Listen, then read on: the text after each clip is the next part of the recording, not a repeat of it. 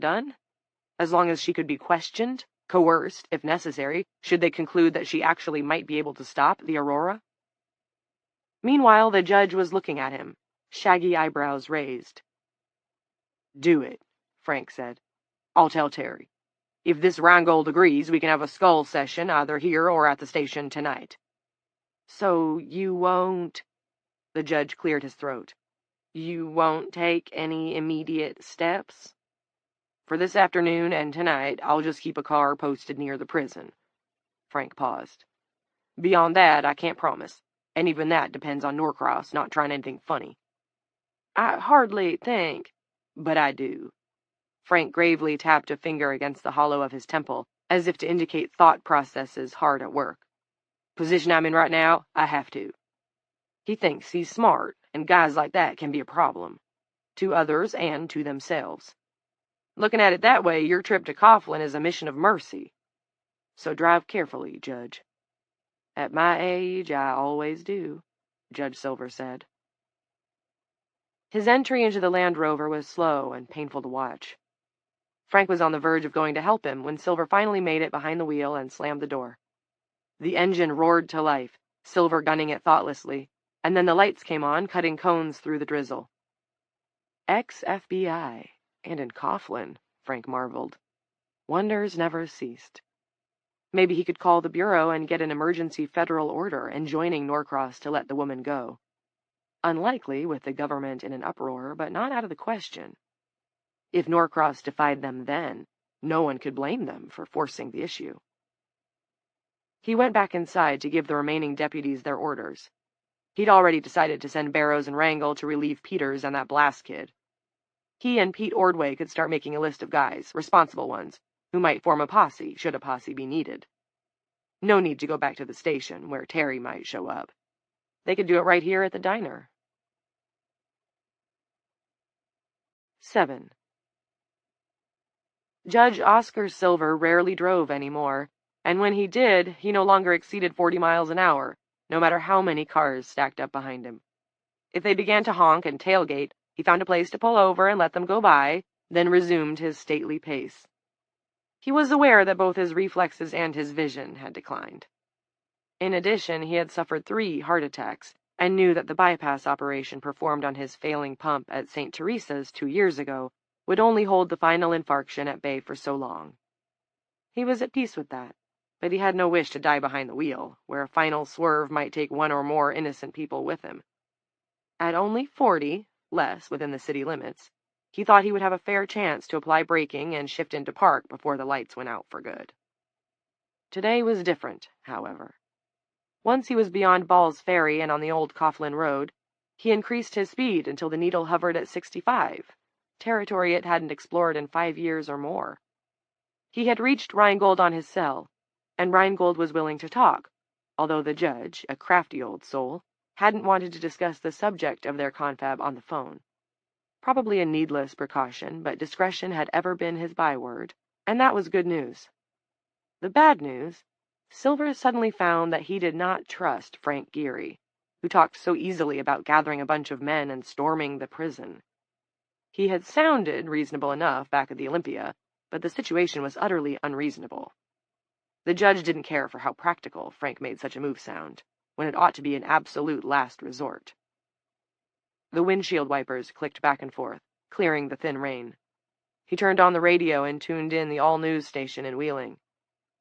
"Most city services have been shut down until further notice," the announcer said, "and I want to repeat that the 9 o'clock curfew will be strictly enforced." "Good luck with that," the judge murmured. Now, recapping our top story. So-called blowtorch brigades, goaded by internet-fueled fake news that respiration exhaled through the growths, or cocoons, surrounding the sleeping women is spreading the Aurora plague, have been reported in Charleston, Atlanta, Savannah, Dallas, Houston, New Orleans, and Tampa. The announcer paused, and when he resumed, his flat twang had become more pronounced, folksier. "Neighbors, I'm proud to say none of these ignorant mobs have been operating here in Wheeling.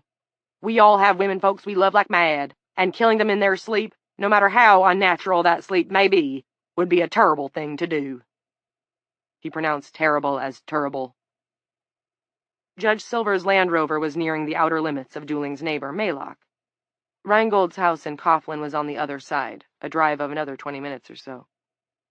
The National Guard has been called out in all the cities where those brigades have been at work, and they have orders to shoot to kill if those superstitious fools won't cease and desist.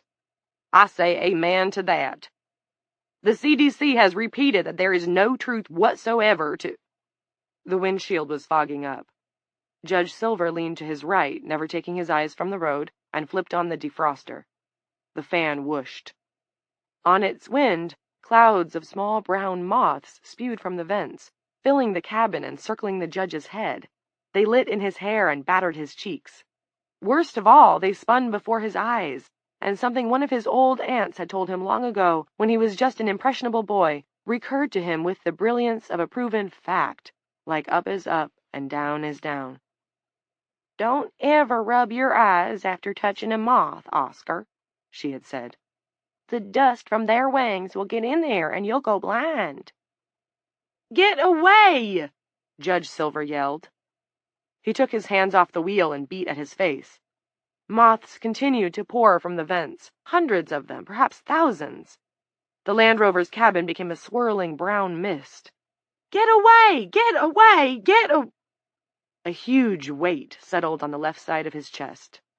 Pain hammered down his left arm like electricity. He opened his mouth to cry out, and moths flew in, crawling on his tongue and tickling the lining of his cheeks. With his last struggling breath, he pulled them down his throat, where they clogged his windpipe. The Land Rover veered left. An approaching truck veered right just in time to avoid it, ending up in the ditch, canted but not quite toppling. There was no ditch to avoid on the other side of the road, just the guardrail separating the door's hollow bridge from the open air and the stream beneath. Silver's vehicle snapped the guardrails and pitched over. The Land Rover went end for end into the water below. Judge Silver, by then already dead, was ejected through the windshield and into Door's Hollow Stream, a tributary of Ball Creek. One of his loafers came off and floated downstream, shipping water and then sinking. The moths exited the overturned vehicle, now bubbling its way down into the water, and flew back toward Dooling in a flock. 8. "I hated to do that," Eve said, speaking not to her guests, Clint felt, but to herself. She wiped a single tear from the corner of her left eye. "The more time I spend here, the more human I become. I had forgotten that." "What are you talking about, Evie?" Clint asked. "What did you hate to do?" "Judge Silver was trying to bring in outside help," she said. "It might not have made any difference, but I couldn't take the chance." "Did you kill him?" Angel asked, sounding interested. "Use your special powers and all?" "I had to. From this point forward, what happens in Dooling has to stay in Dooling." "But," Michaela rubbed a hand down her face, "what's happening in Dooling is happening everywhere. It's going to happen to me." "Not for a while," Evie said. "And you won't need any more stimulants, either." She extended a loose fist through the prison bars, extended a finger, and beckoned. "Come to me." "I wouldn't do that," Rand said, as Garth overlapped him, saying, "Don't be stupid, Mickey." He grabbed her forearm. "What do you think, Clint?" Evie asked, smiling. Knowing he was giving in, not just to this, but to everything, Clint said, "Let her go." Garth released his grip. As if hypnotized, Michaela took 2 steps forward. Evie put her face against the bars, her eyes on Michaela's, her lips parted. "Lesbo stuff!" Angel crowed. "Turn on the cameras, freaks! The muff diving comes next!" Michaela took no notice. She pressed her mouth to Evie's. They kissed with the hard bars of the soft cell between them, and Clint heard a sigh as Eve Black breathed into Michaela's mouth and lungs. At the same time, he felt the hairs stand up on his arms and neck. His vision blurred with tears. Somewhere Jeanette was screaming, and Angel was cackling. At last, Evie broke the kiss and stepped back. "Sweet mouth," she said. "Sweet girl. How do you feel now?" I'm awake, Michaela said. Her eyes were round, her recently kissed lips trembling. I'm really awake. There was no question that she was. The purple pouches beneath her eyes had disappeared, but that was the least of it. Her skin had tightened on her bones, and her formerly pallid cheeks had taken on a rosy glow. She turned to Garth, who was staring at her with slack-jawed amazement. I'm really, really awake. Holy shit, Garth said. I think you are. Clint darted his spread fingers at Michaela's face. She snapped her head away. Your reflexes are back, he said. You couldn't have done that 5 minutes ago. How long can I stay this way? Michaela clasped her shoulders, hugging herself. It's wonderful! A few days, Evie repeated. After that, the weariness will return, and with interest.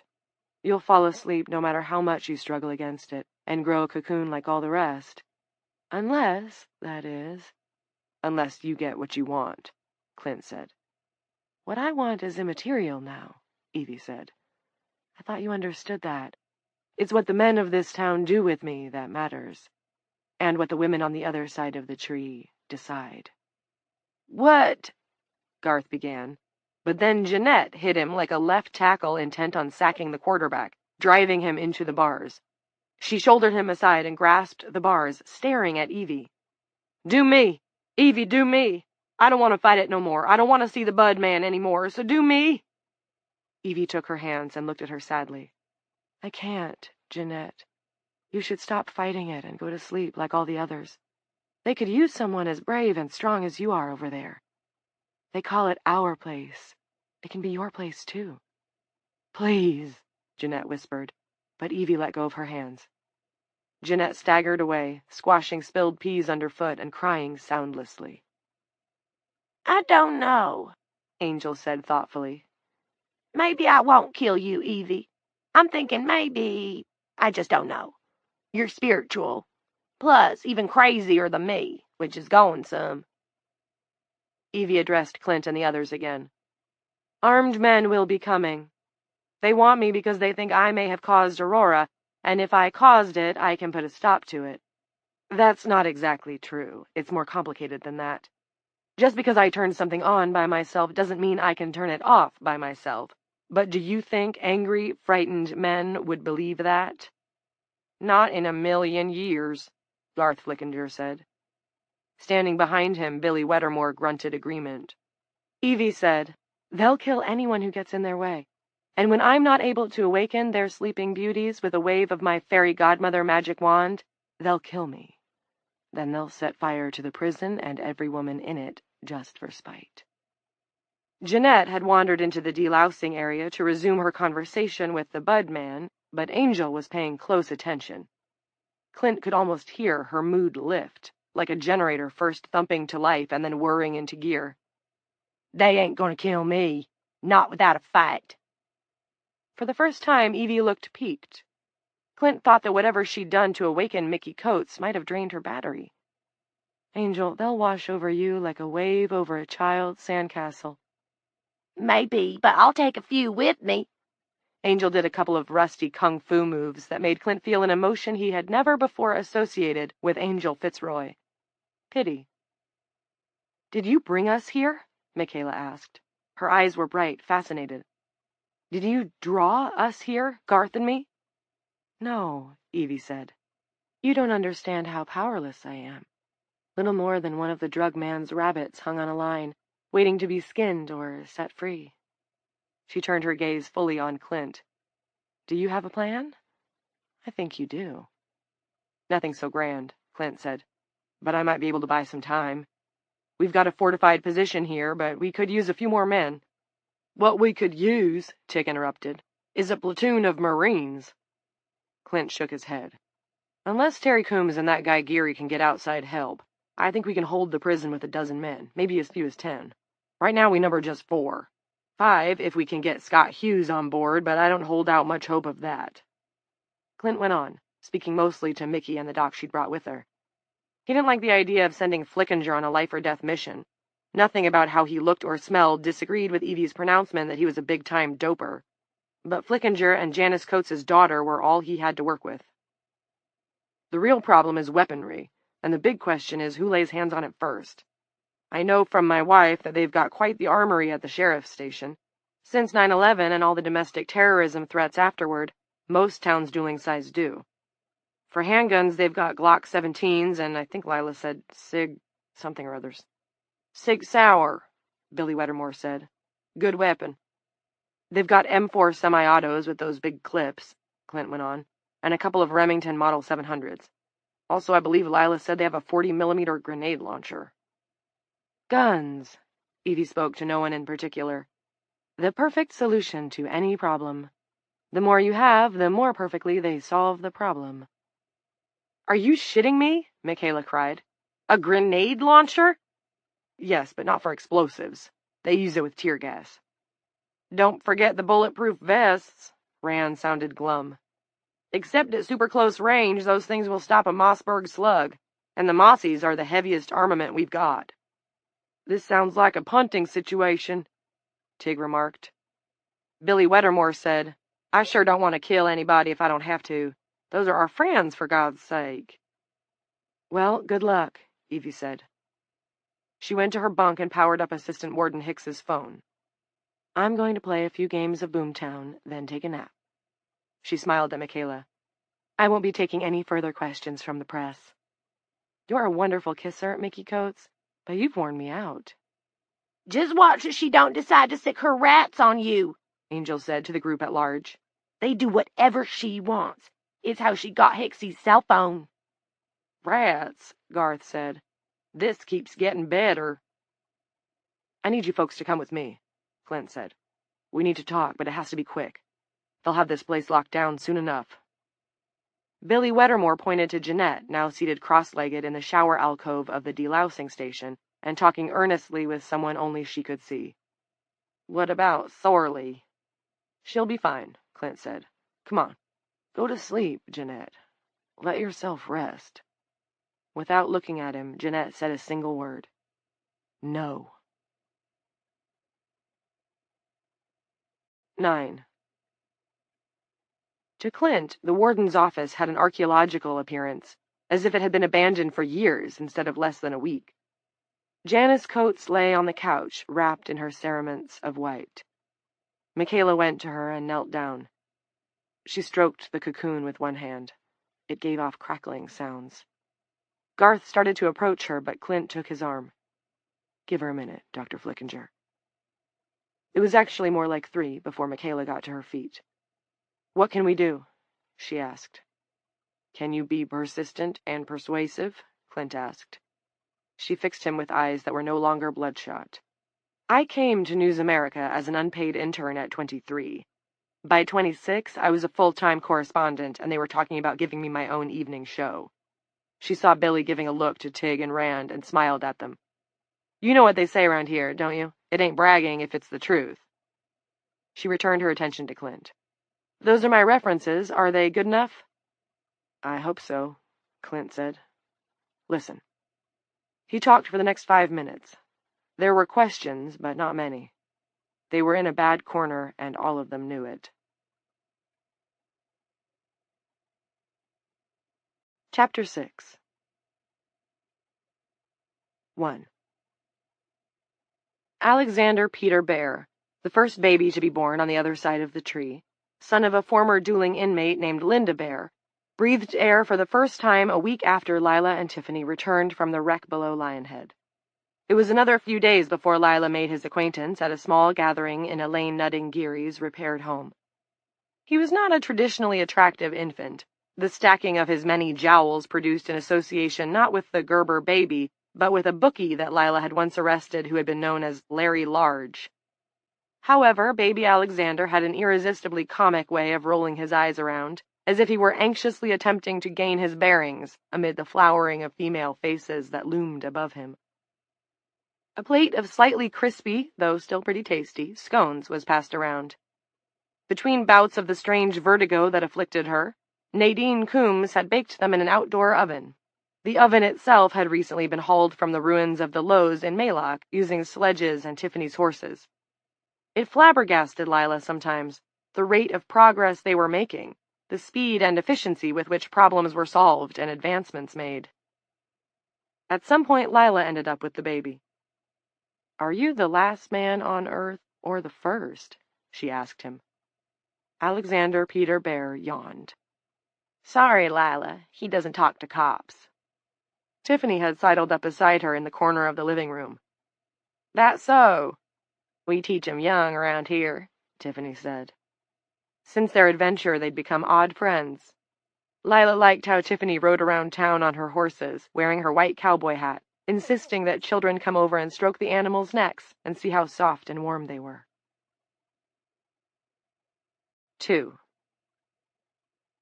One day, with nothing better to do, Lila and Tiffany searched the dueling YMCA, not knowing exactly what they were looking for, only knowing it was one of the few places that hadn't been investigated. They found plenty of stuff, some of it interesting, but nothing they really needed. There was toilet paper, but supplies of that in the shop well were still plentiful. There were also cartons of liquid soap, but over the years it had hardened into pink bricks. The pool had dried up. Nothing remained but a faint, astringent odor of chlorine. The men's locker room was damp and dank. Luxuriant growths of mold, green, black, yellow, spanned the walls. A varmint's mummified corpse lay at the far end of the room, its legs stiff in the air, its face frozen in a savage death gape, lips stretched away from rows of sharp teeth. Lila and Tiffany stood for a moment in silent contemplation of the first urinal in a row of 6. "Perfectly preserved," said Lila. Tiffany gave her a quizzical look. "That?" pointing at the varmint. "No, this." Lila patted the top of the urinal, her wedding ring clicking against the porcelain. "We'll want it for our museum. We can call it the Museum of Lost Men." "Ha," Tiffany said. "Tell you what, this is a scary fucking place. And believe me, that is saying something because I have toured some real dungeons. I mean, I could write you a guidebook of the sweaty, drafty, fucked-up meth caves of Appalachia, but this is truly unpleasant. I knew men's locker rooms were creepy places, but this is worse than I could ever have imagined." "It was probably better before it got old," Lila said, but she wondered. They used hammers and chisels to break the combination locks off the lockers. Lila found stopped watches, wallets full of useless green paper and useless plastic rectangles, dead smartphones thus rendered stupid, key rings, moth-eaten trousers, and a caved-in basketball. Tiffany's haul wasn't much better. An almost full box of Tic Tacs and a faded photograph of a bald man with a hairy chest standing on a beach, with his little laughing daughter perched on his shoulders. "Florida, I bet," Tiffany said. "That's where they go if they got the scratch." "Probably." The photo made Lila think of her own son, which she increasingly felt was counterproductive, not that she could keep from doing it. Mary had filled her in on Clint, stalling to keep the officers at the prison, and Jared, hiding their bodies, our other bodies, she thought, in the attic of the show house up the street. Would she hear any more about either of them? A couple of other women had appeared since Mary, but none of them knew anything about her 2 guys, and why would they? Jared and Clint were on a spaceship, and the spaceship was getting farther and farther away, so many light years, and eventually they'd slip from the galaxy entirely, and that would be the end. Finito. When should she begin to mourn them? Had she already started? "Aw," said Tiffany. "Don't." "What?" But Tiffany had read her face, somehow, seen right through to the hopelessness and the muddle. "Don't let it get you."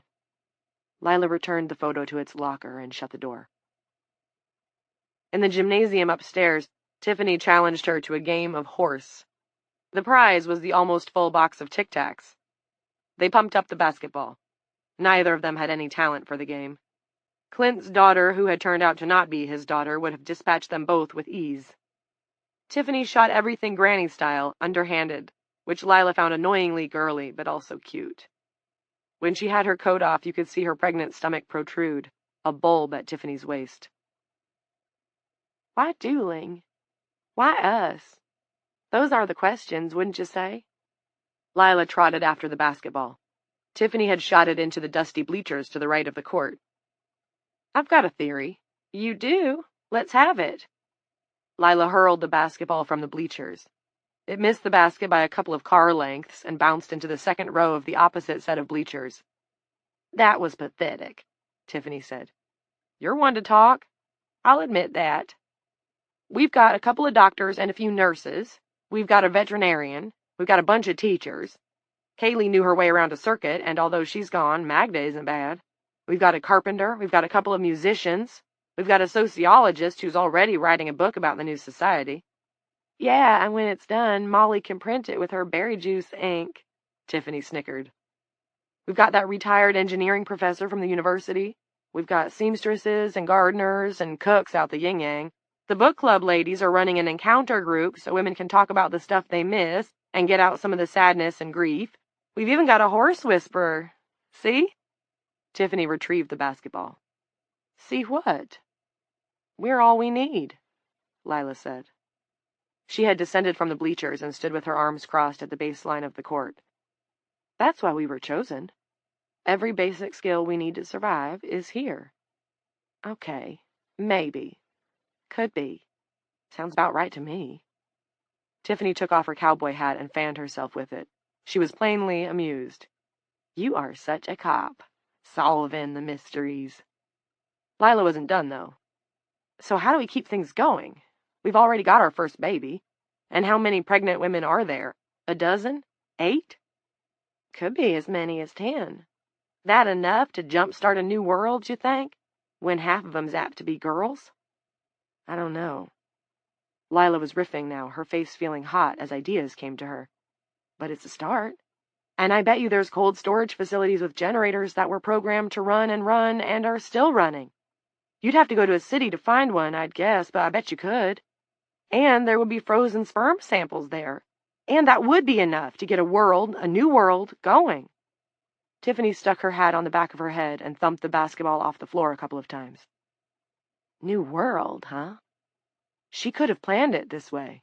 The woman, Eve, so we could start over again without men, at least at the beginning, Lila said. Garden of Eden with no Adam, huh? Okay, Chief, let me ask you a question. Sure. Is it a good plan, what that woman set up for us? A fair question, Lila thought. The inhabitants of our place had discussed Eve Black endlessly. The rumors that had started in the old world had been carried into the new world. It was a rare meeting when her name, if it was her name, did not come up. She was an extension and a possible answer to the original questions, the great how and why of their situation. They discussed the likelihood that she was something more than a woman, more than human, and there was increasing unity in the belief that she was the source of everything that had happened. On the one hand, Lila mourned the lives that had been lost, Millie, Nell, Kaylee, Jessica Elway before them, and how many others, as well as the histories and existences from which those that still lived had been separated. Their men and boys were gone. Yet most, Lila definitely among them, could not deny the renewal before them. Tiffany Jones with full cheeks and clean hair and a second heartbeat. In the old world, there were men who had hurt Tiff, and badly. In the old world, there were men who burned women, thus incinerating them in both realities. Blowtorch brigades, Mary said they were being called. There were bad women and there were bad men. If anyone could claim the right to make that statement, Lila, who had arrested plenty of both, felt that she could. But men fought more. They killed more. That was one way in which the sexes had never been equal. They were not equally dangerous. So yes, Lila thought it was probably a good plan. Merciless, but very good. A world restarted by women had a chance to be safer and fairer. And yet, I don't know. Lila couldn't say that an existence without her son was better. She could conceptualize the idea, but she couldn't articulate it without feeling like a traitor to both Jared and to her old life. Tiffany nodded. How about this, then? Can you shoot backwards? She turned away from the basket, bent her knees low, and flipped the ball over her head. It went up, caromed off the corner of the square, caught the rim, and fell off. Bounce, bounce, bounce. So close. 3. An ochre gush belched from the tap, A pipe clanked loudly against another pipe. The brownish flow sputtered, stopped, and then, hallelujah, clean water began to pour into the sink. "Well," said Magda Dubček to the small assembly around the work sink set against the wall of the water treatment plant, "there it is." "Incredible," said Janice Coates. "Nah, pressure, gravity, not so complex. We be careful, turn on one neighborhood each at a time. Slow but steady win the race." Lila, thinking of the ancient note from Magda's son Anton, undoubtedly a dope and a coxman, but pretty damn sharp about the ways of water in his own right, abruptly hugged the old lady. "Oh," said Magda. "All right. Thanks." The water echoed in the long room of the Dooling County Water District plant, hushing them all. In silence, the women took turns passing their hands through the fresh stream. 4. One of the things everyone missed was the ability to just jump in a car and drive somewhere instead of walking and getting blisters. The cars were still there, some in pretty good shape from being parked in garages, and at least some of the batteries they found in storage still held juice. The real problem was gasoline. Every drop had oxidized during the in-between period. "We'll have to refine some," the retired engineering professor explained at a committee meeting. Not more than 150 miles distant, in Kentucky, there were storage wells and refineries that might be restarted with work and luck. They immediately began to plan another journey. They assigned tasks and selected volunteers. Lila scanned the women in the room for signs of misgivings. There were none. Among the faces, she took special note of Celia Frode, the only survivor of the exploration party. Celia nodded along with the rest of them. "Put me on that list," Celia said. "I'll go. Feel a need to put on my rambling shoes." It would be risky, but they would be more careful this time. And they would not flinch. 5. When they got to the second floor of the demo house, Tiffany announced that she wasn't climbing the ladder to the attic. "I'll wait here." "If you're not coming up, why'd you come at all?" Lila asked. "You're not that pregnant." "I was hoping you'd give me some of your Tic Tacs, Ringer. And I'm plenty pregnant enough, believe me." Lila had one horse and the mints. "Here." She tossed the box to Tiffany and climbed up the ladder. The Pine Hills show house had, ironically, proved to be better constructed than almost every other structure on Tremaine, including Lila's own. Although dim, small windows smudged by the passage of seasons, the attic was dry. Lila paced the space, her footfalls drawing puffs of dust from the floor. Mary had said that this was the one where she and Lila and Mrs. Ransom were, back there, wherever back there was. She wanted to feel herself, to feel her son. She didn't feel anything.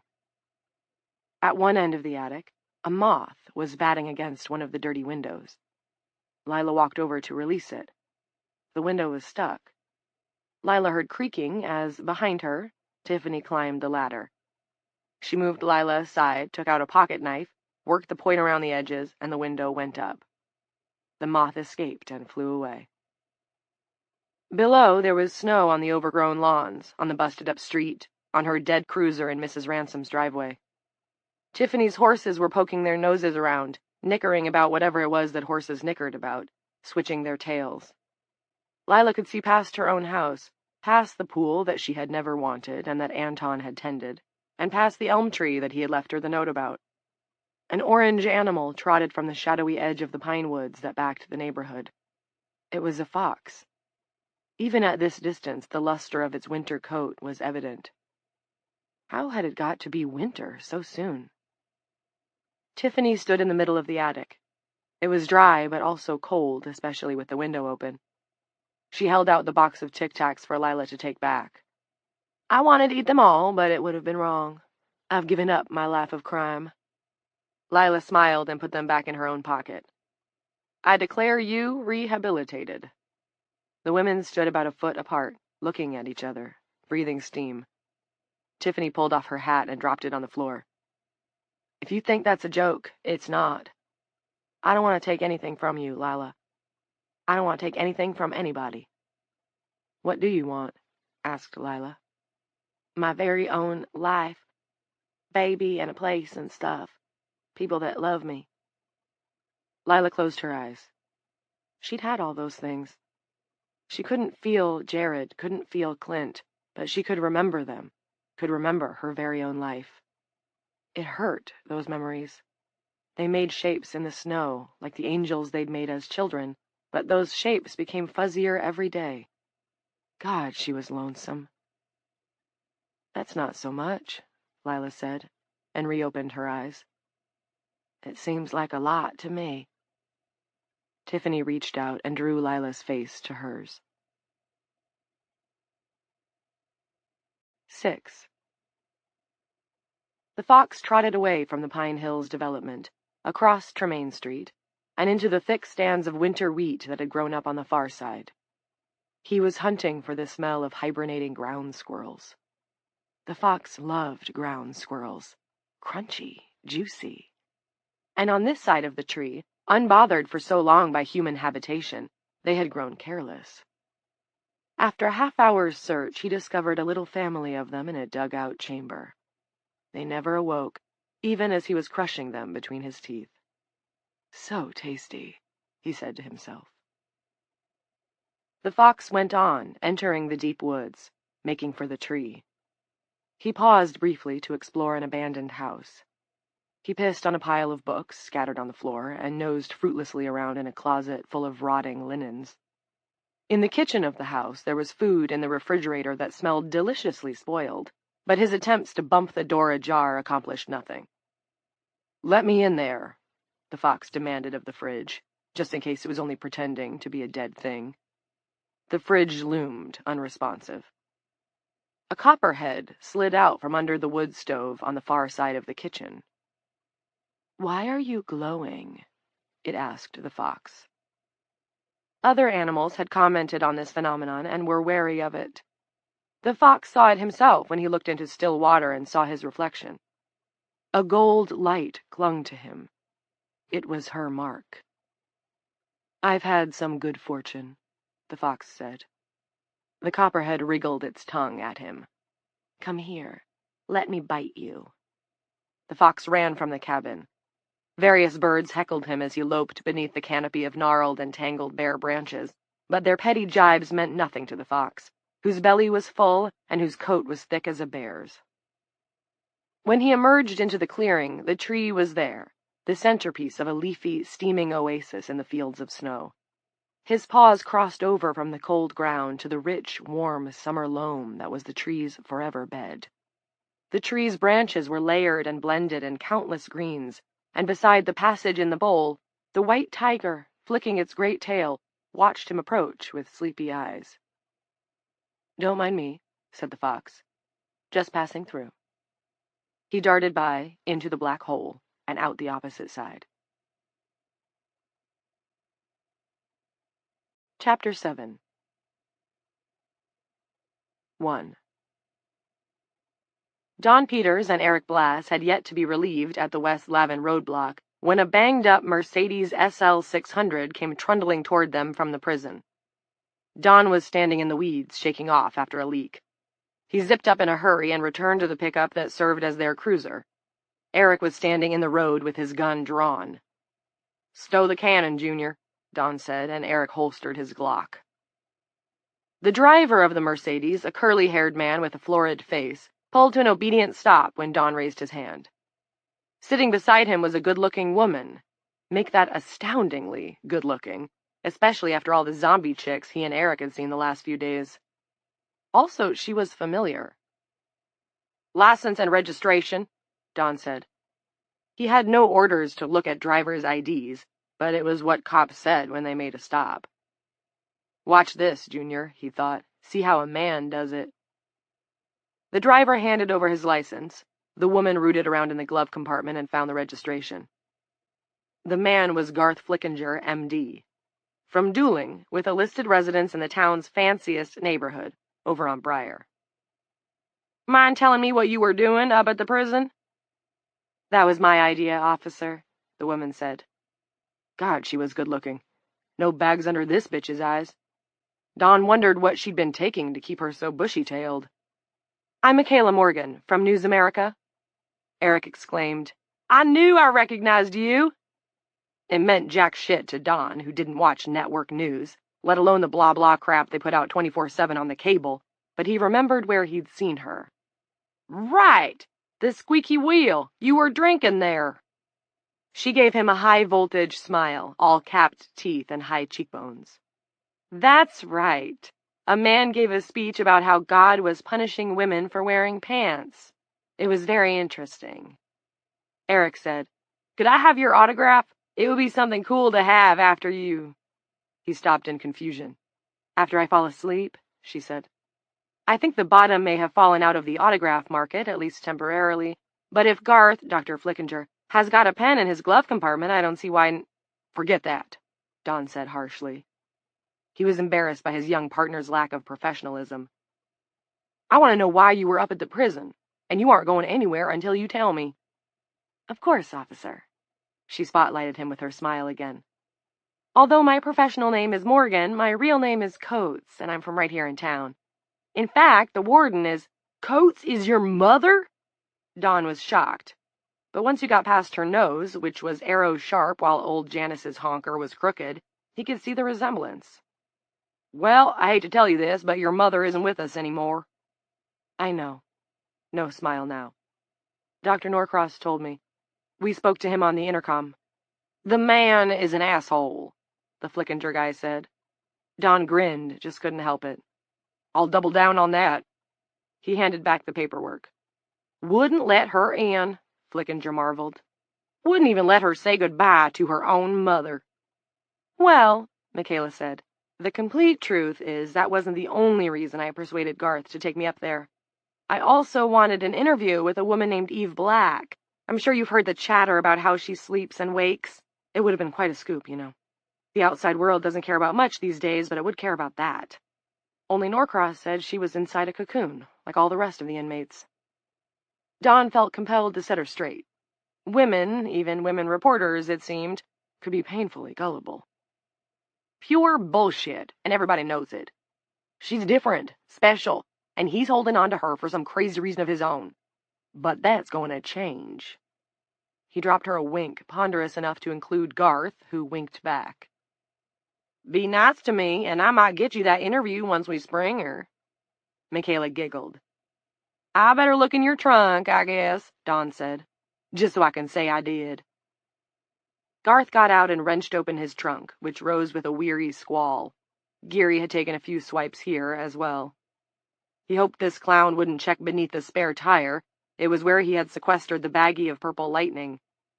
The clown didn't bother, just took a quick look and gave a nod. Garth closed the trunk. This produced an even louder squall, the sound of a cat with its paw caught in a door. "What happened to your car?" Eric asked as Garth got back behind the wheel. Garth opened his mouth to tell the lad that a crazed animal control officer had laid into it, then remembered the crazed animal control officer was now, according to Norcross, the acting sheriff. "Kids," he said. "Vandals. They see something nice and they just want to destroy it, don't they?" The clown bent down to look at the pretty lady. "I'm heading down to the Squeak when my shift is over. If you're still awake, I'd love to buy you a drink." "That would be wonderful," Michaela said, just as if she meant it. "You guys drive carefully and have a good evening," the clown said. Garth dropped the transmission into drive, but before he could turn onto the main road, the kid shouted, "Wait!" Garth stopped. The kid was bending down, hands on his knees, looking at Michaela. "How about that autograph?" There was a pen in the glove compartment, it turned out, a nice one with Garth Flickinger, M.D. stamped in gold on the barrel. Michaela scribbled, "To Eric with best wishes," on the back of a drug rep's business card and handed it over. Garth got rolling while the kid was still thanking her. Less than a mile down Route 31 toward town, they spotted a town cruiser coming toward them, moving fast. "Slow down," Michaela said. As soon as the cruiser disappeared over the hill behind them, she told him to step on it. Garth did. 2.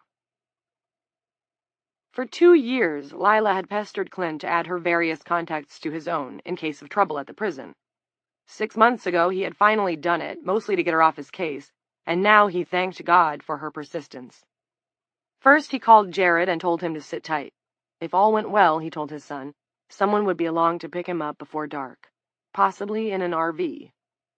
Then he closed his eyes, said a brief prayer for eloquence, and called the lawyer who had facilitated Eve Black's transfer to the prison. After 5 rings, as Clint was resigning himself to voicemail, Barry Holden answered. "Holden here." He sounded uninterested and exhausted. "This is Clint Norcross, Barry. Up at the prison?" "Clint." "No more than that. I need you to listen to me, very carefully." Nothing from Barry Holden. "Are you there?" After a pause, Barry replied in that same uninterested voice. "I'm here." "Where are Clara and your daughters?" 4 girls, ages 12 to 3. A terrible thing for the father who loved them, but maybe a good thing for Clint, awful as that was to think of.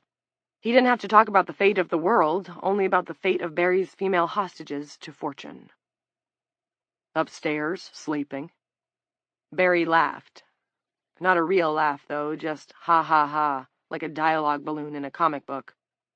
"Well, you know, wrapped up in those things. I'm in the living room with a shotgun. If anybody shows up here with so much as a lit match, I'm gonna blow them away. I think there might be a way to save your family. I think they could wake up. Does that idea interest you?" "Is it the woman?" Something new crept into Barry's voice, something alive. "Is it true, what they're saying? That she can sleep and then wake up? If it's only a rumor, be straight with me. I can't stand to hope unless there's a reason to." "It's true. Now listen. 2 people are coming to see you. One's a doctor, the other is Warden Coates's daughter." "Michaela's still awake, even after all this time?" Barry had begun to sound like his old self. "Not impossible, I guess. Gerda, my eldest, held out until last night, but still pretty remarkable." "She's not just awake. She's totally awake, unlike every other woman in the Tri-Counties who's still got her eyes open. The woman we've got in custody up here did it. Just breathed down her throat and woke her up. If this is a joke, Norcross, it's an extremely bad You'll see for yourself. They're going to tell you everything, then ask you to do some pretty dangerous stuff. I don't want to say you're our only hope, but—" Clint closed his eyes, rubbed at his temple with his free hand. "But that might be what you are, and time is very short." "I would do anything for my wife and girls," Barry said. "Anything." Clint allowed himself a long exhalation of relief. "Buddy, I was hoping you'd say that." 3. Barry Holden did indeed have a shotgun. It wasn't new, having been handed down through 3 generations of Holdens, but he had cleaned it and oiled it, and it looked lethal enough. He listened to Garth and Michaela with it laid across his thighs. Beside him, on an end table decorated with one of Clara Holden's lace doilies, was an open box of fat red shells. Talking turn and turn about, Michaela and Garth told the lawyer what Clint had told them, how Eve Black's arrival roughly coincided with Aurora's first reported victims, how she had killed 2 men with her bare hands, how she had allowed herself to be taken into custody without a struggle, saying it was what she wanted, how she had banged her face repeatedly into the protective mesh of Lila's cruiser, how the bruises had healed with magical speed. "Besides fixing me up, she knew things about me she couldn't possibly have known," Michaela said. "And they say she can control the rats. I know that's hard to believe, but—" Garth interrupted.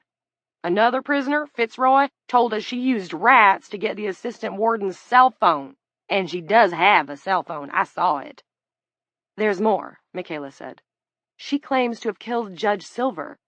She claimed—" She paused, reluctant to say it, but Clint had told them to tell the truth, the whole truth, and nothing but the truth. "Remember that he may be grieving," Clint had said, "but he's still a lawyer, and a damned good one. He can smell a lie at 40 yards, even upwind." "She claimed she did it using moths, because Silver was trying to bring in someone from out of town, and that's not allowed." Michaela knew that a week ago, this was where Barry Holden would have decided they were either sharing a pernicious delusion or trying on the world's worst and most stoned prank, and invited them to leave his house. But it wasn't a week ago.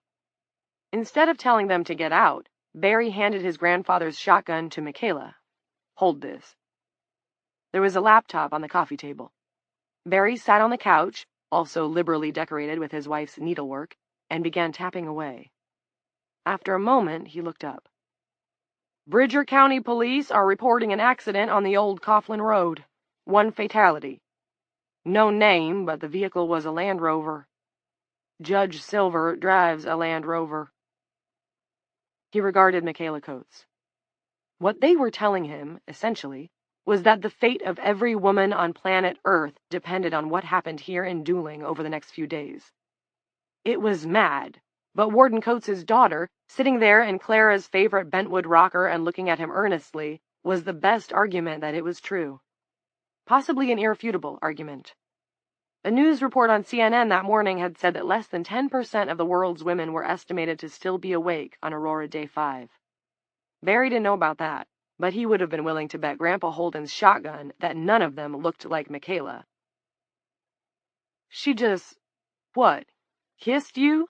Like when the prince kissed Princess Aurora in the cartoon?" "Yes," said Michaela, "like that. And she breathed down my throat. I think that's what really did it. Her breath." Barry switched his attention to Garth. "You saw this?" "Yes, it was amazing. Mickey here looked like a vampire after a fresh transfusion." And when he caught Michaela's frowning stare, "Sorry, darling, maybe not the best metaphor." "That was actually a simile," she said coldly. Barry was still trying to get his mind around it. "And she says they'll come for her, the cops, the townies, and that Frank Geary's in charge?" "Yes." Michaela had left out everything Evie had said about the sleeping women having to make their own decision. Even if true, that part was out of their hands. "I know Geary," Barry said. "I never defended him, but he's been in district court a couple of times. I remember a case where a woman complained that he threatened her for not keeping her Rottweiler on a leash. He has what you'd call anger issues." "Tell me about it," Garth murmured. Barry looked at him, eyebrows raised. "Never mind," Garth said. "Not important." Barry took back his shotgun. "Okay, I'm in. For one thing, I've got nothing else to do with Clara and the girls gone. For another, I want to see this mystery woman with my own eyes. What does Clint want from me?" "He said you have a Winnebago," Michaela said, "to go camping in with your wife and girls." Barry smiled. "Not a Winnebago, a Fiesta. Sucks a ton of gas, but it sleeps 6. The girls squabble almost non-stop, but we had some good times in that old thing." His eyes abruptly filled with tears. "Some very, very good times." 4. Barry Holden's Fleetwood Fiesta was parked in a small lot behind the old-fashioned granite block of a building where he kept his office. The RV was a monstrous, zebra-striped thing. Barry sat behind the wheel while Michaela climbed into the passenger seat. They waited for Garth to reconnoiter the cop shop.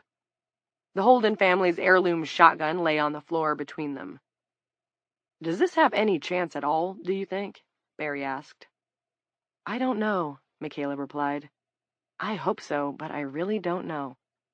"Well, it's nuts, no doubt about that," Barry said. "But it beats sitting home and thinking bad thoughts." "You have to see Evie Black to really understand. Speak to her. You have to—" She searched for the right word. "You have to experience her. Michaela's cell phone rang. It was Garth. "There's a geezer with a beard sitting under an umbrella on one of the benches out front, but otherwise the coast is clear. No cruisers in the side lot, just a few personal vehicles. If we're going to do this, I think we better hurry up. That RV is not what I'd call unobtrusive." "Coming now," Michaela said. She ended the call. The alley between Barry's building and the one next to it was narrow. There couldn't have been more than 5 inches of clearance for the lumbering Fleetwood on either side, but Barry threaded its length with the ease of long experience. He stopped at the mouth of the alley, but Main Street was deserted. It's almost as if the men are gone too, Michaela thought, as Barry made a wide right turn and drove the 2 blocks to the municipal building. He parked the Fleetwood in front, taking 3 spaces marked, "Official business only, others will be towed." They got out and Garth joined them. The man with the beard got up and ambled over, holding the umbrella over his head. The stem of a pipe poked up from the bib of his Oshkosh overalls. He held out his hand to Barry and said, "Hello there, counselor." Barry shook with him. "Hey, Willie, good to see you, but I can't stop to chew the fat. We're in sort of a hurry. Urgent business." Willie nodded. "I'm waiting for Lila. I know the chances are good that she's asleep, but I'm hoping not. Want to talk to her. I went back out to that trailer where those meth heads got killed. Something funny out there. Not just fairy handkerchiefs. The trees are full of moths. Wanted to talk to her about it, maybe take her to see. If not her, then whoever's supposed to be in charge." "This is Willie Burke," Barry told Garth and Michaela. "Volunteer fire department, adopt a highway, coaches Pop Warner, all-around good guy. But we're really pressed for time, Willie, so if it was Lenny Mars you came to talk to, you better hurry up." Willie's eyes flicked from Barry to Garth to Michaela. They were deep-set, caught in nets of wrinkles, but sharp. "She was still awake the last time I popped in, but she's fading fast." "No deputies around?" Garth asked. "Nope, all out on patrol. Except maybe for Terry Coombs. I heard he's a little under the weather. Struck drunk, don't you know." The three of them started up the steps to the triple doors. "Haven't seen Lila, then?" Willie called after them. "No," Barry said. "Well, maybe I'll wait a little longer." And Willie wandered back to his bench. "Something funny out there, all right. All those moths. And the place has got a vibration." 5. Lenny Mars, part of the 10% of Earth's female population still holding out on that Monday, continued to walk around with her laptop, but now she was moving slowly, occasionally stumbling and bumping into the furniture. To Michaela, she looked like a wind-up toy that had almost run down. 2 hours ago, that was me, she thought. Lenny walked past them, staring at her laptop with her bloodshot eyes, not seeming to realize they were there until Barry tapped her on the shoulder. Then she jumped, her hands flying up. Garth caught her laptop before it could crash to the floor. On the screen was a video of the London Eye. In slow motion, it tottered and rolled into the Thames again and again. Hard to tell why anyone would want to destroy the London Eye, but apparently someone had felt a need to do so. "Barry, you scared the dickens out of me." "I'm sorry," he said. "Terry sent me to get some of the hardware from the weapons room. I guess he wants it up to the prison. May I have the key, please?" "Terry?" she frowned. "Why would he? Lila's the sheriff, not Terry. You know that." "Lila, right," Barry said. "It's Lila's order via Terry." Garth went to the doors and looked out, convinced that a sheriff's department cruiser would pull up at any moment. Maybe 2 or 3. They would be thrown in jail, and this lunatic adventure would be over before it even got started. So far, there was no one but the bearded guy sitting out there under his umbrella, like Patience on her monument. But that couldn't last. "Can you help me out, Lenny? For Lila?" "Sure, I'll be glad to see her back," Lenny said. She went to her desk and put her laptop down. On the screen, the London Eye fell and fell and fell. "That guy Dave is running things until she does. Or maybe his name is Pete. Confusing to have 2 Petes around. In any case, I don't know about him. He's very serious." She rummaged in her wide top drawer and brought out a heavy ring of keys. She peered at them. Her eyes drifted closed. White threads immediately rose from her eyelashes, wavering in the air. "Lenny," Barry said sharply. "Wake up."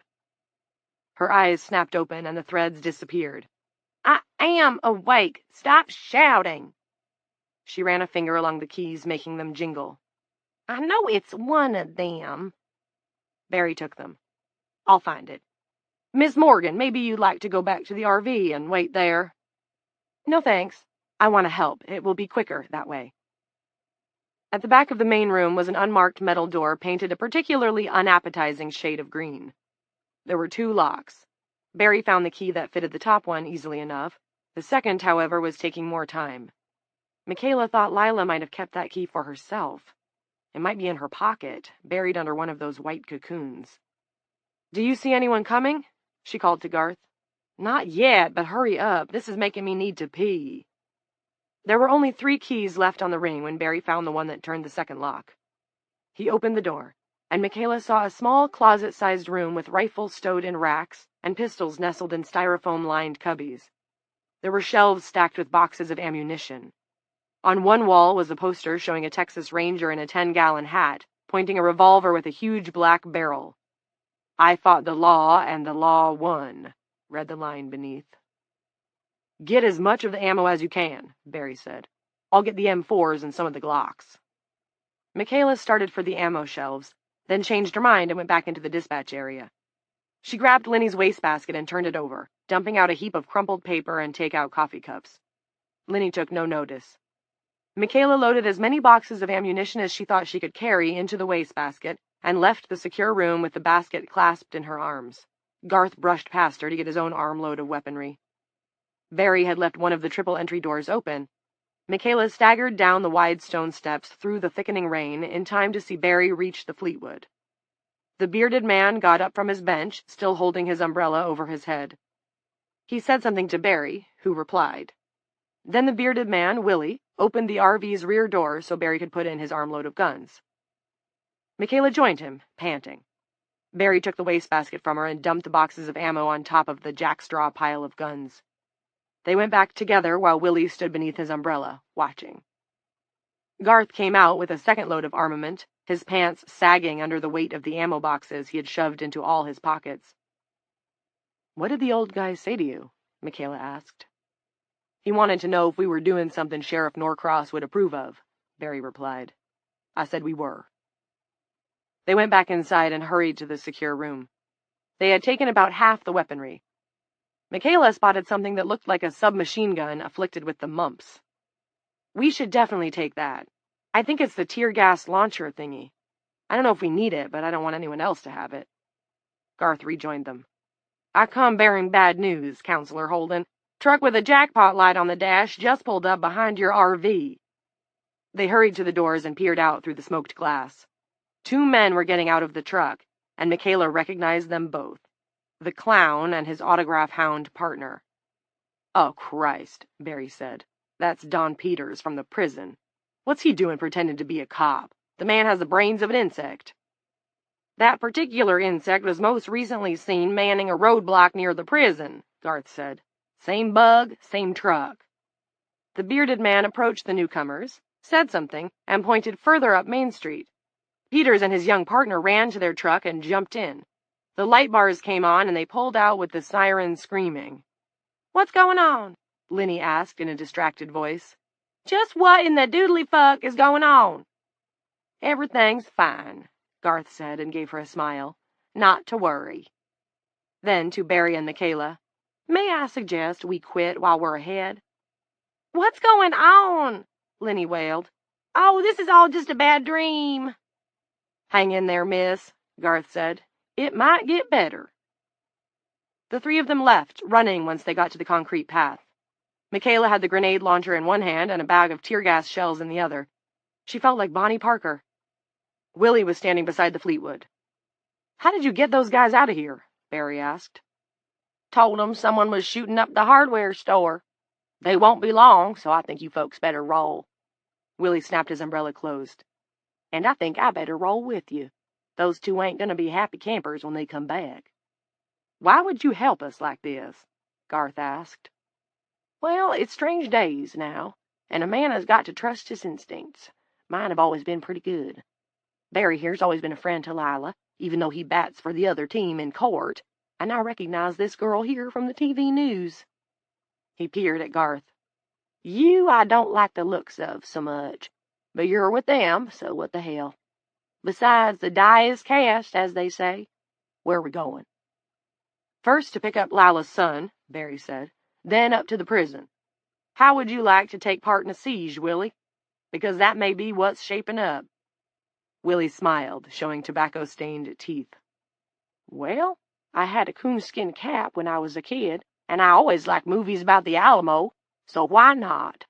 Help me up the steps of this rig, would you? The goddamn rain plays hell with my rheumatism." 6. Jared, waiting at the door of the demo house, was getting ready to call his father again when a huge RV pulled up in front. Jared recognized the driver. Like his mother's deputies and many other town officials, Barry Holden had been a dinner guest at the Norcross house on occasion. Jared met him on the stoop. "Come on," Barry said. "We have to go." Jared hesitated. "My mom and 3 others are in the attic. It was really hot up there before the rain started, and it will be hot again tomorrow. You should help me get them down." "It will cool off fast tonight, Jared, and we have no time." Barry didn't know if the cocooned women could feel heat or cold, but he did know that their window of opportunity was rapidly closing. He also thought that Lila and the others might be better off stashed away here on this quiet street. He had insisted on bringing his own wife and daughters along because of the RV. It was well known in dueling, and he was afraid of reprisals. "Can we at least tell someone?" "That's a decision your father can make. Please, Jared." Jared allowed himself to be led down the walk to the idling Fleetwood.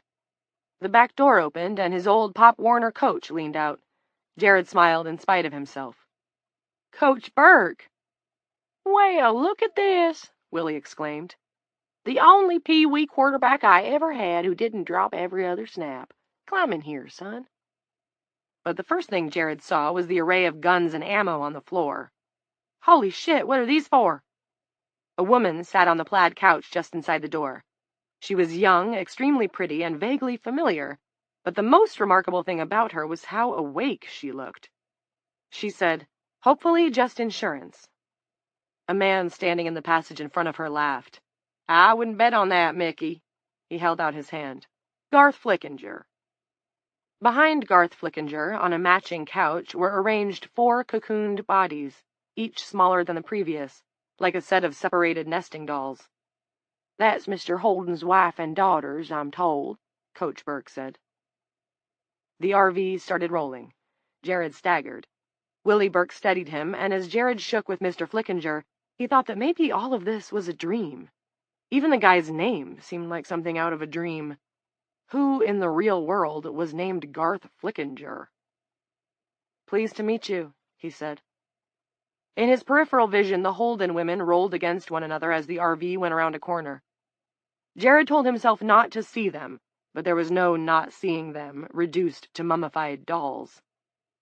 "I'm, Jared Norcross."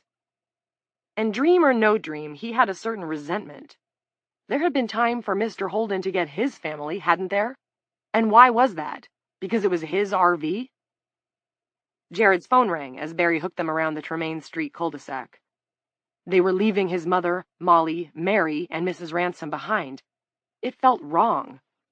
Everything felt wrong, though, so what else was new? The caller was his father. They spoke briefly, and then Clint asked to speak to Michaela. When she took the phone, Clint said, "Here's what you need to do." She listened. 7. Deputy Sheriff Reed Barrows had parked Unit 3 directly across the byroad leading to the prison. This was high ground. He and Vern had a clear view down at least 6 miles of Route 31. Reed had expected a ration of shit from Peters about being relieved so soon after they had taken up their post, but Peters had been surprisingly agreeable, probably eager to get an early start on the day's drinking. Maybe the kid was, too. Reed doubted if they were checking IDs at the squeaky wheel this week, and currently the cops had better things to do than enforce alcohol laws. Peters reported they had stopped just a single car, some reporter who'd gone up to the prison hoping to get an interview and been turned away. Reed and Vern had stopped no one at all. Even traffic on the main road was so sparse it was nearly non-existent. The town was in mourning for its women, Reed thought. Hell, the world was in mourning. Reed turned to his partner, who was reading something on his Kindle and picking his nose. "You're not wiping boogers under the seat, are you?" "Jesus, no! Don't be disgusting." Vern raised his rump, pulled a handkerchief from his back pocket, wiped a little green treasure into it, and replaced it. "Tell me something. What exactly are we doing here? Do they really think Norcross is stupid enough to take that woman out into the world when he's got her behind bars right now?" "I don't know. If a food truck or something comes along, what are we supposed to do?" "Stop it and radio for instructions." "Radio who? Terry or Frank?" About this, Reed was less sure. "Guess I'd try Terry's cell first thing." Leave a message just to cover our asses if he doesn't pick up. Why don't we worry about that if it happens? Which it probably won't, the mess everything's in. Yeah, infrastructure's shot to hell. What's infrastructure? Look it up on your Kindle, why don't you?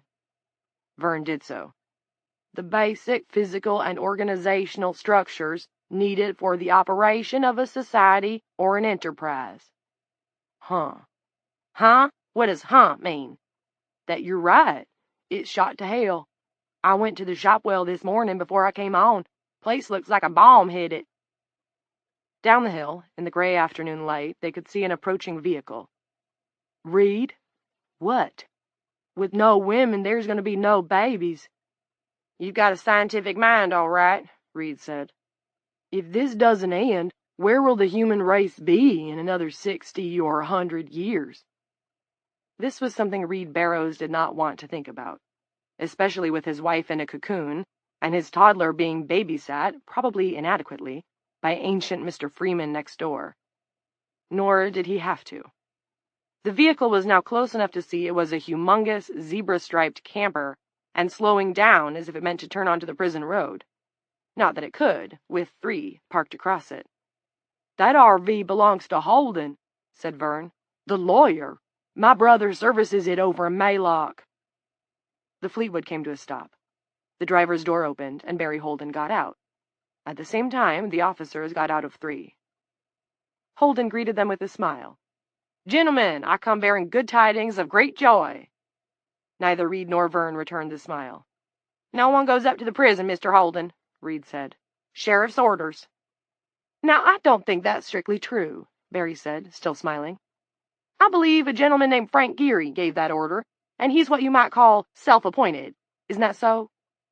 Reed wasn't sure how to respond to this, so he kept silent. In any case, Barry said, I got a call from Clint Norcross.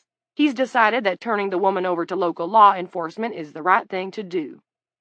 Well, thank God for that, Vern exclaimed. The man sees reason.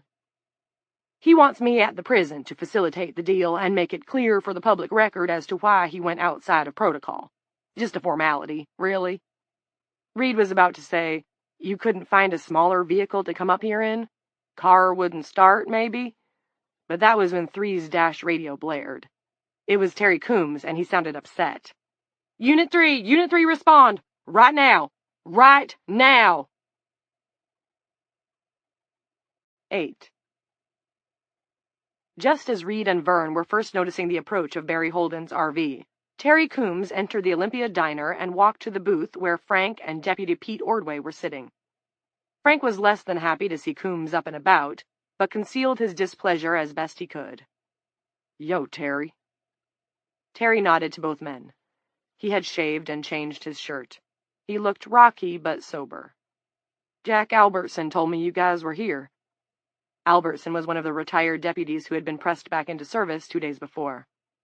I got some pretty bad news from Bridger County 15 minutes ago. There was no smell of booze about Terry. Frank hoped to change that. He didn't like encouraging a man who was probably an incipient alcoholic, but Coombs was easier to work with when he'd had a few. What's going on in Bridger? Pete asked. Wreck on the highway. Judge Silver went into Door's Hollow Stream. He's dead. What? Frank's shout was loud enough to bring Gus Vereen out of the kitchen. It's a damn shame, Terry said. He was a fine man. He pulled up a chair. Any idea what he was doing over there? Went to speak to an ex-FBI guy he knew in Coughlin about helping to talk sense into Norcross, Frank said. It had to have been a heart attack. The judge had looked horrible, washed out and shaky. If he's dead, I guess that's out. With an effort, he composed himself. He'd liked Judge Silver, and had been willing to go along with him up to a certain point. That point was erased now. And that woman is still at the prison. Frank leaned forward. Awake. Norcross was lying about her being in a cocoon. Hicks told me. Hicks has got a poor reputation, Terry said. Frank wasn't hearing it. And there's other strange things about her. She's the key. If the bitch started it, she'll know how to stop it, Pete said. Terry's mouth twitched. There's no proof of that, Pete. And since Aurora started halfway around the world, it seems kind of far-fetched. I think we all need to take a deep breath and just... Frank's walkie came to life. It was Don Peters. Frank, come in. I need to talk to you. You better answer this thing because they fucking... Frank raised the walkie to his lips. This is Frank. Come back and watch the profanity. You're going out over the... They fucking robbed the guns, Don yelled. Some decrepit old piece of shit sent us on a wild goose chase, and then they robbed the fucking guns right out of the fucking sheriff's station. Before Frank could reply, Terry snatched the walkie-talkie out of his hand. Coombs here. Who did? Barry Holden, in a big mother humper of an RV. Your dispatcher said there were others with him, but she's 3/4 out of it and don't know who. All the guns? Terry asked, astounded. They took all the guns? No, not all. I guess they didn't have time, but plenty of them. Jesus Christ, that RV was huge. Terry stared at the walkie in his hand, frozen. Frank told himself he ought to keep his mouth shut and let Terry work through the computation on his own, and he just couldn't do it. It seemed he never could once he was angry. Do you still think we just need to take a deep breath and wait Norcross out? Because you know where they're going with those weapons, don't you? Terry looked up at him. His lips pressed so tightly together his mouth was almost gone. I think you might have forgotten who's in charge here, Frank. Sorry, Sheriff. Under the table, his hands were so tightly clenched they were shaking, the nails digging crescents into his palms. Terry was still staring at him. Tell me you put someone out there on the road to the prison. It would be your own damn fault if I didn't, drunk as you were. Ah, but who had been plying him with the booze? I did. Wrangle and Barrows. Good. That's good. Which unit are they in? Frank didn't know, but Pete Ordway did. 3. Don was blabbering on, but Terry cut him off and pressed send. Unit 3, respond! Right now! Right now! Chapter 8 1. At the squawk of the radio, Reed Barrows told Barry to stay put. No problem, Barry said.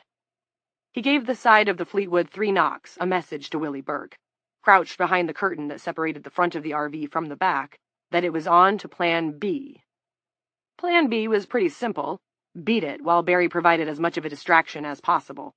It was paramount that the guns got to the prison and that his girls were safe from harm. Barry didn't have to think twice about it. They'd arrest him, of course, but he knew a terrific lawyer. He placed a hand on Vern Wrangle's shoulder, gently easing him past the front of the RV. Sounds like someone at the station's got a full diaper, Wrangle observed cheerfully, moving thoughtlessly along with the lawyer's guidance. Where are we going? Where they were going was away from the RV, so that 1, Wrangle didn't see Willie Burke sliding into the driver's seat, and 2, to give the Fleetwood room to go forward without running anyone over. Barry couldn't tell the officer that, though. A concept that he had endeavored to impress upon his girls was that the law was impersonal. It wasn't about your feelings, it was about your argument. If you could partition yourself off from personal preference entirely, that was for the best.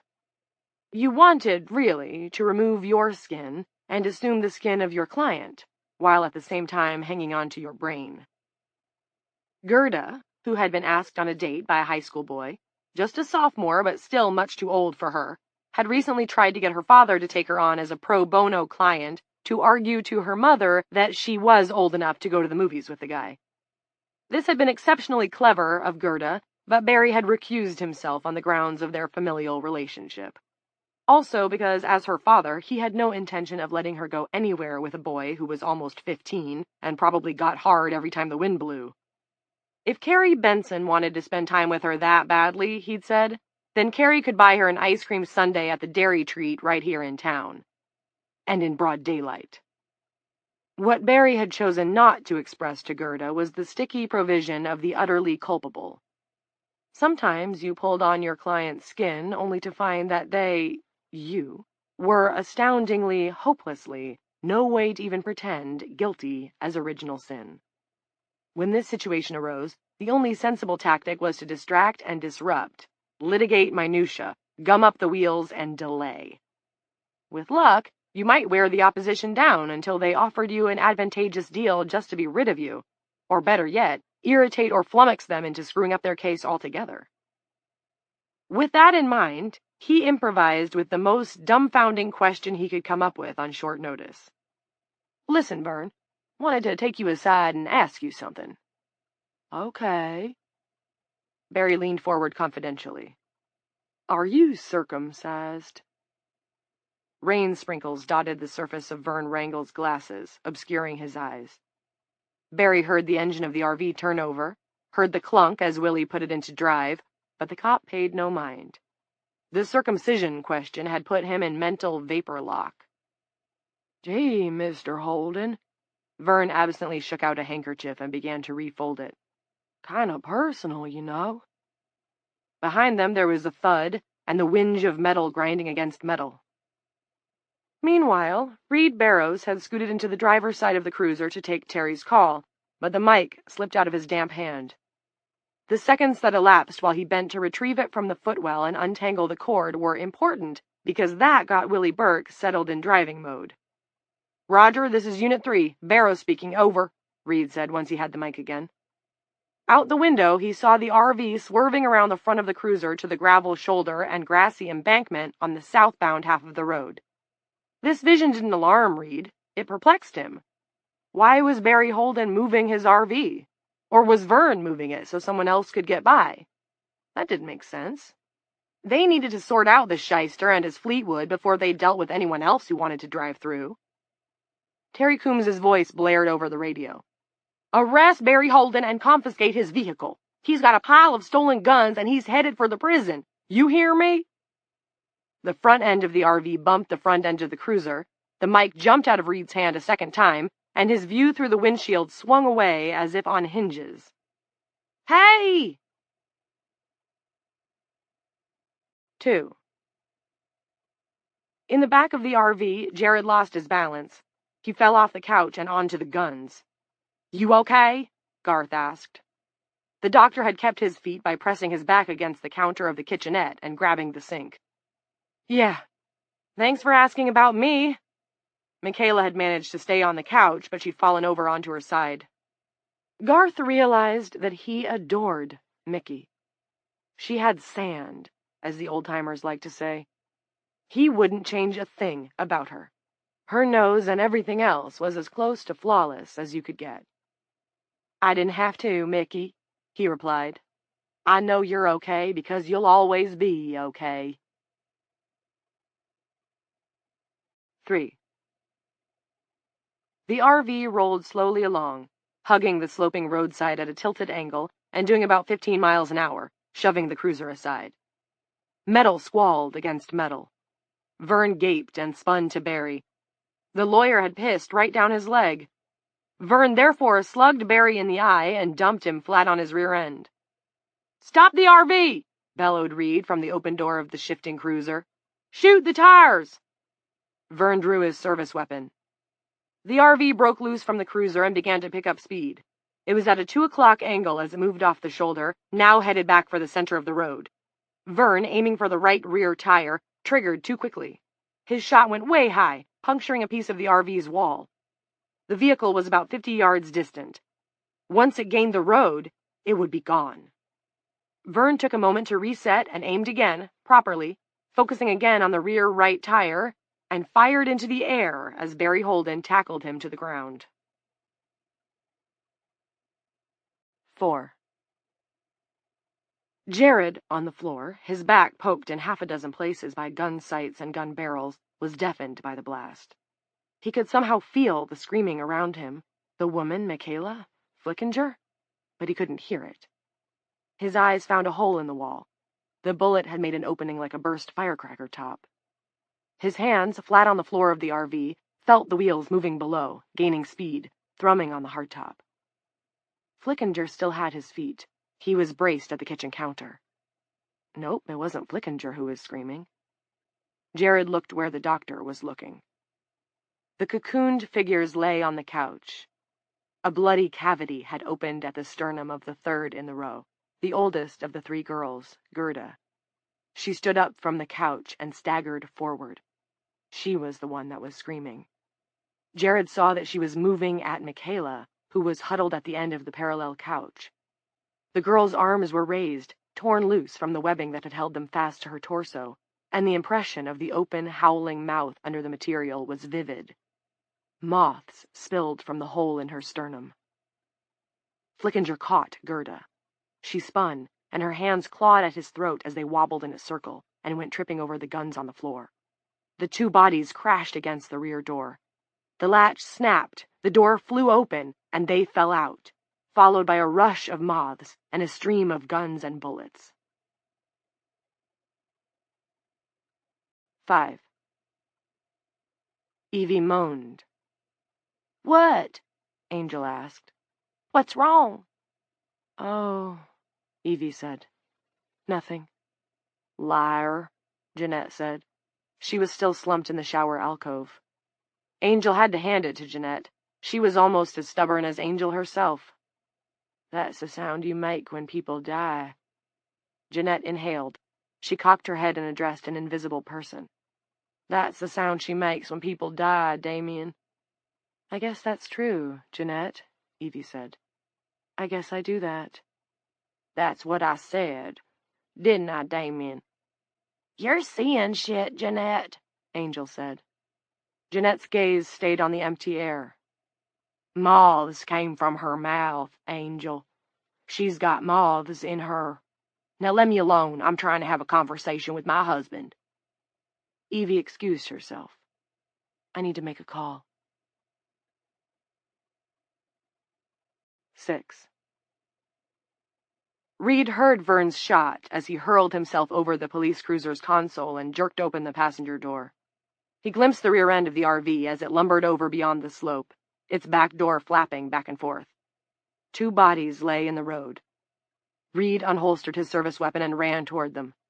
Past the bodies there was a trail of 3 or 4 assault rifles and a few handfuls of ammunition scattered among them. When he reached the bodies, he stopped. Blood and gray matter painted the pavement around the skull of the prone man who was nearest. Reed had seen his share of corpses, but the mess here was notable, maybe a prize winner. In the course of his fall, the guy's glasses had flipped up to rest on the fringe of his curly hair. The arrangement of the glasses gave him a perversely warm and casual look, a teacherly aspect, as he lay dead in the road with his brains splattered on the asphalt. A few steps further on, a female was sprawled on her side in the position that Reed himself often adopted when he was on the couch watching television. Her mask of webbing had been scraped away by contact with the road, and the skin that remained was tattered. From what was left of the face and of her body, Reed could determine that she was young, but not much more than that. A bullet had torn a large wound in her chest. The girl's blood flowed onto the damp pavement. Sneakers slapped against the pavement behind Reed. "Gerda!" someone screamed. "Gerda!" Reed turned, and Barry Holden rushed past him, falling to his knees by the body of his daughter. Vern Wrangle, nose bloodied, staggered up the road after Holden, bellowing that he'd circumcise him, the fucker. What a hill of shit. A smeared guy, a dead girl, a howling attorney, Vern Wrangle with his blood up, guns and ammo in the road. Reed was relieved that Lila Norcross was not currently serving as chief, because he would not have wanted to even begin to attempt to explain to her how it had happened. Reed grabbed for Vern a second too late, catching just a piece of fabric at his shoulder. Vern shook him off and swatted the butt end of his pistol across the back of Barry Holden's head. There was an ugly cracking noise, like a breaking branch, and a gout of blood. Barry Holden tumbled face first onto the ground beside his daughter. Vern squatted beside the unconscious lawyer and began to hit him again and again with the butt of his gun. "Fuck you! Fuck you! Fuck you! You broke my nose! You—" The young woman, who should have been dead and wasn't, grasped Vern's jaw, wrapped her fingers over his lower teeth, and jerked him down to her level. Her head lifted and her mouth snapped wide, and she buried her teeth in Vern's throat. Reed's partner began to whack at her with the pistol butt. It didn't faze her. Arterial blood pumped out around her lips. Reed remembered his own weapon. He raised it and shot. The bullet entered through the young woman's eye, and her body went loose, but her mouth remained locked on Vern's throat. She appeared to be drinking his blood. On his knees, Reed dug his fingers into the hot and slippery mess where the young woman's teeth were clamped to his partner's throat. He hauled and pulled, feeling tongue and enamel. Vern swung at her once more, ineffectually, his gun flying from his relaxing hand and bouncing away. Then he collapsed. 7. Last, in a 3-cruiser caravan, Frank drove alone. Everyone had their sirens going. Ordway and Terry were at the fore, followed by Peters and Peters' sidekick Blass. Aloneness was not something that Frank sought, but it seemed to find him. Why was that? Elaine had taken Nana and left him alone. Oscar Silver had gone off the road and left him alone. It was grim. It had made him grim. Maybe that was how it had to be, though, how he had to be, to do what he had to do. But could he do what he had to do? Things were going wrong. Reed Barrows had radioed that shots had been fired and there was an officer down. Frank believed he was ready to kill for his daughter. He was certain that he was ready to die for her. What occurred to him now, though, was that he was not the only one who was willing to take mortal risks. Norcross's people had stolen police armaments and broken through a barricade. Whatever their reasons, they were determined. It worried Frank that they should be so determined, that their reasons should be such an enigma. What was driving them? What was it between Eve Black and Norcross? His cell phone rang. The caravan was speeding north on Ball's Hill. Frank pulled the phone from his pocket. Geary. Frank, this is Eve Black. She spoke a shade above a whisper, and her voice had a husky, flirty quality. It is it? Nice to meet you. I'm calling you from my new cell phone. I didn't have one, so Lore Hicks gifted me his. Wasn't that chivalrous of him? By the way, you might as well slow down. No need to risk an accident. The RV got away. There's just 4 dead people and Reed Barrows. How do you know that? Trust me, I know. Clint was surprised it was so easy to pull off the heist.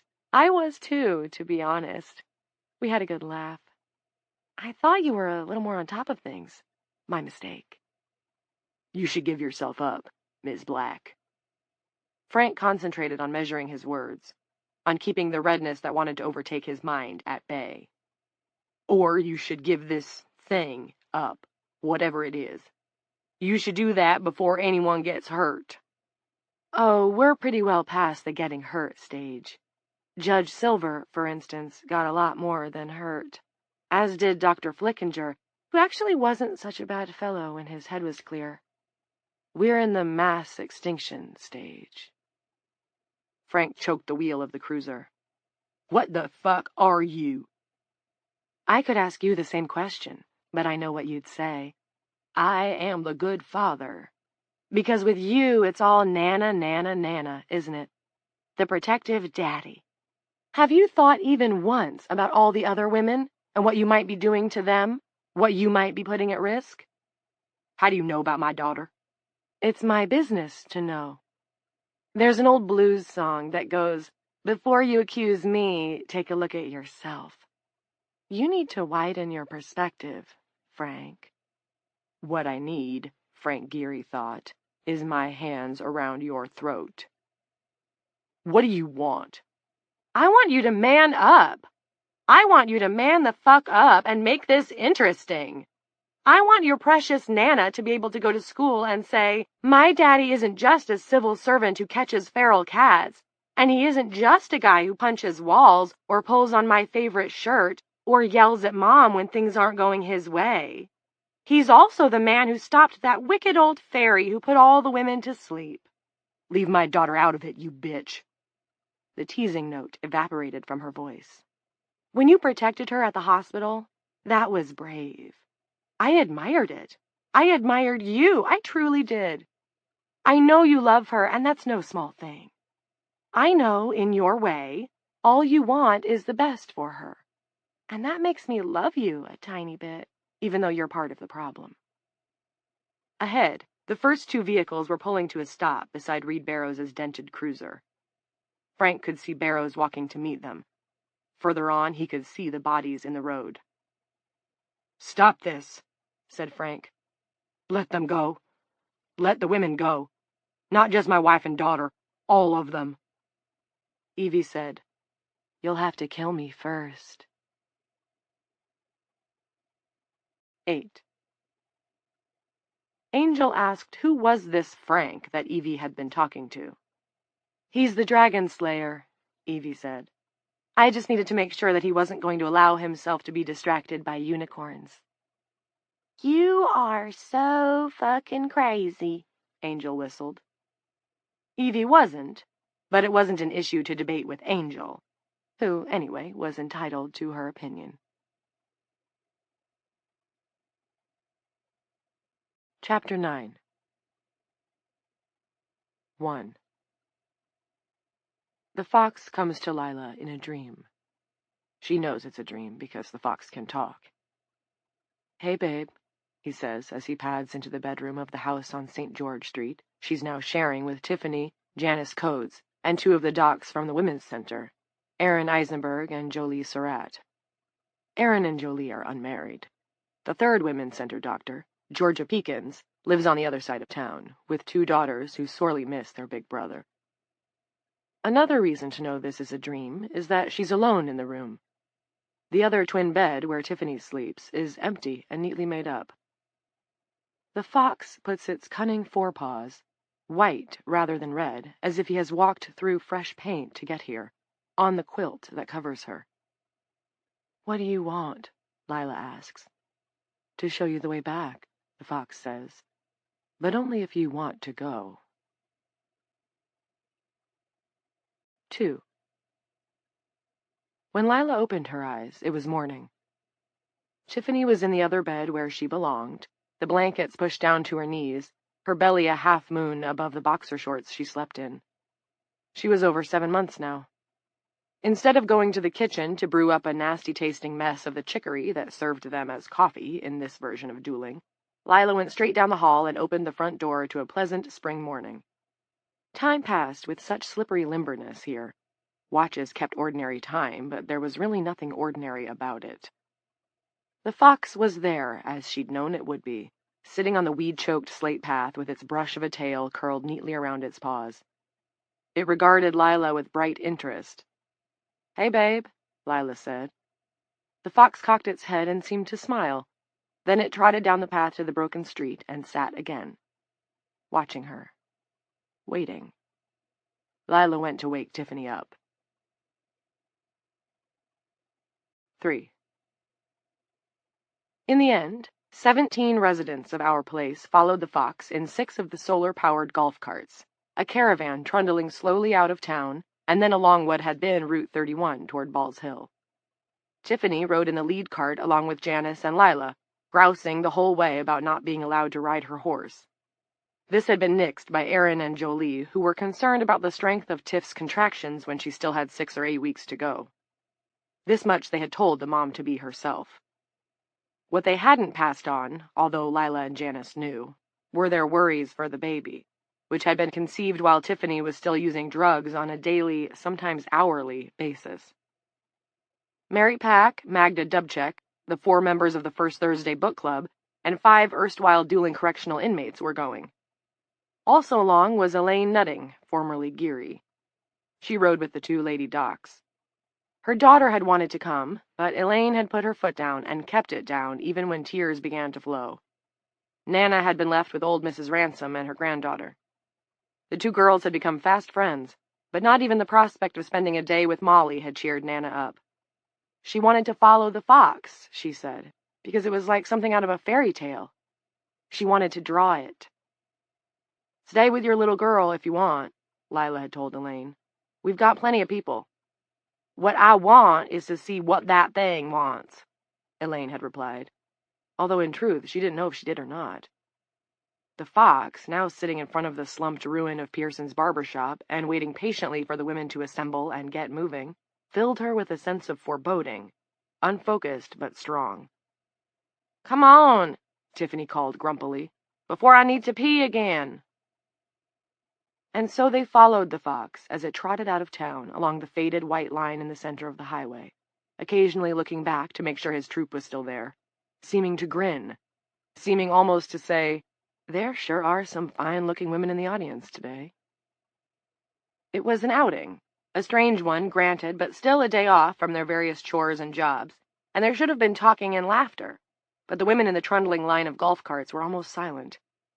The headlamps of the carts came on when they were rolling, and as they went past the jungle that had once been Adam's lumber yard, the thought came to Lila that they looked more like a funeral cortege than gals on an outing.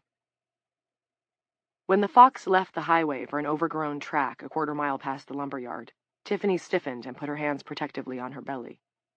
"No, no, no. You can stop right here and let me out. I ain't going back to True Mayweather's trailer, not even if it ain't no more than a pile of scrap metal." "That's not where we're going," Lila said. "How do you know?" "Wait and see." As it turned out, the remains of the trailer were barely visible. A storm had knocked it off its blocks, and it lay on its side in high weeds and brambles like a rusty dinosaur. 30 or 40 yards from it, the Fox cut left and slipped into the woods. The women in the 2 lead carts saw a ruddy orange flash of fur, then it vanished. Lila dismounted and went to where it had entered the woods. The ruins of the nearby shed had been entirely overgrown, but even after all this time, a sallow chemical smell remained. The meth may be gone, Lila thought, but the memories linger on. Even here, where time seems to gallop, pause for breath, then gallop again. Janice, Magda, and Blanche McIntyre joined her. Tiffany remained in the golf cart, holding her belly. She looked ill. "There's a game trail," Lila said, pointing. "We can follow it without much trouble." "I'm not going in those woods, either," Tiffany said. "I don't care if that fox does a tap dance. I'm having goddamn contractions again." "You wouldn't be going even if you weren't having them," Aaron said. "I'll stay with you. Jolie, you can go if you want." Jolie did. The 15 women went up the game trail in single file, Lila in the lead, and the former Mrs. Frank Geary bringing up the rear. They had been walking for almost 10 minutes when Lila stopped and raised her arms, index fingers pointing both left and right like a traffic cop who can't make up her mind. "Holy shit," Celia Frode said. "I never seen nothing like that. Never." The branches of the poplars, birches, and alders on either side were furred with moths. There seemed to be millions of them. "What if they attack?" Elaine murmured, keeping her voice low and thanking God that she hadn't given in to Nana's demands to be brought along. "They won't," Lila said. "How can you know that?" Elaine demanded. "I just do," Lila said. "They're like the fox." She hesitated, searching for the right word. "They're emissaries." "For who?" Blanche asked. "Or what?" This was another question Lila chose not to answer, although she could have. "Come on," she said. "Not far now." 4. 15 women stood in thigh-high grass, staring at what Lila had come to think of as the amazing tree. No one said anything for perhaps 30 seconds. Then, in a high, gasping voice, Jolie Surratt said, "My good God in heaven."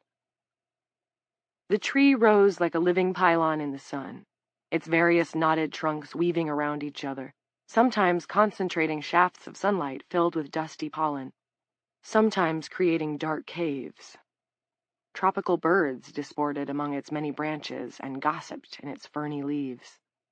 In front of it, the peacock Lila had seen before strutted back and forth like the world's most elegant doorman. The red snake was there too, hanging from a branch, a reptilian trapeze artist penduluming lazily back and forth. Below the snake was a dark crevasse, where the various boles seemed to draw back. Lila didn't remember this, but she wasn't surprised. Nor was she when the fox popped out of it like Jack from his box and took a playful snap at the peacock, who paid him no mind. Janice Coates took Lila's arm. "Are we seeing this?" "Yes," Lila said. Celia, Magda, and Jolie screamed shrilly in piercing 3-part harmony. The white tiger was emerging from the split in the many-bulged trunk. It surveyed the women at the edge of the clearing with its green eyes, then stretched long and low, seeming almost to bow to them. "Stand still," Lila shouted. "Stand still, all of you. It won't harm you," hoping with all her heart and soul that it was true. The tiger touched noses with the fox. It turned to the women again, seeming to fix on Lila with particular interest. Then it paced around the tree and out of sight. "My God," Kitty McDavid said. She was weeping. "How beautiful was that? How fucking oh my God beautiful was that?" Magda Dubček said, "This is Svate Misto, holy place." And she crossed herself. Janice was looking at Lila. "Tell me." "I think," Lila said, "it's a way out. A way back. If we want it." That was when the walkie-talkie on her belt came to life. There was a burst of static and no way to make out words. But it sounded like Aaron to Lila, and it sounded like she was yelling. 5.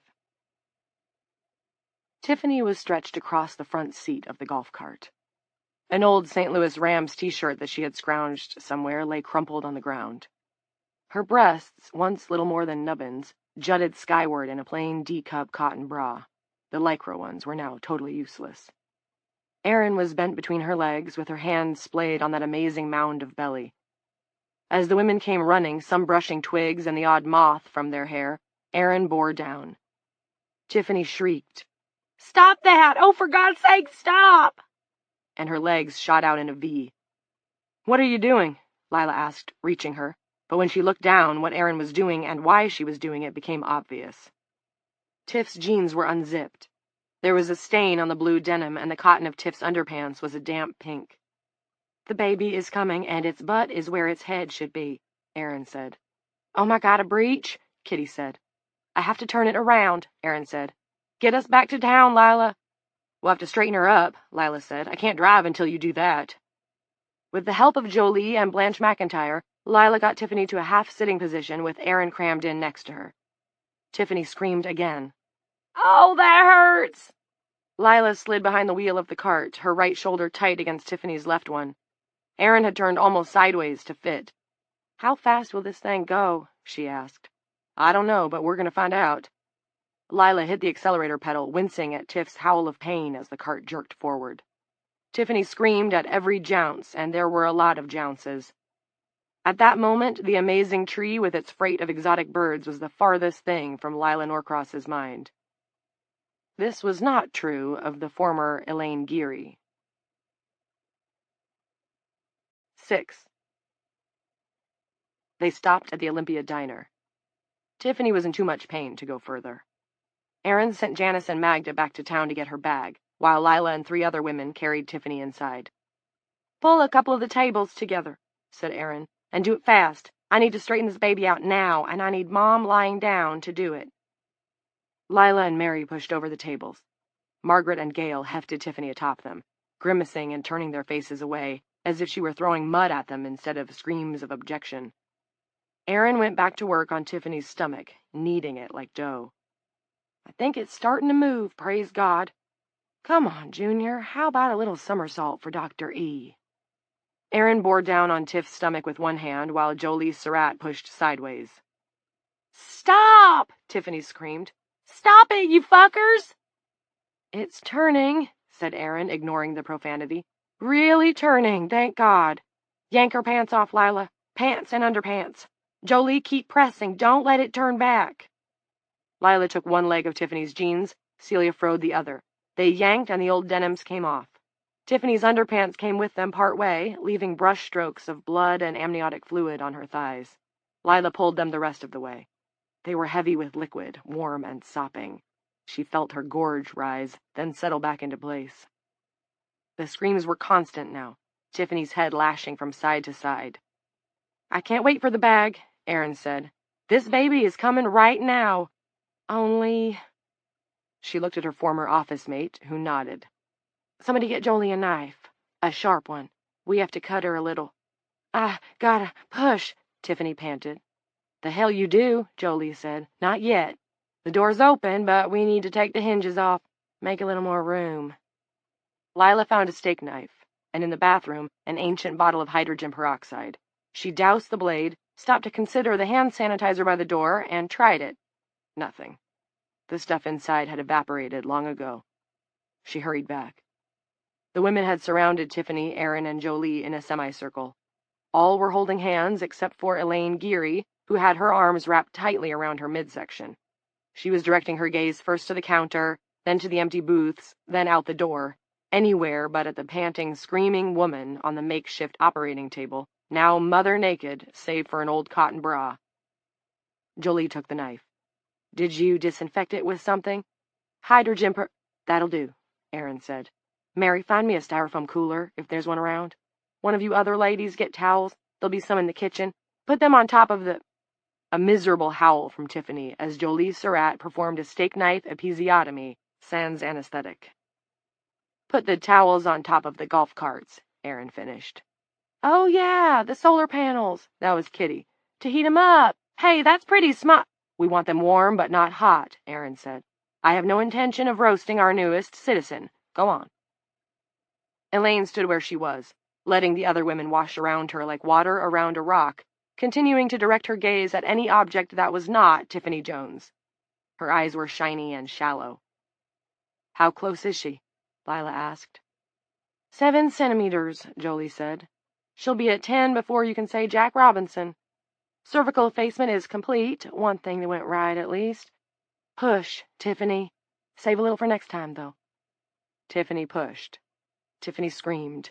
Tiffany's vagina flexed, then closed, then opened again. Fresh blood flowed between her legs.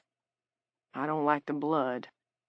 Lila heard Aaron mutter this to Jolie from the side of her mouth, like a racetrack tout passing on a hot tip. There's way too much. Christ, I wish I at least had my fetoscope. Mary came back with the sort of hard plastic cooler Lila had toted to Maylock Lake many times, when she and Clint and Jared used to go on picnics there. Printed on the side was Budweiser, the king of beers. Will this do, Dr. E? Fine, Aaron said, but didn't look up.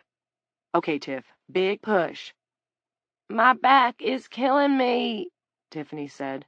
But me became me as her face contorted and her fists beat up and down on the chipped formica of the tabletop. I see its head, Lila shouted. I see its face. Oh, Christ, Aaron, what? Aaron pushed Jolie aside and seized one of the baby's shoulders before it could retreat, her fingertips pressing deep in a way that made Lila feel ill. The baby's head slid forward, tilted strenuously to one side, as if it was trying to look back to where it had come from. The eyes were shut, the face ashy gray. Looped around the neck and up one cheek toward the ear, like a hangman's noose, was a blood-spotted umbilical cord that made Lila think of the red snake hanging from the amazing tree. From the chest down, the infant was still inside its mother, but one arm had slithered free and hung down limply. Lila could see each perfect finger, each perfect nail. Quit pushing, Aaron said. I know you want to finish it, but don't push yet. I need to, Tiffany rasped. You'll strangle your baby if you do, Jolie said. She was back beside Aaron, shoulder to shoulder. Wait, just give me a second. Too late, thought Lila. It's already strangled. You only have to look at that gray face. Jolie worked one finger beneath the umbilical cord, then two. She flexed the fingers in a come-on gesture, first pulling the cord away from the infant's neck, and then slipping it off. Tiffany screamed, every tendon in her neck standing out in stark relief. Push, Aaron said. Just as hard as you can. On 3. Jolie, don't let it faceplant on this filthy fucking floor when it comes. Tiff. 1, 2, 3. Tiffany pushed. The baby seemed to shoot into Jolie Surratt's hands. It was slimy, it was beautiful, and it was dead. Straw, Jolie shouted. Get a straw, now! Elaine stepped forward. Lila hadn't seen her move. She already had one ready, the paper stripped off. Here, Aaron took the straw. Lila, Aaron said, open his mouth. His. Until then, Lila hadn't noticed the tiny gray comma below the baby's stomach. Open his mouth, Aaron repeated. Carefully, Lila used 2 fingers to do as she was told. Erin put one end of the straw in her own mouth and the other in the tiny opening Lila's fingers had created. "Now push up on his chin," Jolie instructed. "Gotta create suction." What point? Dead was dead.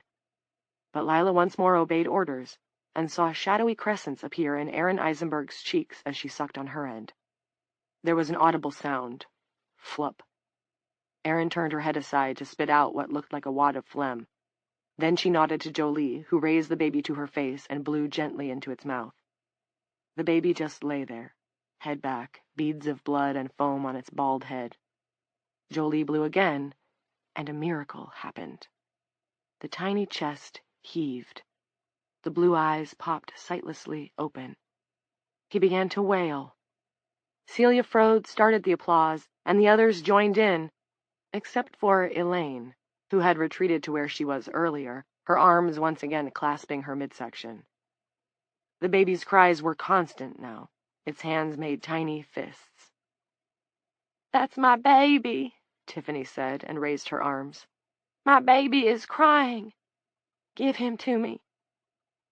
Jolie tied off the umbilical cord with a rubber band and wrapped the baby in the first thing that came to hand, a waitress's apron someone had grabbed from a coat hook. She passed the wailing bundle to Tiffany, who looked into his face, laughed, and kissed one gummy cheek. "Where are those towels?" Erin demanded. "Get them now." "They won't be too warm yet," Kitty said. "Get them." The towels were brought, and Mary lined the Budweiser cooler with them. While she did, Lila saw more blood gushing from between Tiffany's legs. A lot of blood. Pints, maybe. "Is that normal?" someone asked. "Perfectly." Erin's voice was firm and sure, confidence personified. Absolutely no problem here. That was when Lila began to suspect that Tiffany was probably going to die. "But someone bring me more towels." Jolie Surratt moved to take the baby from his mother and put him in the makeshift Budweiser bassinet. Erin shook her head. Let her hold him a little longer. That was when Lila knew for sure. 7. Sundown in what had once been the town of Dooling and was now Our Place. Lila was sitting on the front stoop of the house on St. George Street, with a stapled sheaf of paper in her hands when Janice Coates came up the walk. When Janice sat down next to her, Lila caught a scent of juniper. From a pocket inside her quilted vest, the ex-warden removed the source, a pint bottle of Shenley's gin. She held it out to Lila. Lila shook her head. "Retained placenta," Janice said. "That's what Erin told me. No way to scrape it out, at least not in time to stop the bleeding. And none of that drug they use." "Pitocin," Lila said. "I had it when Jared was born." They sat quiet for a while, watching the light drain from what had been a very long day. At last Janice said, "I thought you might like some help cleaning out her stuff." "Already done. She didn't have much. None of us do. Which is sort of a relief, don't you think? We learned a poem in school, something about getting and spending, laying waste to all our powers. Keats, maybe." Lila, who had learned the same poem, knew it was Wordsworth, but said nothing. Janice returned the bottle to the pocket it had come from and brought out a relatively clean handkerchief. She used it to wipe first one of Lila's cheeks, then the other, an action that brought back painfully sweet memories of Lila's mother, who had done the same thing on the many occasions when her daughter, a self-confessed tomboy, had taken a tumble from her bike or her skateboard. "I found this in the dresser where she was keeping her baby things," Lila said, handing Janice the thin pile of pages. "It was under some nightshirts and booties." On the front, Tiffany had pasted a picture of a laughing, perfectly permed mommy holding up a laughing baby in a shaft of golden sunlight. Janice was pretty sure it had been clipped from a Gerber baby food ad in an old women's magazine, maybe Good Housekeeping. Below it, Tiffany had lettered, "Andrew Jones' Book for a Good Life." She knew it was a boy, Lila said. I don't know how she knew, but she did. Magda told her. Some old wives' tale about carrying high. She must have been working on this for quite a while, and I never saw her at it. Lila wondered if Tiffany had been embarrassed. Look at the first page. That's what started the waterworks.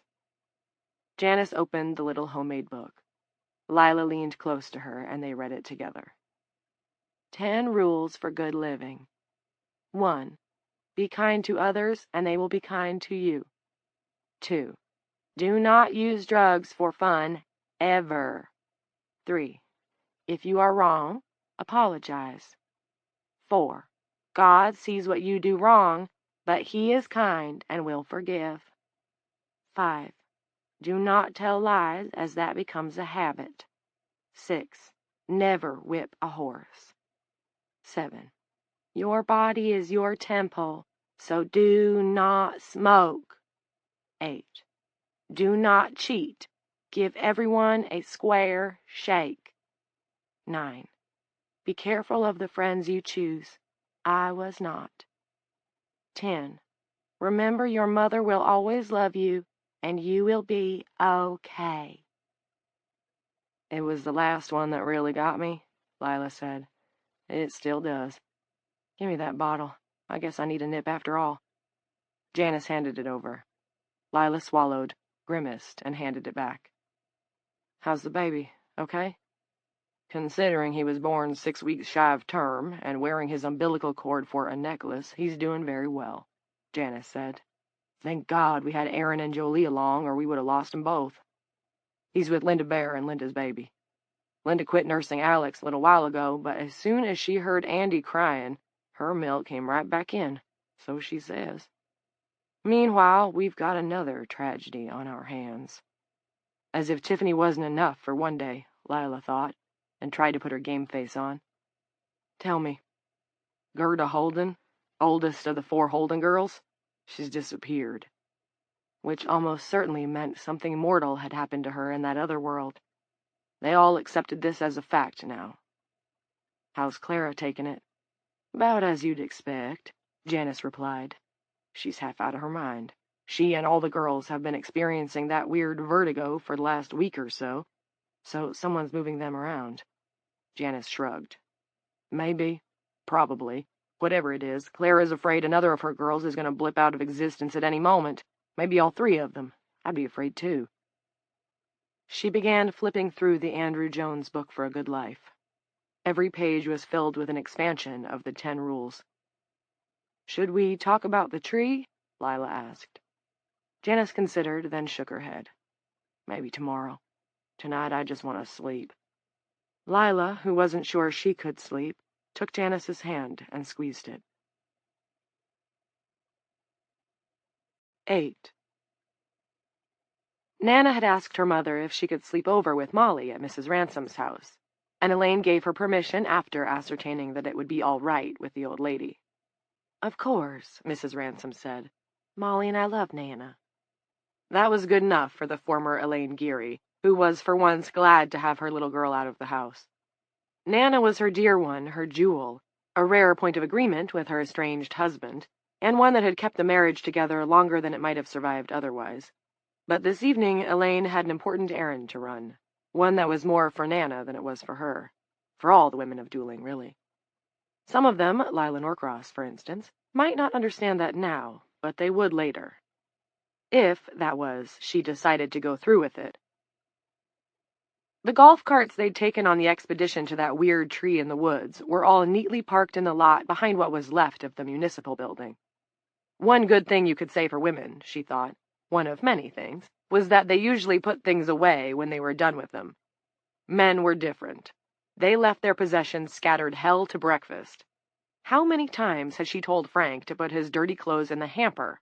Wasn't it enough that she washed them and ironed them without having to pick them up as well?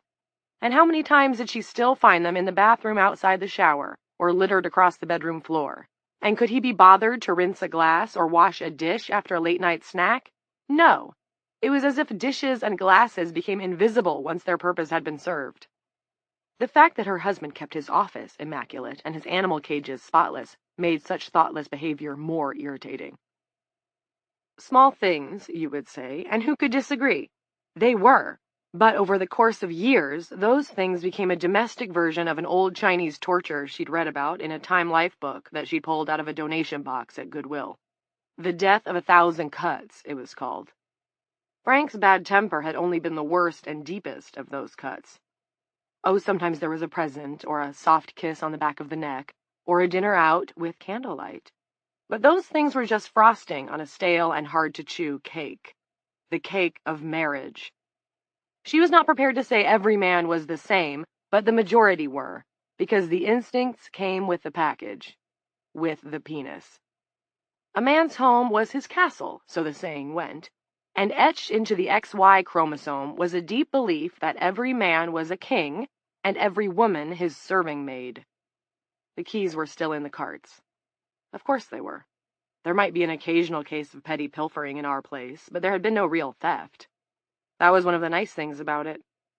There were many nice things, but not everyone could be content with those things. Take all the whining and whinging that went on at the meetings, for instance. Nana had been at some of those meetings. She didn't think Elaine knew, but Elaine did. A good mother monitors her child, and knows when she is being infected by bad companions with bad ideas.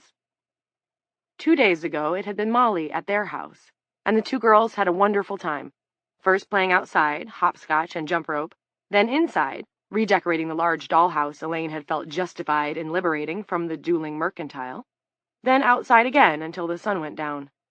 They had eaten a huge supper, after which Molly had walked the 2 blocks back to her house in the gloaming, by herself. And why could she do that? Because in this world there were no predators, no pedophiles. A happy day.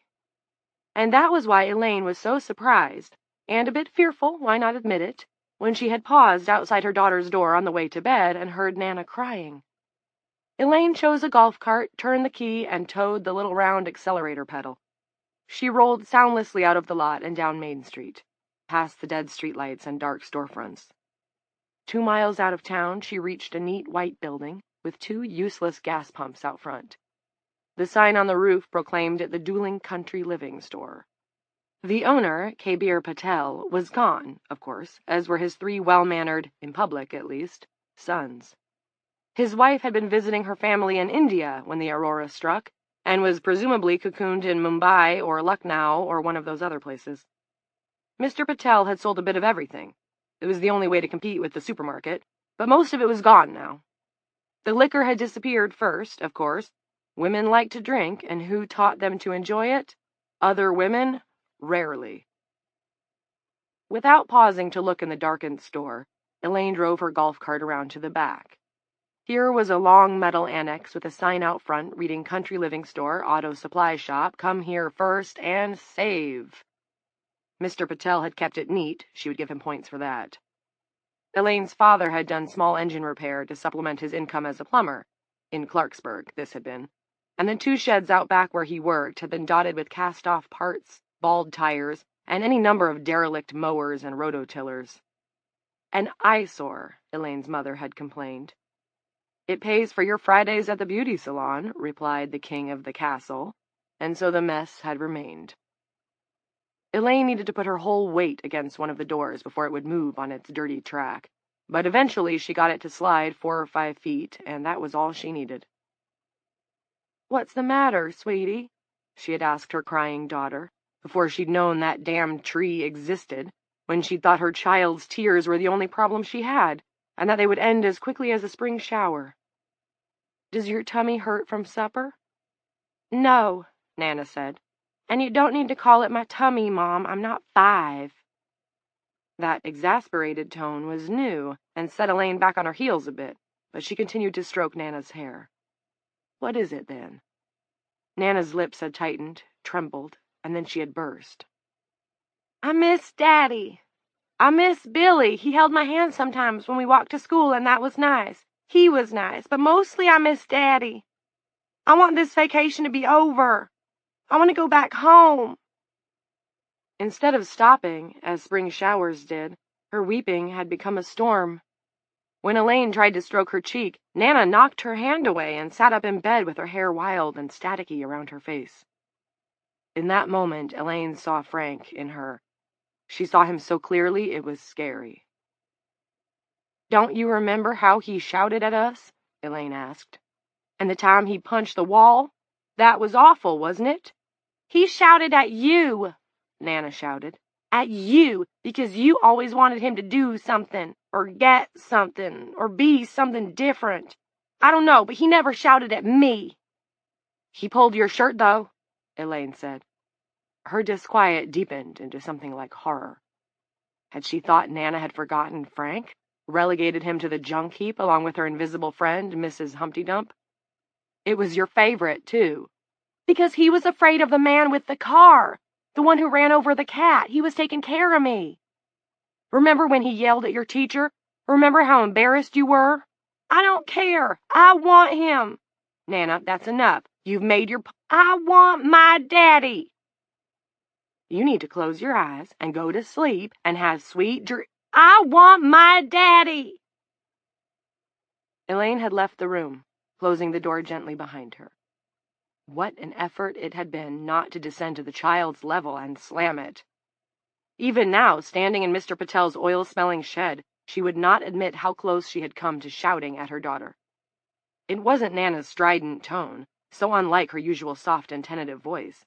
It wasn't even the physical resemblance to Frank, which she could usually overlook. It was how much she sounded like him as she made her unreasonable and unfulfillable demands. It was almost as if Frank Geary had reached across from the other side of whatever gulf separated that violent old world from this new one and possessed her child. Nana had seemed her old self the next day, but Elaine had been unable to stop thinking about the tears heard through the door, and the way Nana knocked away the hand that had meant only to comfort, and that ugly, yelling voice that came from Nana's child's mouth. "I want my daddy." Nor was that all. She had been holding hands with ugly little Billy Beeson from down the block. She missed her little boyfriend, who probably would have enjoyed taking her behind a bush so they could play doctor. It was even easy to imagine Nana and the scabrous Billy at 16 making out in the back of his father's club cab, French kissing her and auditioning her for the position of first cook and bottle washer in his shitty little castle. "Forget about drawing pictures, Nana. Get out in the kitchen and rattle those pots and pans. Fold my clothes, haul my ashes, then I'll burp and roll over and go to sleep." Elaine had brought a crank flashlight, which she now shone on the interior of the auto annex, which had been left alone. With no fuel to run Dooling's autos, there was no need for fan belts and spark plugs. So what she was looking for might be here. Plenty of that stuff had been stored in her father's workshop, and the oily smell in this one was just the same, bringing back with startling vividness memories of the pigtailed girl she'd been, but not with nostalgia, oh no. Handing her father parts and tools as he called for them, stupidly happy when he thanked her, cringing if he scolded her for being slow or grabbing the wrong thing, because she had wanted to please him. He was her daddy, big and strong, and she wanted to please him in all things. This world was ever so much better than the old man-driven one. No one yelled at her here, and no one yelled at Nana. No one treated them like second-class citizens. This was a world where a little girl could walk home by herself, even after dark, and feel safe. A world where a little girl's talent could grow along with her hips and breasts. No one would nip it in the bud. Nana didn't understand that, and she wasn't alone. If you didn't think so, all you had to do was listen in at one of those stupid meetings. "I think it's a way out," Lila had said as the women stood in the tall grass looking at that weird tree. And oh God, if she was right. Elaine walked deeper into the auto supply shed, training the flashlight beam on the floor because the floor was concrete, and concrete kept things cool. And there, in the far corner, was what she had been hoping for. 3 5-gallon cans with their pour tops screwed down tight. They were plain metal, unmarked, but there was a thick red rubber band girdling one of them, and blue bands round the other 2. Her father had marked his tins of kerosene in exactly the same way. "I think it's a way out, a way back, if we want it." Some of them undoubtedly would. The meeting women who couldn't understand what a good thing they had here, what a fine thing, what a safe thing. These were the ones so socialized to generations of servitude that they would eagerly rush back into their chains. The ones from the prison would, counterintuitively, probably be the first to want to go home to the old world, and right back into the pokey from which they'd been released. So many of these childish creatures were unable or unwilling to realize that there was nearly always some unindicted male co-conspirator behind their incarceration, some man for whom they'd degraded themselves. In her years as a volunteer, Elaine had seen it and heard it all 1,000,000 times over. He's got a good heart. He doesn't mean it. He promises he'll change. Hell, she was vulnerable to it herself. In the midst of that endless day and night, before they fell asleep and were transported, she'd almost let herself believe, in spite of everything she'd experienced with Frank in the past, that he would do what she asked, that he would get control of his temper. Of course, he hadn't. Elaine didn't believe Frank could change. It was his male nature, but he had changed her. Sometimes she thought that Frank had driven her mad. To him, she was the scold, the taskmaster, the grating alarm bell that ended recess each day. It awed her, Frank's obliviousness to the weight of her responsibilities. Did he actually believe it made her happy, having to remind him to pay bills, to pick up things, to keep his temper in check? She was certain that he actually did. Elaine was not blind. She saw that her husband was not a contented man. But he did not see her at all. She had to act, for the sake of Nana and all the others. That was what had come into focus that very afternoon, even as Tiffany Jones was dying in that diner, giving up the last of her poor wrecked life so that a child might live. There would be women who wanted to return. Not a majority. Elaine had to believe most of the women here were not so insane, so masochistic. But could she take that chance? Could she, when her own sweet Nana, who had shrunk into herself every time her father raised his voice? Stop thinking about it, she told herself. Concentrate on your business. The red band meant cheap kerosene, and would probably be of no more use to her than the gasoline stored under the town's various service stations. You could douse a lit match in red band kerosene once it was old. But those blue bands meant that a stabilizer had been added, and that kind might retain its volatility for 10 years or more. The tree they'd found that day might be amazing, but it was still a tree, and trees burned. There was the tiger to reckon with, of course, but she would take a gun. Scare it away, shoot it if necessary. She knew how to shoot. Her father had taught her. Part of her thought that might turn out to be a needless precaution. Lila had called the tiger and the fox emissaries, and to Elaine that felt right. She had an idea that the tiger would not try to stop her, that the tree was essentially unguarded. If it was a door, it needed to be closed for good. Someday Nana would understand, and thank her for doing the right thing. 9.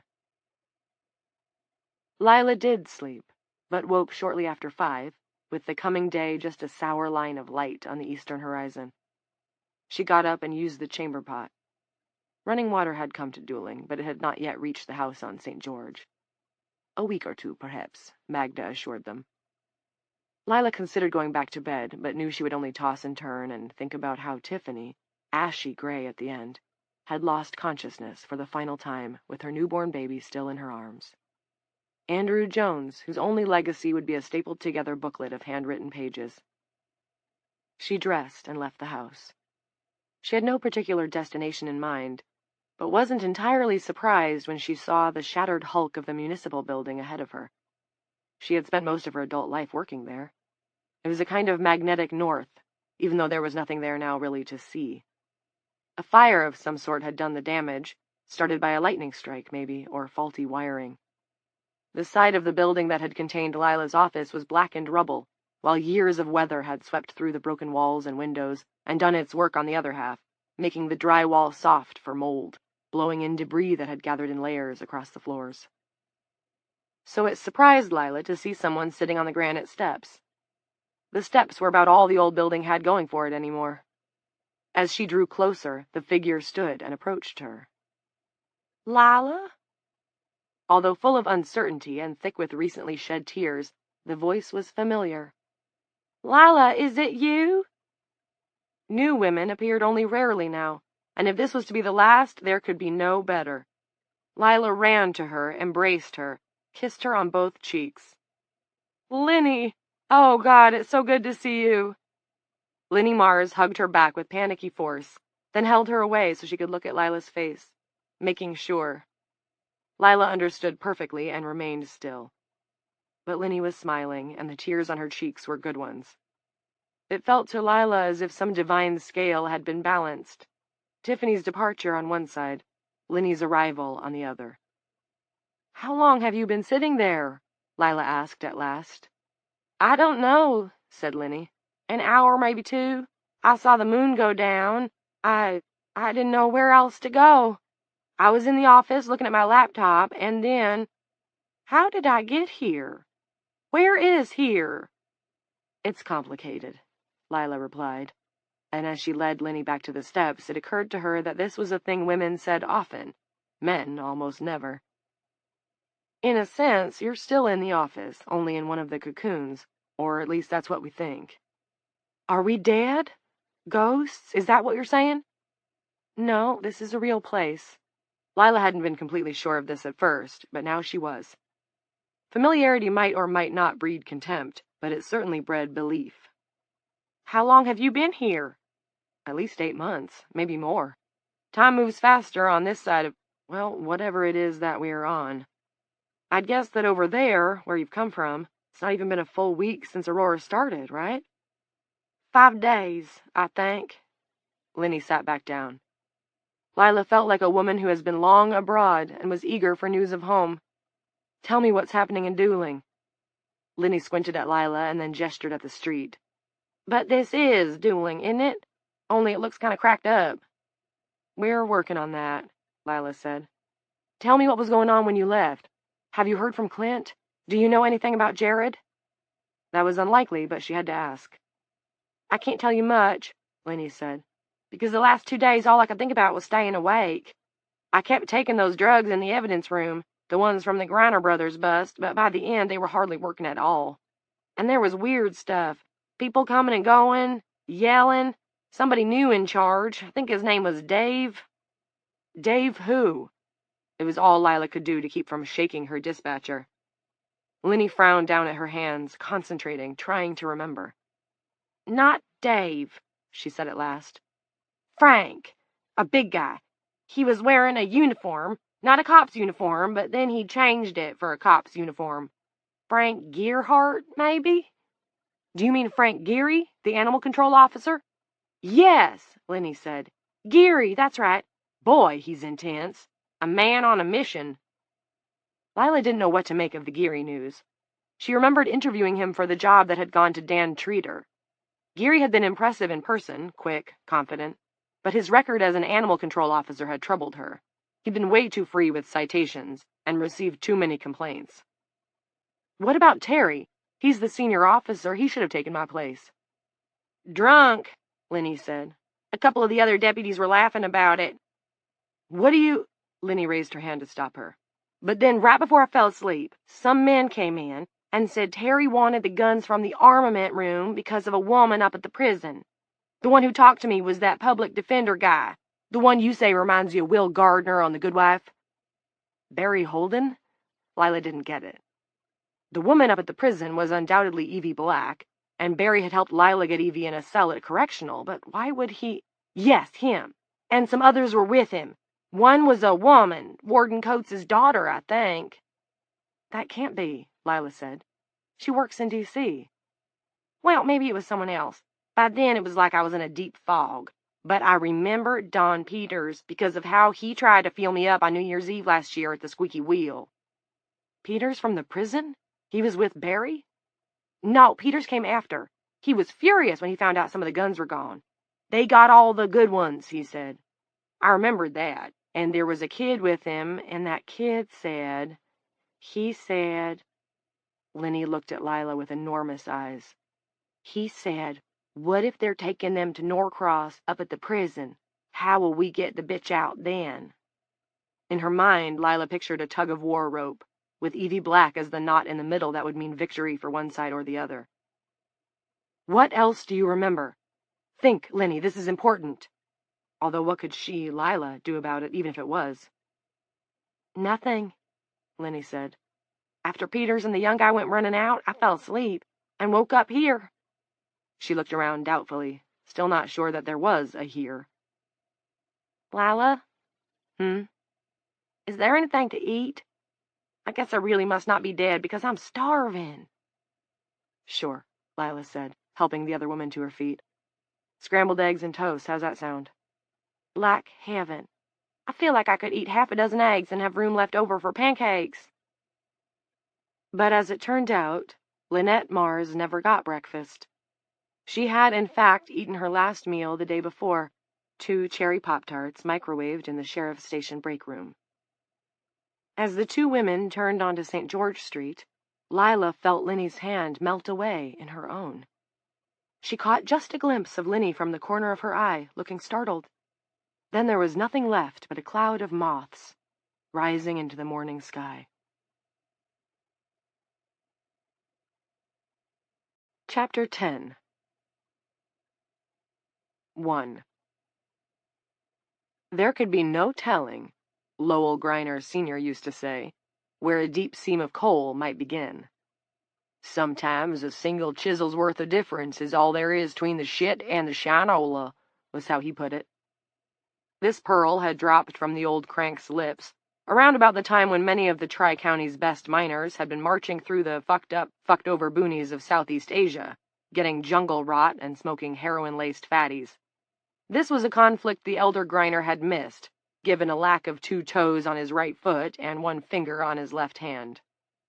Few men who ever walked the green earth spoke more nonsense than the late Lowell Griner Sr. He had also believed in UFOs, vengeful spirits of the woods, and had taken as gold the empty promises of the coal companies. Big Lowell Griner, he was called, perhaps in honor of that old Jimmy Dean song about Big John. Big Low had rested snug in his coffin for 10 years now, along with a full bottle of Rebel Yell and a pair of lungs that were as black as the bituminate he mined. His son Lowell Jr., naturally known as Little Low, had recalled his father's words with rueful amusement after Sheriff Lila Norcross nipped him and his older brother Maynard with 10 kilos of cocaine, a pharmacy's worth of speed, and all of their guns. It had certainly appeared that the seam of their luck had come to an abrupt end, the shinola magically turning to shit the moment the sheriff's team used the department's bull ram on the kitchen door of the old family manse, a creekside farmhouse for which the term tumble-down was too grand. Though Little Low, who actually stood an inch over 6 feet and weighed in at 240, was not sorry about anything that he had done, he was extremely sorry that it had all not lasted longer. In the weeks that he and Maynard had spent locked up in the county jail in Coughlin awaiting transfer, he had whiled away most of his free time dreaming on the fun they'd had, the sports cars they'd drag raced, the fine houses they'd crashed in, the girls they'd screwed, and the numerous slobs they'd stomped, outsiders who'd tried horning in on the Griner patch and had ended up buried in the hills. For the better part of 5 years they'd been serious players, up and down the Blue Ridge. It had been a hell of a hot ride, but now it seemed to have turned cold. They were, in fact, fucked in every orifice. The cops had the drugs, had the weapons, had Kitty McDavid to say that she had witnessed Lowell exchanging packets of cash for bundles of coke with their cartel connection on multiple occasions, and that she had seen him shoot that Alabama fool who had tried to pass them counterfeit bills. The cops even had the bump of C4 that they had socked away for the 4th of July. The plan had been to put it under a silo and see if they could get the motherfucker to lift off like one of those Cape Carnival rockets. As good as the ride had been, Lowell wasn't sure how long rerunning the memories could sustain him. Thinking of those memories growing thin and then falling apart was a downer. When they ran out, Little Low thought he would probably just have to kill himself. He wasn't afraid of that. What he was afraid of was choking on boredom in some cell the way Big Low, confined to a wheelchair and sucking on Yell and bottled oxygen for the last few years of his life, had choked to death on his own snot. Maynard, quarter-wit that he was, would probably be fine for a few decades in prison. That wasn't Little Lowell Griner Jr., though. He wasn't interested in playing out a junk hand just to stay in the game. Then, as they were awaiting a pre-trial conference, the shit had turned back into shinola. God bless Aurora, the vehicle of their deliverance. Said deliverance had arrived last Thursday afternoon, the day the sleeping sickness had come to Appalachia. Lowell and Maynard were shackled to a bench outside a meeting room at the Coughlin courthouse. Both the prosecutor and their lawyer should have arrived an hour earlier. "What the fuck?" announced the prick from the Coughlin Police Department, who was keeping an eye on them. "This is stupid. I don't get paid enough to babysit you murdering Peckerwoods all day. I'm going to see what the judge wants to do." Through the reinforced glass opposite their bench, Lowell could see that Judge Wayner, the only one of the three officials who had seen fit to show up for the hearing, had lowered her head between her arms and dropped off for a little snooze. Neither of the brothers had, at this point, any idea about Aurora, nor had the prick cop. "Hope she bites his head off for waking her up," Maynard had remarked. This was not exactly what happened when the horrified officer tore away the mask of webbing that had grown over the Honorable Judge Regina Alberta Wayner's face, but it was, as the saying went, close enough for government work. Lowell and Maynard, chain-locked to the bench, saw it all through the reinforced glass. It was awesome. The judge, no more than 5'1" in heels, rose up righteous and smote the cop, say hallelujah, in the chest with a gold-tipped fountain pen. That put the bastard on the carpet, and she pressed the advantage, scooping up her nearby gavel and beating his face in before he had chance to fart sideways or holler, "Your Honor, I object." Then Judge Wayner tossed aside her gory gavel, sat back down again, lowered her head back to her crossed arms, and resumed snoozing. "Brother, did you see that?" Maynard asked. "I did." Maynard had shaken his head, making the unwashed clots of his long hair fly. "That was amazing. I be dog." "Court is fucking adjourned," Lowell agreed. Maynard, firstborn but named for an uncle when his parents felt sure the baby would die before the sun went down on his natal day, had a caveman beard and wide, dull eyes. Even when he was dropping fists on some poor son of a bitch, he tended to look dumbfounded. "What do we do now?" What they did was bang around until they broke the arms of the bench they were shackled to, and enter the conference room, laying a trail of shattered wood behind them. Careful not to disturb the sleeping Judge Wayner, the webbing was spinning around her head, thickening again. They nicked the cop's keys and unlocked themselves.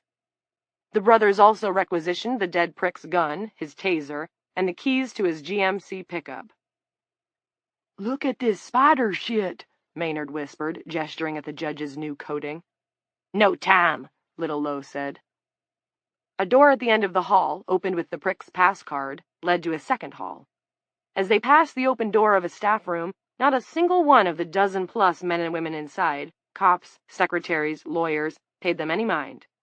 They were all focused on News America, where bizarre and horrific footage showed some Amish chick on a table rearing up and biting the nose off a man attending to her. At the end of this second hall was an exit into the parking lot. Lowell and Maynard strolled out into bright sunshine and free air, big as life and happy as hound dogs in a barking contest. The dead cop's GMC was parked nearby, and in the center console was a goodly supply of shit-kicking music. The brothers Griner agreed on Brooks and Dunn, followed by Alan Jackson, who was a good old boy for sure. They boot-scooted their way to a nearby campground and parked the Jimmy Mac behind a forest ranger outpost that had been closed in a round of cutbacks years before. The lock on the outpost door popped with one shove. A woman's uniform hung in the closet. Luckily, she had been a large lady, and at Lowell's command, Maynard squeezed into it. Dressed as such, it was easy to convince the driver of a Chevy Silverado in the campground parking lot to step away for a word. "Is there something wrong with my camping permit?" Silverado man asked Maynard. "This disease news has got me all turned around, I'll tell you what. I mean, who ever heard of such a thing?" Then, with a glance at the tag on Maynard's chest, "Say, how'd you get the name Susan?" Little Low gave this question the answer it deserved by stepping out from behind a tree and using a junk of firewood to split Silverado man's skull. He was approximately Lowell's height and weight. After Low dressed in Silverado man's clothes, the brothers wrapped the body in a tarp and put it in the back of their new vehicle. They transferred the dead cop's music and drove to a hunting cabin that they had stocked for a rainy day long before. On the way, they burned through the rest of the CDs, agreeing that this James McMurtry fellow was probably a communist, but Hank 3 was the total package. Once at the cabin, they alternated between the radio and the police scanner they kept there, hoping to glean intelligence concerning the police response to their escape. Initially, Lowell found the complete inattention to said escape unnerving. By the second day, however, the snowballing events of the Aurora phenomenon, which explained the lady judge's rough treatment of the Coughlin cop and the crap on her face, were so encompassing and cataclysmic that Lowell's apprehension evaporated. Who had time for two country outlaws amid mass riots, plane crashes, nuclear meltdowns, and people incinerating chicks in their sleep? 2. On Monday, as Frank Geary was planning his assault on the women's prison, Lowell was reclining on the moldy couch in the hunting cabin, gnawing on deer jerky and visualizing their own next moves. Though the authorities were currently in disarray, they would be reestablished in some form or another before long. Moreover, if things turned out the way they appeared to be headed, those authorities would likely be all rooster, which meant that it would be the Wild West. Hang 'em now, hang 'em high, ask questions later. The Griner brothers wouldn't stay forgotten forever, and when they were remembered, the jackboots would be polished and primed to kick ass. The news on the radio had initially caused Maynard to fall into gloom. "Is this the end of fucking, Lowell?" he'd asked. A little blue at the thought himself, Lowe had replied that they'd think of something, as if there might be some alternative. He was thinking of some old song about how birds do it, bees do it, even educated fleas do it. His older brother's mood had improved, however, at the discovery of a jigsaw puzzle in a cabinet. Now Maynard, in his camo underwear, on his knees by the coffee table, was drinking a Schlitz and working away on it. The puzzle showed Crazy Cat with his finger in a socket, getting electrocuted. Maynard enjoyed puzzles as long as they weren't too hard. This was another reason why Lowell had felt good about his brother's possible prison future. They had a shit ton of puzzles in prison. The picture of Crazy Cat in the center was pretty much done, but the pale green wall surrounding the figure was giving May fits. He complained it all looked the same, which was cheating. "We need to clean up," Lowell announced. "I told you," Maynard said. "I put that old boy's head inside a hollow log and dropped the rest of 'em down a hole." Lowell's older brother broke down bodies the way other folks broke down turkeys. It was eccentric, but it seemed to bring May satisfaction. "That's a start, May, but it's not enough. We need to clean up even better while everything is still fucked up. A clean sweep, so to speak." Maynard finished his beer, pitched the can away. "How do we do that?" "We burn down the dueling police station to start with. That'll take care of the evidence," Lowell explained. "That's big numero uno." His brother's slack-faced expression of puzzlement suggested elaboration was necessary. "Our drugs, May, they got everything in the bust. We burn those up, they got nothing solid." Lowell could envision it. Just wonderful. He had never known how much he wanted to obliterate a police station. "Then, just make sure we've got our T's crossed, we'll make a visit to the prison up there and deal with Kitty McDavid." Lowe sawed a finger across his unshaven neck to show his brother exactly how that deal would go down. "Oh, she's probably asleep." Lowe had considered this. "What if the scientists figure out how to wake them all up?" "Maybe her memory will be wiped out even if they do. You know, amnesia like on Days of Our Lives." "And what if it's not, May? When does anything work out as convenient as that? The McDavid cunt can put us away for the rest of our lives. That ain't even the important thing. She snitched. That's the important thing. She needs to go for that, waking or sleeping." "You really think we can get to her?" asked Maynard. In truth, Lowell didn't know, but he thought they had a shot. Fortune favored the brave. He'd seen that in a movie, or maybe on a TV show. And what better chance would they have? Practically half the world was asleep, and the rest of it was running around like a chicken with its head cut off. "Come on, clock's ticking, May. No time like the present. Plus, it'll be dark soon. Always a better time to move around." "Where do we go first?" Maynard asked. Lowell didn't hesitate. "To see Fritz."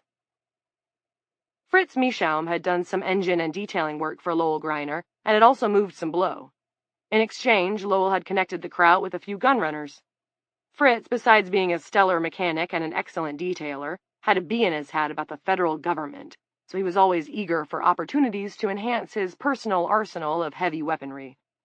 When the inevitable day came that the FBI decided to capture all of the nation's shanty-dwelling asshole mechanics and ship them off to Guantanamo, Fritz would have to defend himself, and to the death, if need be. Each time Lowell saw him, Fritzie had to show off one cannon or another and brag about how well it could vaporize someone. The hilarious part, it was widely rumored that Fritz had been beaten within an inch of his life by a dog catcher. He was tough, was Lil Fritz. The last time Lowell had seen him, the bearded gnome had gleefully displayed his latest toy, an actual goddamn bazooka, Russian surplus. Lowe needed to get into the women's prison to assassinate a snitch. That was the sort of mission where a bazooka could actually come in handy. 3. Jared and Gerda Holden had not known each other well. Gerda was in her first year of middle school, and Jared was in high school, but he knew her from dinners when the two families got together. Sometimes they played video games in the basement, and Jared always let her win a couple. A lot of bad had happened since the Aurora outbreak, but this was the first time Jared had seen a person shot. She must be dead, right, Dad? He and Clint were in the bathroom of the administrative wing. Some of Gerda's blood had splattered Jared's face and shirt. From the fall on top of the shot? I don't know, Clint said. He was leaning against the tiled wall. His son, patting water from his face with a paper towel, found Clint's eyes in the mirror over the sink. Probably, Clint said. Yes, based on what you've told me happened, she's almost certainly dead. And the guy, too? The doctor? Flickinger? Yes, him too, probably. All because of this woman? This Evie person? Yes, Clint said. Because of her. We have to keep her safe. From the police and from anyone else. I know it seems crazy. She could be the key to understanding what's happened, the key to turning it around, and just trust me. Okay, Jared? Okay, Dad. But one of the guards, that Rand guy, he said she's, like, magic? I can't explain what she is, Jared, he said. Although he was trying to sound calm, Clint was livid. With himself, with Geary, with Evie. That bullet could have hit Jared, could have blinded him, left him comatose, killed him. Clint had not beaten up his old friend Jason in the Bertels' yard so that his own son could die before him. He had not shared beds with kids who pissed themselves in their sleep for that. He had not left behind Marcus and Shannon and all the others for that, and he had not worked his way through college or medical school for it. Shannon had told him all those years before that if he just hung on and kept from killing anyone, he would make it out. But to make it out of the current situation, they might have to kill people. He might have to kill people.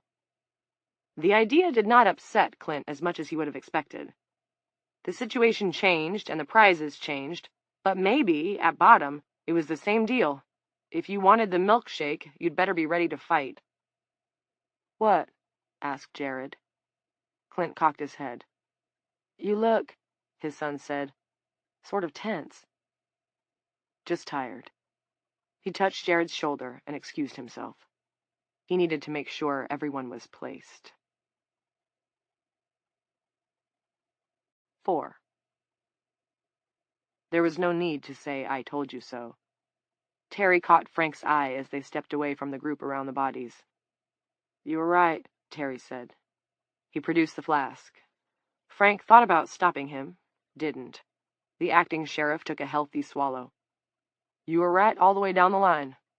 We'll have to take her. You sure? Frank said it as if he himself wasn't. Are you kidding? Look at this goddamn mess. Vern dead. Girl there did it. She's shot to pieces and dead, too. Lawyer's skull caved in. Think he might have lived for a while, but he's sure dead now. Other guy, driver's license says he's an MD named Flickinger. Him too? Really? If so, it was too bad. Flickinger had been a mess, but he'd had enough soul left in him to try to help Nana. And that's not the worst part. Norcross and the black woman and the rest of them have got serious armaments now. Most everything high-powered that we could have used to make them stand down. Do we know who was with them? Frank asked. Who was behind the wheel of that RV when they hauled ass out of here? Terry tipped the flask again, but there was nothing left inside. He swore and kicked a chunk of broken McAdam. Frank waited. Codger named Willie Burke. Terry Coombs breathed out between his teeth. Cleaned up his act in the last 15 or 20 years. Does a lot of community stuff, but he's still a poacher. Used to be a moonshiner, too, back when he was young. Maybe he still is. Vet. Can handle himself. Lyle always gave him the right of way. Felt like it wouldn't be worth the trouble to try and get him for something. And I guess she liked him. He inhaled. I felt the same. All right. Frank had decided to keep Black's phone call to himself. It had infuriated him so much, in fact, that he would have been hard-pressed to recount the details of the conversation. One part had stayed with him, though, and tugged at his sleeve. How the woman had praised him for protecting his daughter at the hospital. How could she have known about that? Eve Black had been in the jail that morning. It kept coming back to him, and he kept pushing it away. As with the moths that had burst from the lit fragment of Nana's cocoon, Frank could not fathom an explanation. He could only see that Eve Black had meant to tweak him, and she had succeeded. But he didn't believe she understood what tweaking him meant.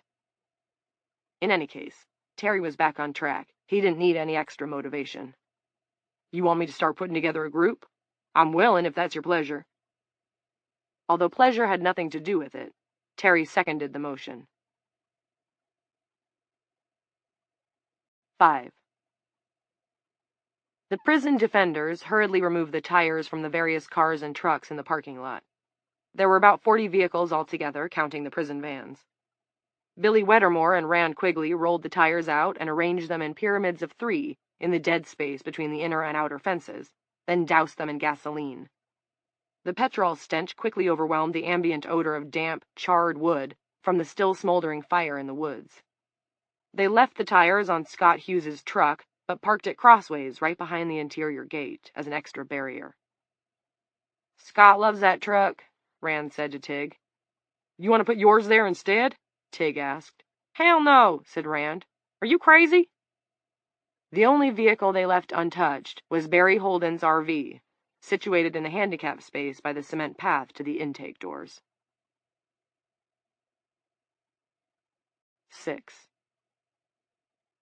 Minus Vern Wrangle, Roger Elway, and the department's female officers, all of whom had been confirmed as asleep during Frank's cataloging operation, 7 deputies remained from Chief Lila Norcross's duty roster. Terry Coombs, Pete Ordway, Elmore Pearl, Dan Treat, Roop Whitstock, Will Whitstock, and Reed Barrows. It was a solid group, in Terry's opinion. They were all force veterans of at least a year, and Pearl and Treater had both served in Afghanistan. The 3 retired deputies, Jack Albertson, Mick Napolitano, and Nate McGee, made 10. Don Peters, Eric Blass, and Frank Geary made lucky 13. Frank quickly marshaled a half-dozen other volunteers, including Coach J.T. Whitstock, father of the deputies who shared his surname, and the defense-first coach of the Dueling High School varsity football team. Pudge Marone, bartender at the Squeaky Wheel, who brought along his Remington shotgun from beneath the bar. Drew T. Barry of Drew T. Barry Indemnity Company, by-the-book insurance agent and prize-winning deer hunter. Carson Country Strong Struthers, Pudge's brother-in-law, who had fought to a 10-1 Golden Gloves record before his doctor told him he had to quit while he still had some brain left. And 2 town board members, Bert Miller and Steve Pickering, both of whom, like Drew T. Barry, knew their way around a deer stand. That was 19, and once they were informed that the woman inside the prison might have information related to the sleeping sickness, maybe even knowledge of a cure, every single one was eager to serve. 7. Terry was pleased, but wanted an even 20. The sight of Vern Wrangle's bleached-out face and torn neck was something he would never be able to forget. He could feel it the way he could feel Geary, silent as a shadow, following everything he did, judging every choice he made. But never mind. The only way out was through Norcross to Eve Black, and through the black woman to the end of this nightmare. Terry didn't know what would happen when they got to her, but he knew it would be the end. Once the end came, he could work at blurring the memory of Vern Wrangle's bloodless face, not to mention the faces of his wife and daughter, which no longer exactly existed. Seriously drinking his brain into submission, in other words. He was aware that Frank had been encouraging him to use the booze, and so what? So fucking what? Don Peters had been tasked with calling around to the male officers on Dooling Correctional's roll, and it didn't take him long to figure out that Norcross had 4 officers on duty, max. One of those, Wettermore, was a swish, and another, Murphy, had been a history teacher.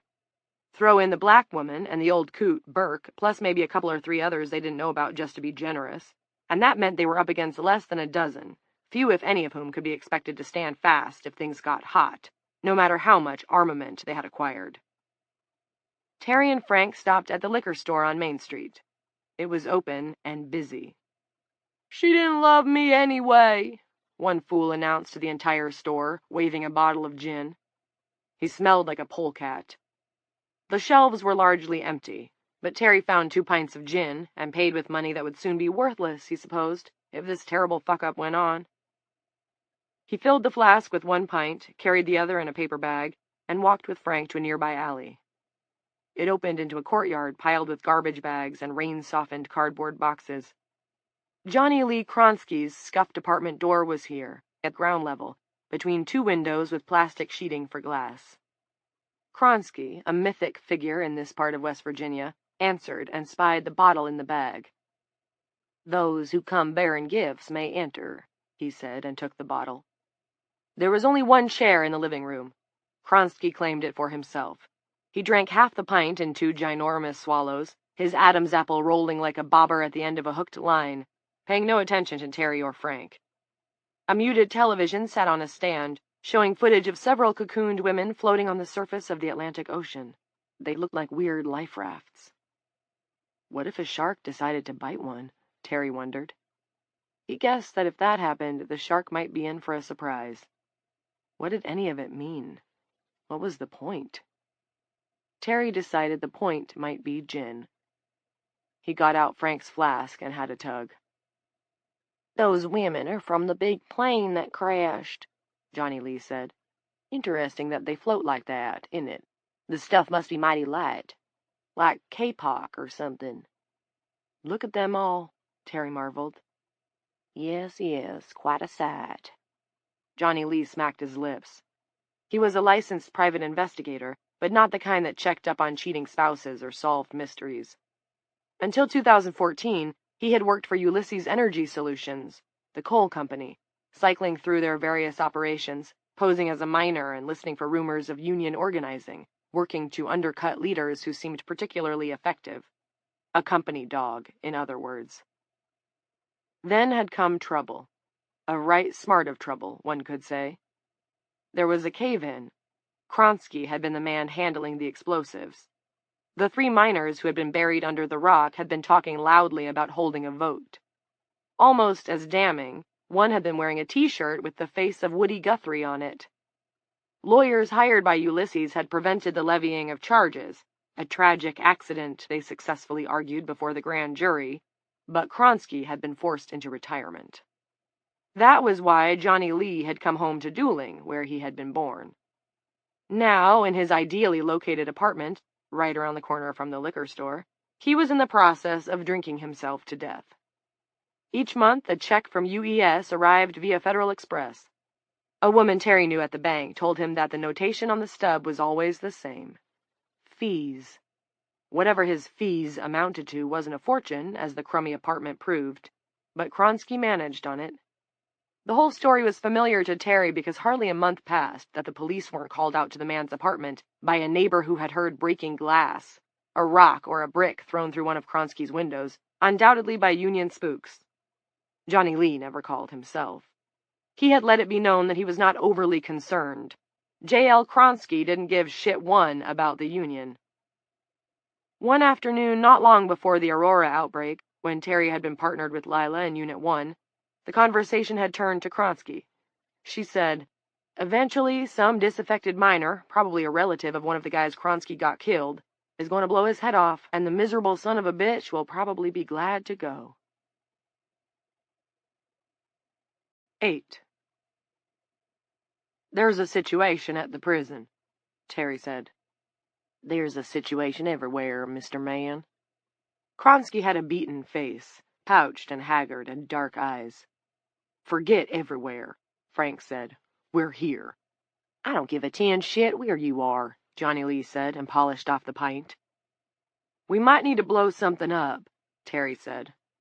Barry Holden and his station-robbing friends had taken a lot of firepower, but had missed the Griner brothers' bump of C4. You know how to work with plastic, don't you? Could be I do, Kronsky said. What's in it for me, Mr. Man? Terry calculated. I tell you what, Pudge Marone from the Squeak is with us, and I think he'll let you run an endless tab for the rest of your life, which Terry guessed wouldn't be long.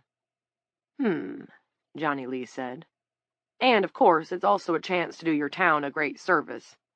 Dueling can go fuck itself, Johnny Lee Kronsky said. But still, why not? Just why the fuck not? That gave them 20. 9.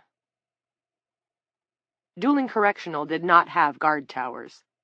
It had a flat tar paper roof, piped with vents, ducts, and exhaust stems. There wasn't much in the way of cover beyond a half-foot of brick edging.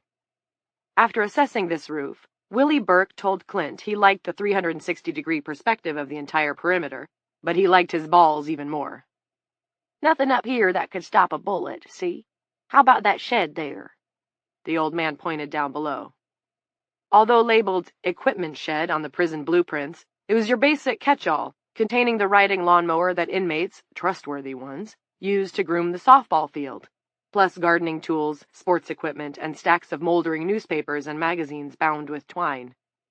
Most importantly, it was built of cement blocks. They had a closer look. Clint dragged a chair out behind the shed, and Willie had a seat there beneath the overhang of the shed's roof. From this position, a man would be sheltered from the view of anyone at the fence, but would still be visible at either end of a firing line that stretched between the shed and the prison. If they're just on one side, I should be all right, said Willie. I'll see 'em from the corner of my eye and take cover. Both sides at the same time? Clint asked. If they do that, I'll be for it.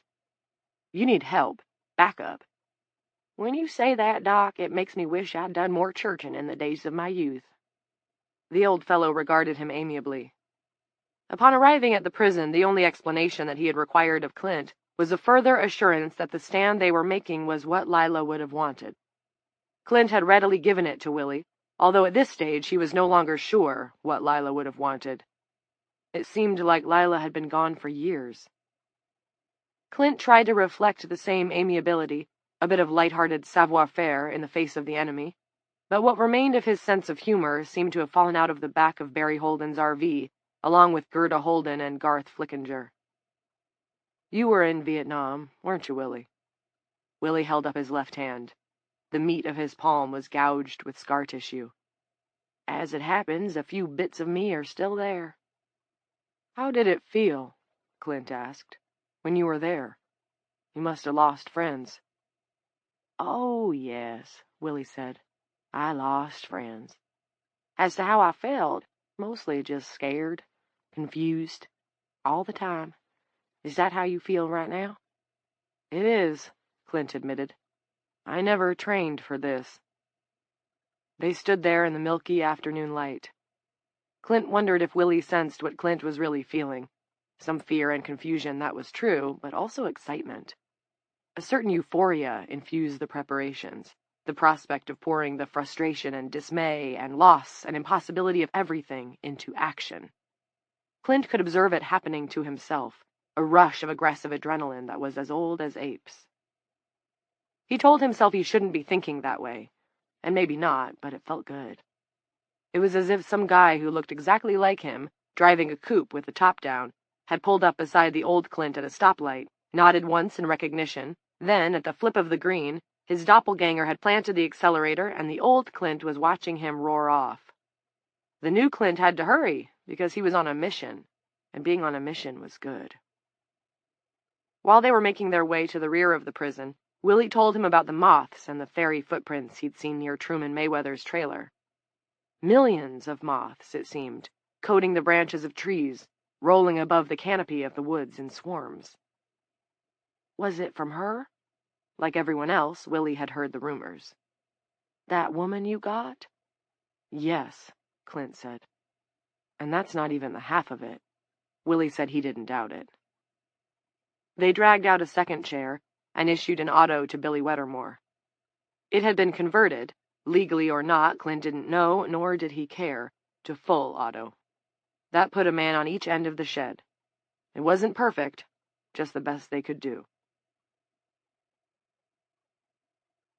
10. Behind the front desk at the sheriff's office, the body of Linnie Mars lay cocooned on the floor with her laptop beside her and still broadcasting that vine of the falling London eye. It appeared to Terry that she had slid out of her chair when she finally drifted off to sleep. She was in a heap, partly blocking the hallway that led to the official areas of the facility. Kronsky stepped over her and walked down the hallway in search of the evidence locker. Terry didn't like that. He called after him, "Hey, you notice the fucking person here on the floor?" "It's okay, Terry," Frank said. "We'll take care of her." They carried Linnie to a holding cell and lowered her gently to the mattress. She hadn't been out for long. The webs were thin across her eyes and mouth. Her lips were twisted up in an expression of delirious happiness.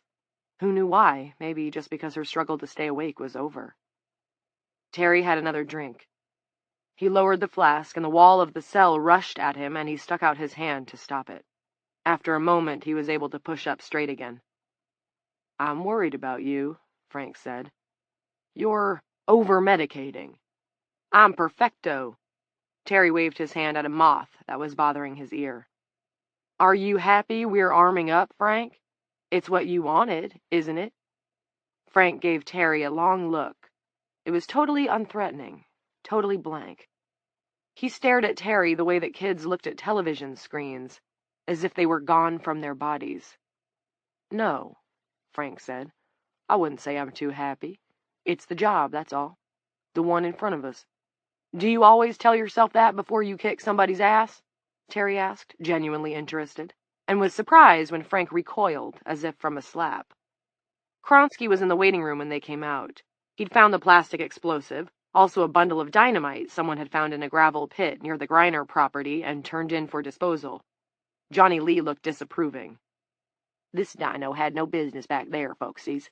It gets old and cranky. The C4, now." He shook it, making Frank wince. "You could run it over with a truck and nothing would happen." "So you want to leave the dynamite?" Terry asked. "Jesus, no." Kronsky looked offended. "I love me some dino. Always have. Dino's what you call old school. Need to wrap it in a blanket is all. Or maybe Sleeping Beauty there's got a nice thick sweater in the closet. Oh, and I'll need to get some items from the hardware store. I trust the police department has an open account." Before Terry and Frank left, they packed a duffel bag with the handguns and ammo that hadn't been looted, and carried out all the vests and helmets they could rustle up. There wasn't much, but their posse, really no sense calling it anything else, would bring plenty of armament from home. Linnie hadn't left a sweater in the closet, so Johnny Lee had wrapped the dynamite in a couple of towels from the bathroom. He held it to his chest as if carrying an infant. "Getting late in the day for any kind of assault," Frank observed, "if that's what it comes to." Terry said, "I know. We'll get the boys out there tonight, make sure everyone knows what's what and who's in charge." He looked pointedly at Frank as he said this. "Requisition a couple school buses from the town motor pool and park them at the intersection of Route 31 and West Lavin, where the roadblock was, so the fellas don't have to sleep raw. Keep 6 or 8 of them on watch in a, you know." He made a circle in the air. Frank helped him out. "A perimeter." "Yeah, that. If we have to go in, we'll do it tomorrow morning from the east. We'll need a couple of bulldozers to bust through. Send Pearl and Treater to pick out a couple from the public works yard. Keys are in the office trailer there." "Good," Frank said, because it was. He wouldn't have thought of bulldozers. "First thing tomorrow morning, we bulldoze the fences and come at the main building across the parking lot. That way the sun will be in their eyes. Step 1, push 'em deep, away from the doors and windows. Step 2, Johnny Lee blows the front doors and we're inside. Press 'em to throw down their weapons. At that point, I think they will. Send a few around the far side to make sure they can't bolt for it." "Makes sense," Frank said. "But first, we talk to Norcross. Tonight. Face to face, if he's man enough. Offer him a chance to give the woman up before something happens that can't be taken back." Frank's eyes expressed what he felt. "I know what you're thinking, Frank, but if he's a reasonable man, he'll see it's the right thing. He is responsible for more lives than just hers, after all." "And if he still says no?" Terry shrugged. "Then we go in and take her." "No matter what?" "That's right, no matter what." They went out, and Terry locked the glass double doors of the police station behind him. 11.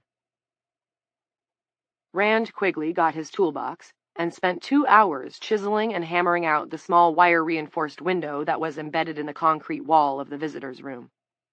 Tig Murphy sat nearby, drinking Coke and smoking a cigarette. The no-smoking reg had been lifted. "If you were an inmate," he said, "that'd get about 5 years added to your sentence." "Good thing I'm not an inmate then, isn't it?"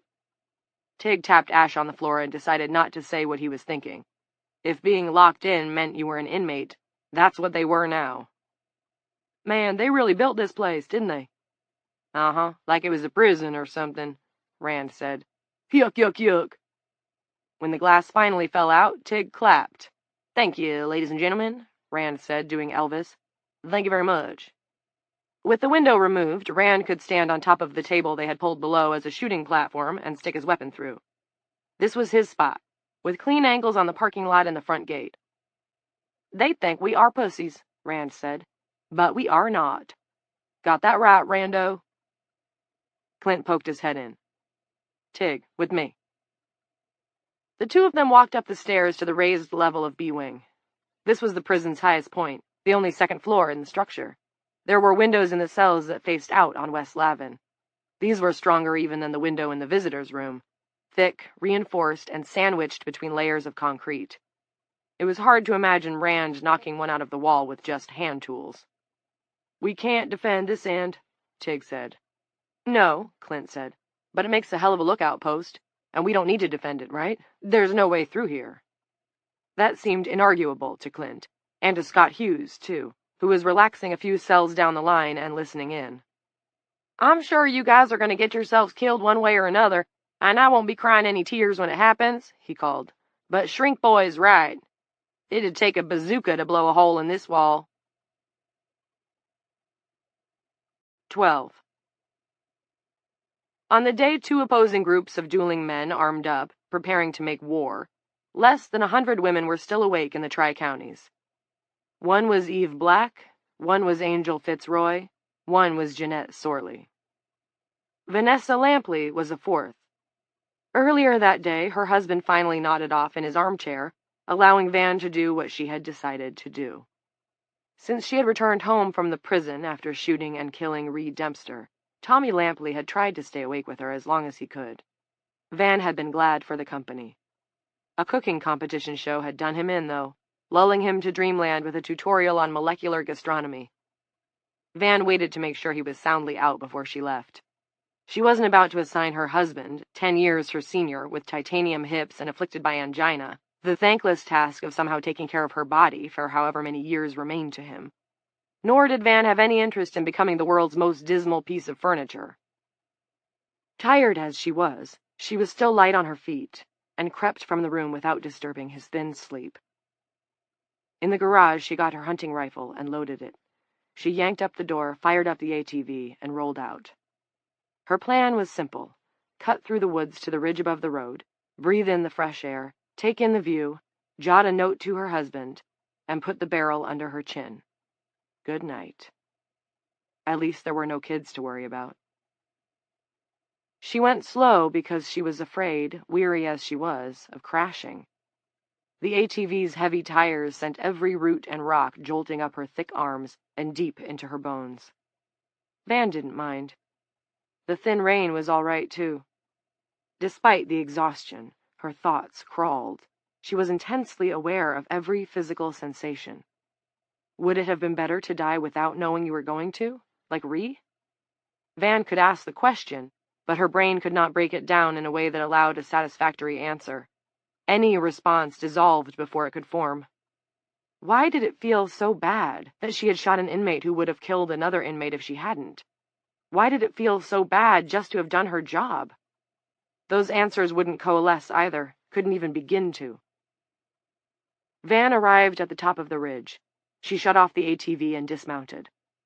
Far away, in the direction of the prison, a haze of black hovered over the dying day, damp residue from the forest fire that had burned itself out. Directly below, the land descended in a long, easy grade. At the base of the grade was a muddy stream, fattening in the rain. Above the stream, a few 100 feet away, was a hunting cabin with a mossy roof. Smoke scribbles pumped from the stovepipe chimney. She patted her pockets and realized that she had completely forgotten paper and something to write with. Van wanted to laugh. Suicide really wasn't that complex, was it? But a sigh was the best she could manage. There was no help for it, and her reasoning ought not to be that hard to figure out. If she were found at all, that was, and if anyone cared. Van unstrapped the rifle from her back. The door of the cabin banged open just as she located the barrel against the shelf of her chin. "He just better still have that fucking boom tube," said a man, his voice carrying crisp and clear. "Or he'll wish that dog catcher had finished the job on him. Oh, and bring along the scanner.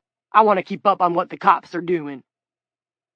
Van lowered her rifle and watched as two men climbed into a shiny Silverado truck and drove away. She was sure she knew them, and looking like they did, a couple of rode-hard and put-away wet woods rats, it wasn't from any Chamber of Commerce awards ceremony. Their names would have come to her immediately if she hadn't been so sleep-deprived. Her mind felt full of mud. She could still feel the jouncing ATV, even though it was no longer moving. Phantom dots of light went zooming across her vision. When the truck was gone, she decided to visit the cabin. There would be something to write on inside, if only the back of a calendar years out of date. "And I'll need something to pin it to my shirt," she said. Her voice sounded foggy and foreign, the voice of someone else. And there was someone else, standing just beside her. Only when she turned her head, the someone was gone.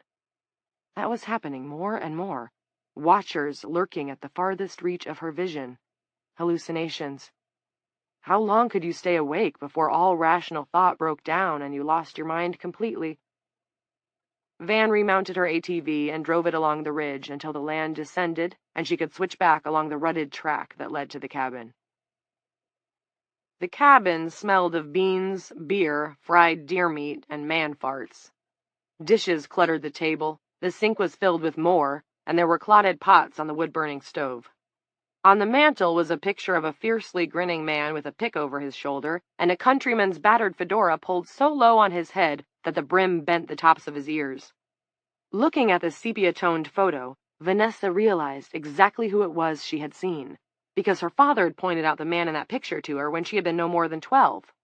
He had been going into the squeaky wheel. "That is Big Lowell Griner," Daddy had said, "and I want you to keep clear of him, honey. If he should ever say hello to you, say hello back, ain't it a nice day, and keep walking." So that's who those two were, Big Lowell's no-account boys, Maynard and Little Low Griner, big as life and driving a new pickup when they were supposed to be jugged over in Coughlin, awaiting trial for, among other things, a murder Kitty McDavid had witnessed and agreed to testify about. On a pine-paneled wall of the short corridor that probably led to the cabin's bedrooms, Van saw a battered notebook hanging from a piece of string. A sheet from that would do just fine for a suicide note, but she suddenly decided she wanted to stay awake and alive at least a little longer. She left, glad to escape the stink, and drove her ATV away from the cabin as fast as she dared. After a mile or so, the track emptied into one of Dooling County's many dirt roads. Dust hung on the left. Not much on account of the drizzle, but enough to tell her which way the fugitives had turned. They had a good lead on her by the time she reached Route 7, but the land here was downsloping and open, which made it easy to see the truck, diminished by distance but clearly headed for town. Van slapped herself briskly across each cheek and followed. She was wet through now, but the cold would help her stay awake a little while longer. If she were on the lam from a murder charge, she'd be halfway to Georgia by now. Not these two. They were headed back to town, no doubt to do something nasty, as was their wont. She wanted to know what it was, and maybe stop it. Atonement for what she'd had to do to Ree was not out of the question. Chapter 11. 1. Fritz Mieschaum didn't want to give up his bazooka, at least not without payment. When May seized him firmly by the shoulders and Lowe twisted his right arm nearly up to his shoulder blades, however, he changed his mind and lifted a trapdoor in the floor of his ramshackle cabin, revealing the treasure for which the Greiner brothers had come. Little Lowe had expected it to be green, like the ones in World War II movies, but Fritz's bazooka was painted a dusty black, with a long serial number running up the side and some of those funny Russian letters beneath. A scale of rust rimmed the mouth. Lying beside it was a duffel bag containing a dozen shells stenciled with more words in Russian. There were also 8 or 10 rifles and as many as 20 handguns, most semi-auto. The brothers stuffed a couple in their belts. There was nothing like pistols in a man's belt to make him feel like he had the right of way. "What's that thing?" asked May, pointing to a shiny black square of plastic above the bazooka's trigger housing. "Dunno," Fritz said, peering at it. "Some kind of inventory control for the bean counters, most likely." "It's got words in English on it," May said. Fritz shrugged. "So what? I got a John Deere cap with Chinese shit on the tag inside. Everybody sells everything to anyone. Thanks to the Jews, that's just the way the world works. The Jews, Never you mind the damn Jews," Little Lowe said. If he let Fritz get on a roll about the Jews, he'd shortly be onto the federal government, and they'd be hunkered around this fucking hole in the floor for the rest of the spring. "All I care about is does it work? If it don't, tell me now, lest we come back here and tear off your ballsack." "I think we should tear off his ballsack anyhow, Lowe," May said. "That's what I think. I bet it's small." It works, Fritz said, presumably talking about the bazooka rather than his ballsack. "Now let loose of me, you scum." "Got a mouth on him, don't he, brother?" Maynard observed. "Yes," Little Lowe said. "Yes, he does, but we'll forgive him this time. Get a couple of those grease guns." "Those ain't grease guns," Fritz said indignantly. "Those are fully automatic Army—" "It'd suit me fine if you shut up," Lowe said. "And what suits me is going to suit you. We're going now, but if this bazooka of yours don't work, we will return and make it disappear up your saggy ass all the way to the trigger housing."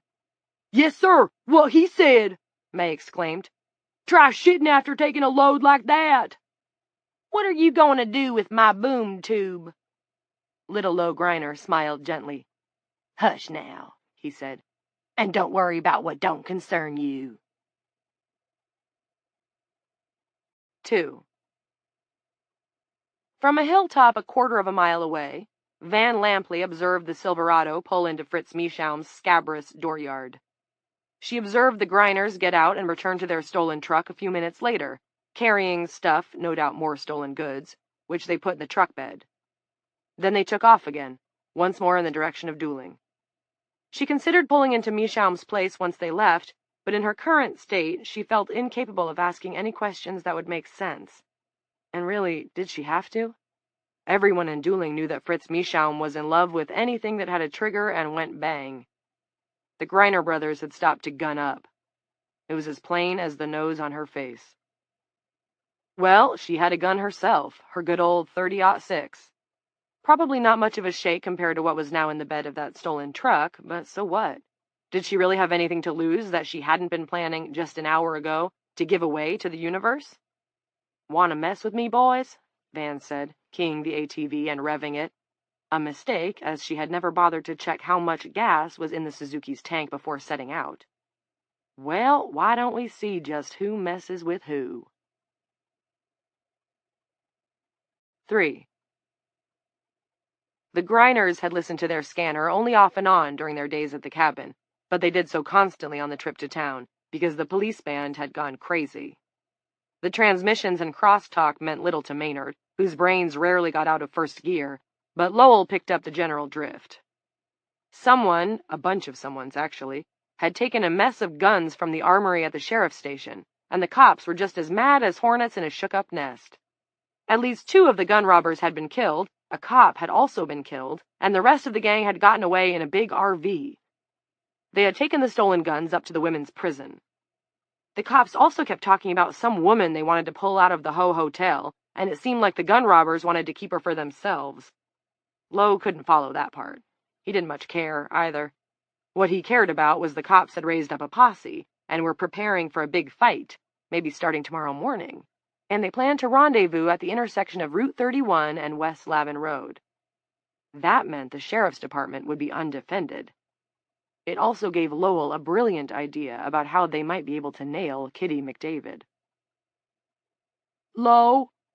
"Yes, brother." "I can't make out from all that bibble-babble who's in charge. Some say Deputy Coombs took over from the Norcross bitch, and some say a fella named Frank." "Who's Frank?" "Don't know and don't care," Little Low said. "But when we get into town, you keep an eye peeled for a kid by himself." "Which kid, brother?" "One old enough to ride a bike and carry a tail," said Low, just as the stolen Silverado passed the sign reading, "Welcome to Dueling, a nice place to raise your family." 4. The Suzuki ATV could do 60 on the open road, but with night coming down and her reflexes shot to perdition, Van dared no more than 40. By the time she passed the Welcome to Dueling sign, the Silverado containing the Greiner brothers had disappeared. Maybe she'd lost them, but maybe not. Main Street was nearly deserted, and she hoped to spot it there, either parked or cruising slowly while those bad boys looked for something worth holding up. If she didn't spot it, she supposed the best she could do was pop into the sheriff's office and report them to whoever was on duty.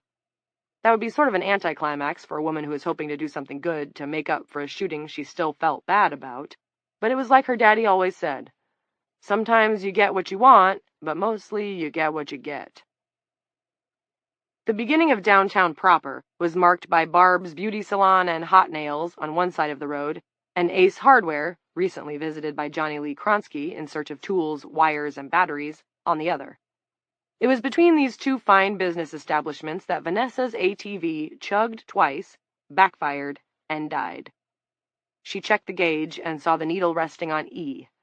Wasn't that just the perfect end to a perfect fucking day? There was a Zonies 1 block up where she could buy a few gallons of gas, assuming anyone was bothering to run the place. But it was getting dark, those damn Greiners could be anywhere, and even walking a block seemed like quite a trek in her current state. It might be better to go ahead and end it, as she'd set out to do earlier. Except she hadn't become a statewide arm wrestling champion by giving up when the going got tough, had she? And wasn't that what she was thinking of? Giving up? "Not until my damn hand's down on the damn table," Van told her beached ATV, and began plodding up the deserted sidewalk toward the sheriff's station. 5. The business directly across from the cop shop was the Drew T. Barry Indemnity Company, proprietor currently out at West Lavin Road with the rest of the posse. Lowe parked the Silverado behind it in a space marked, "Reserved for Barry employee. All others will be towed." The back door was locked, but 2 slams of May's beefy shoulder fixed that. Lowe followed him inside, dragging the kid they had found riding his bike down by the bowling alley. The kid in question happened to be Kent Daly, member of the high school tennis team and close friend of Eric Blass. Kent's bike was now in the back of the Silverado. He was sniveling, although he was really too old for such behavior. It was Lowe's opinion that sniveling was okay for teenage girls, but boys should start to taper off at 10 and be done with it by 12 or so. He was willing to give this one a pass, however. After all, he probably thought he was going to be raped and murdered. "You need to shut up, youngster," he said. "You'll be all right if you behave." He frog-marched Kent into the big front room, which was filled with desks and posters telling how the right insurance policy could save your family from a life of poverty. On the front window, which faced the deserted business district, Drew T. Barry's name was printed backward in tall gold-flake letters. As Lowe looked out, he saw a woman come slowly up the sidewalk on the other side. Not much of a looker, heavy-set, lesbo haircut, but seeing any woman today was a rarity. She glanced at the Barry establishment, but with no lights inside, could see nothing but the reflection of the streetlights, which had just flicked on. She climbed the steps to the cop shop and tried the door. Locked. And wasn't that small-town police for you, Lowe thought. Lock the front door after the guns are stolen. Now she was trying the intercom. "Mister," Kent whined, "I want to go home. You can have my bike if you want it." "We can have anything we want, you pimply little peckerwood," May said. Lowe twisted the boy's wrist, making him holler.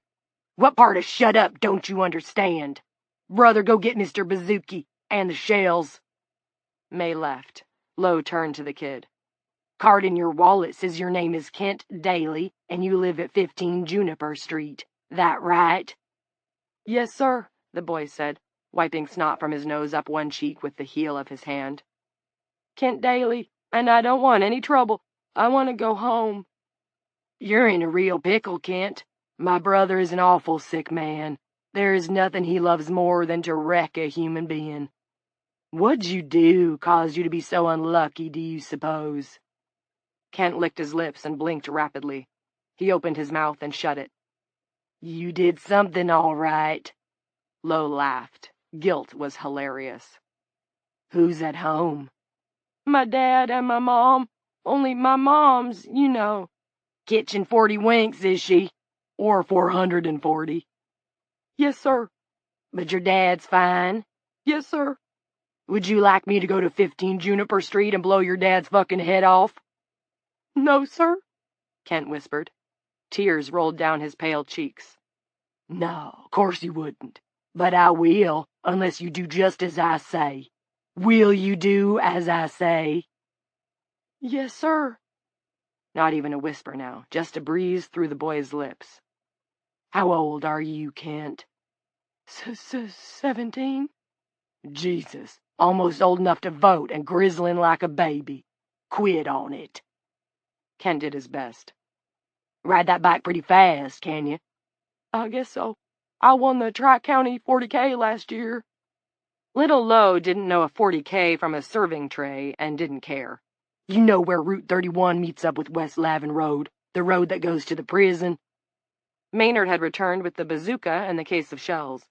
Across the street, the heavy-set woman had given up on the intercom and was heading back the way she had come with her head hanging down. The drizzle had ceased at last. Lowe gave Kent, who was staring at the bazooka with dreadful fascination, a shake. Know that road, do you? Yes, sir. Good. There are a bunch of men up there, and I'm going to give you a message. You will give it to the one named Terry, or the one named Frank, or both of them. Now listen. 6.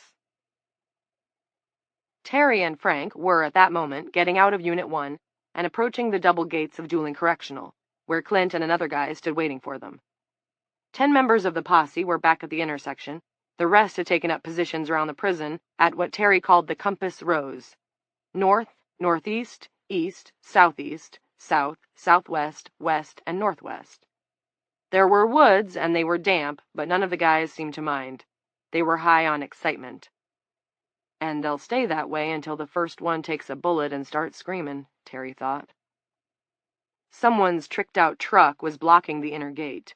The dead space had been filled with tires, and soaked in gasoline from the smell. Not a bad move. Terry could almost admire it. He shone his light on Norcross, then on the bearded man standing next to him. Willie Burke, said Terry. I'm sorry to see you here. And I'm sorry to see you here, Willie responded. Doing what you shouldn't be doing. Overstepping your authority. Playing the vigilante man. He took his pipe from the pocket of his biballs and started to load it. Terry had never been sure if Norcross was a doctor or just a mister, so he settled on his given name. Clint, this has almost gone beyond talking. One of my deputies has been killed. Vern Wrangle. I think you knew him. Clint sighed and shook his head. I did, and I'm sorry. He was a fine man. I hope you feel equally sorry about Garth Flickinger and Gerda Holden. The Holden girl's death was an act of self-defense, Frank said. She was ripping Deputy Wrangle's goddamn throat out. I want to talk to Barry Holden, Clint said. He's dead, Frank said, and it's your fault. Terry turned to Frank. You need to let me handle this. Frank raised his hands and stepped back. He knew Coombs was right. There was his damn temper getting the best of him again, but he hated him for it just the same. What he felt like doing was climbing that fence, barbed wire rolls at the top be damned, and knocking the heads of those two smug sons of bitches together. Evie Black's goading voice was still in his head. Clint, listen to me, Terry said. I'm willing to say there's blame on both sides, and I'm willing to guarantee that no charges will be brought against any of you here if you let me take the woman into custody now." "Is Barry really dead?" Clint asked. "Yes," the acting chief of police said. "He attacked Vern, too." Willie Burke reached over and gripped Clint's shoulder. "Let's talk about Evie," Clint said. "What exactly do you plan to do with her? What can you do?" Terry appeared stumped, but Frank was ready, speaking with assurance. "We're going to take her to the sheriff's station. While Terry's questioning her, I'm going to get a team of doctors from the state hospital down here double quick. Between the cops and the docs, we're going to find out what she is, what she did to the women, and whether or not she can fix it." "She says she did nothing," Clint said, staring off into the distance. "She says she's just an emissary." Frank turned to Terry. "You know what? I think this man is totally full of shit." Terry gave him a reproachful, if slightly red-eyed, look. Frank once again raised his hands and stepped back. "You don't have a single medical doctor in there," Terry said, "and you don't have any PAs you can call, because I seem to remember that they're both women and they'll be in cocoons by now. So bottom line, you're not examining her, you're just holding her." "Holding on to her," Frank growled. "And listening to what she tells you. Swallowing it, you mean," Frank shouted. "Be quiet, Frank." Terry spoke mildly, but when he turned back to Clint and Willie, his cheeks were flushed. "But he's right. You're swallowing it. Drinking the Kool-Aid, so to speak." "You don't understand," Clint said. He sounded weary. "She's not a woman at all, at least not in the sense we understand. I don't think she's entirely human. She has certain abilities. She can call rats. That much I'm sure of. They do what she wants. It's how she got Hicks's cell phone. All those moths people have been seeing around town have something to do with her, too. And she knows things. Things she can't know." "You saying she's a witch?" Terry asked. He pulled out the flask and had a sip. Probably not the best way to negotiate, but he needed something, and right now. "Come on, Clint. Next you'll be telling me she can walk on water." Frank thought of the fire spinning in the air in his living room, and then exploding into moths, and of the phone call, Evie Black saying that she had seen him protect Nana. He tightened his arms across his chest, squeezing down his anger. What did it matter what Eve Black was? What mattered was what had happened, was happening, and how to fix it. "Open your eyes, son," Willie said. "Look at what's happened to the world over the last week. All the women asleep in cocoons, and you're sticking at the idea the black woman may be something supernatural? You boys need to do better. Need to quit on sticking your fingers where they don't belong and let this thing play out like the doc says she wants." Because Terry could think of no adequate reply, he took another drink.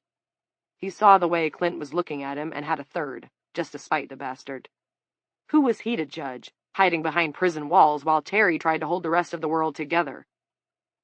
"What she's asked for is a few more days," Clint said, "and that's what I want you to give her."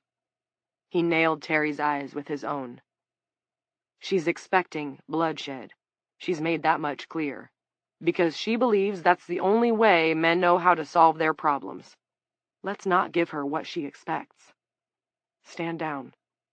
Give it 72 hours. Then we can revisit the situation." "Really? And what do you think will change?" The liquor hadn't taken over Terry's mind yet. So far it was only visiting, and he thought, almost prayed, "Give me an answer I can believe in." But Clint only shook his head. "I don't know. She says it's not entirely in her hands. But 72 hours without shooting would be the right first step. Of that I'm sure. Oh, and she says that the women have to take a vote." Terry nearly laughed. "How the fuck are sleeping women gonna do that?" "I don't know," Clint said.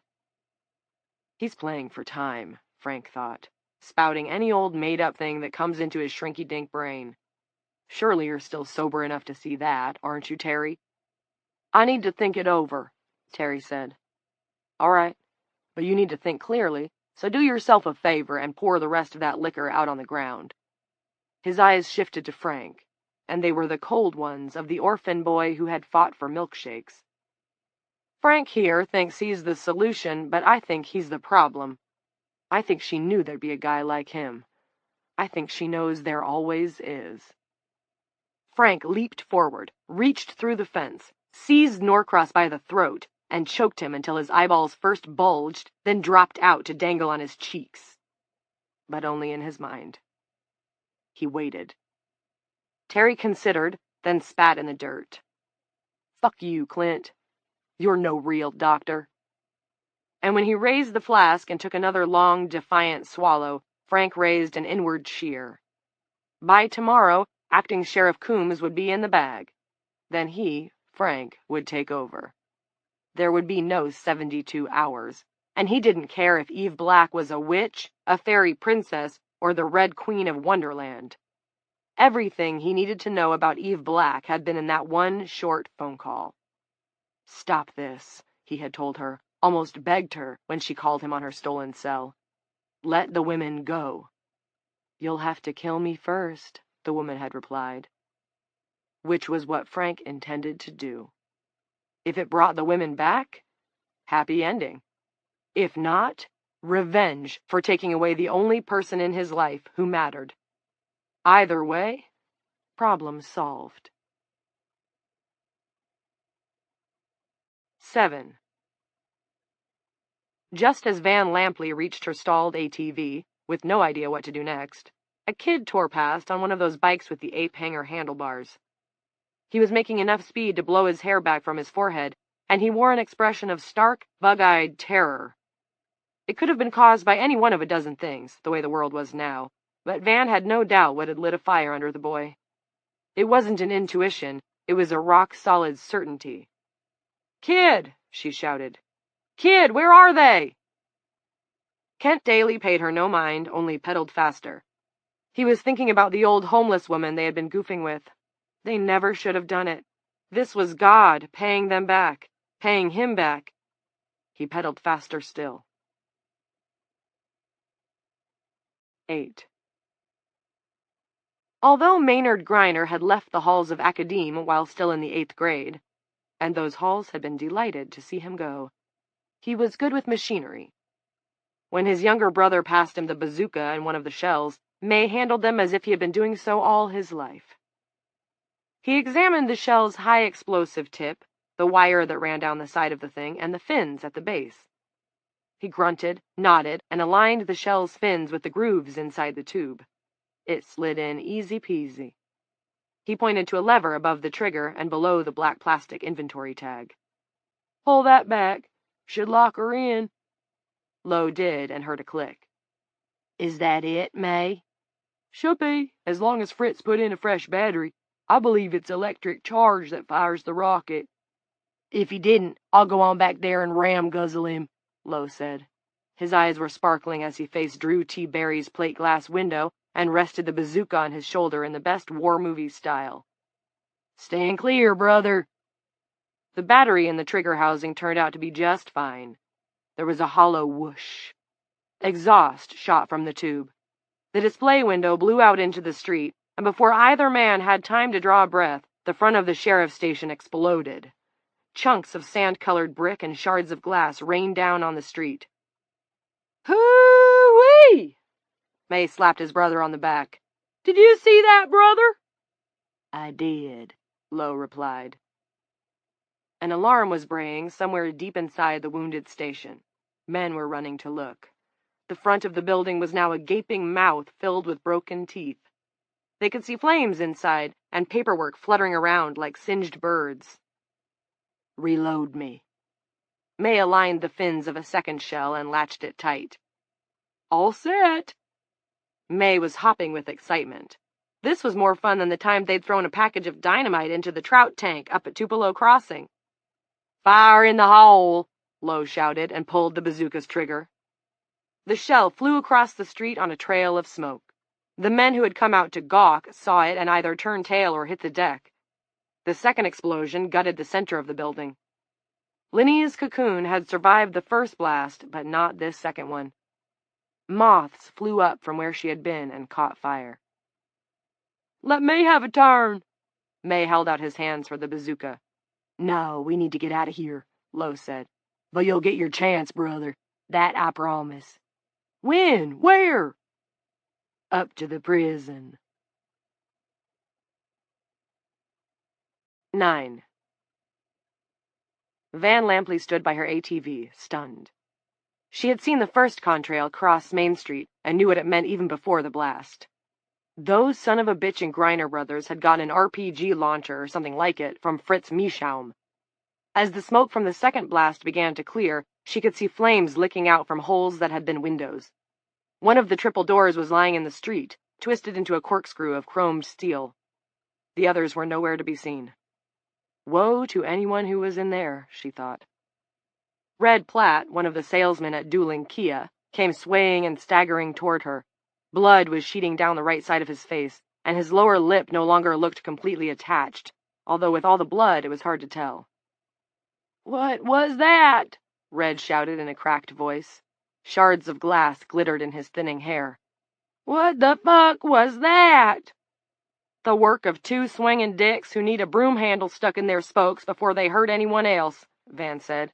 You ought to get patched up, Red. She walked toward the Shell station, feeling like herself for the first time in days.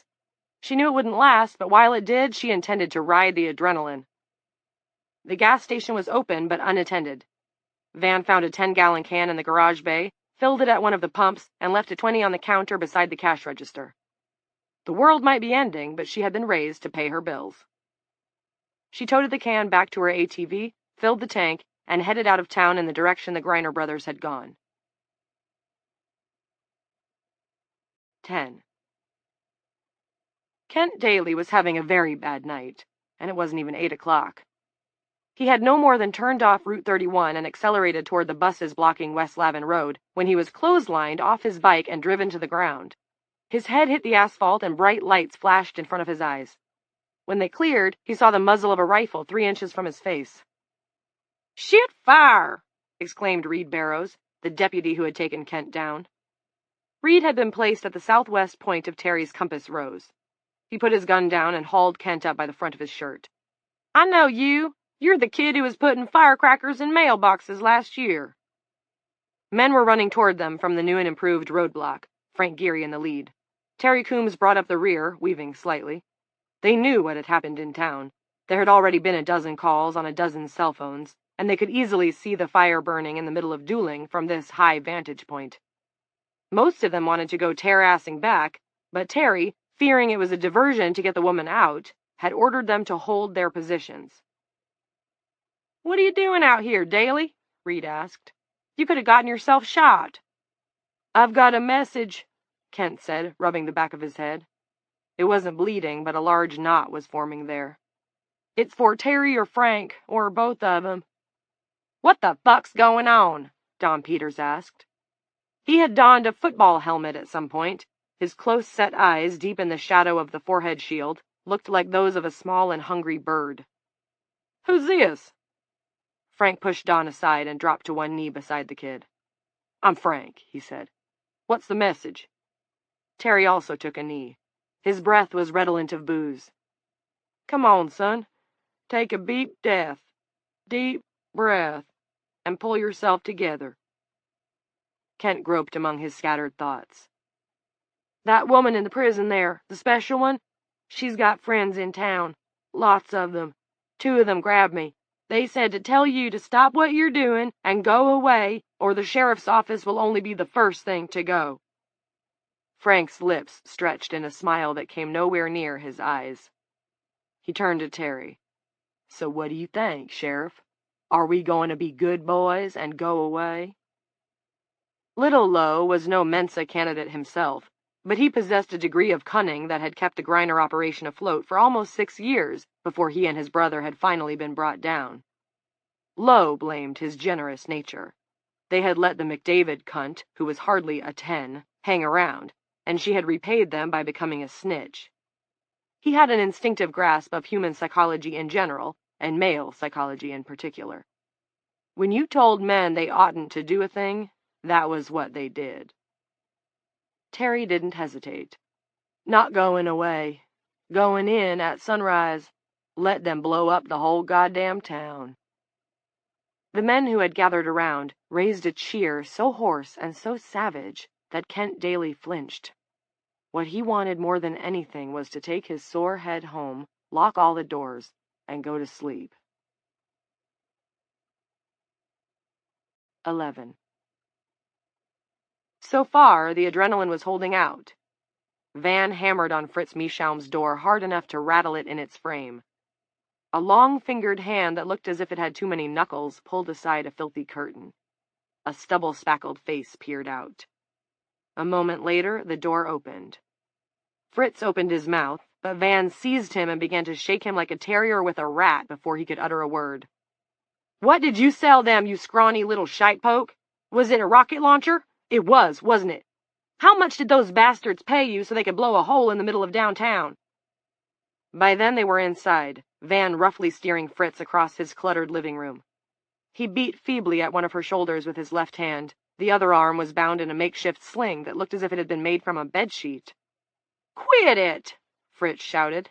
"Quit it, woman! I already had my damn arm dislocated by them two cretins." Van shoved him down in a filthy armchair with a stack of old skin magazines beside it. "Talk." "It wasn't a rocket launcher. It was a vintage Russian bazooka. Could have sold it for $6,000-7,000 to one of those parking lot gun sales up in Wheeling, and those two country fried fuckers stole it." "Well, of course you would say that, wouldn't you?"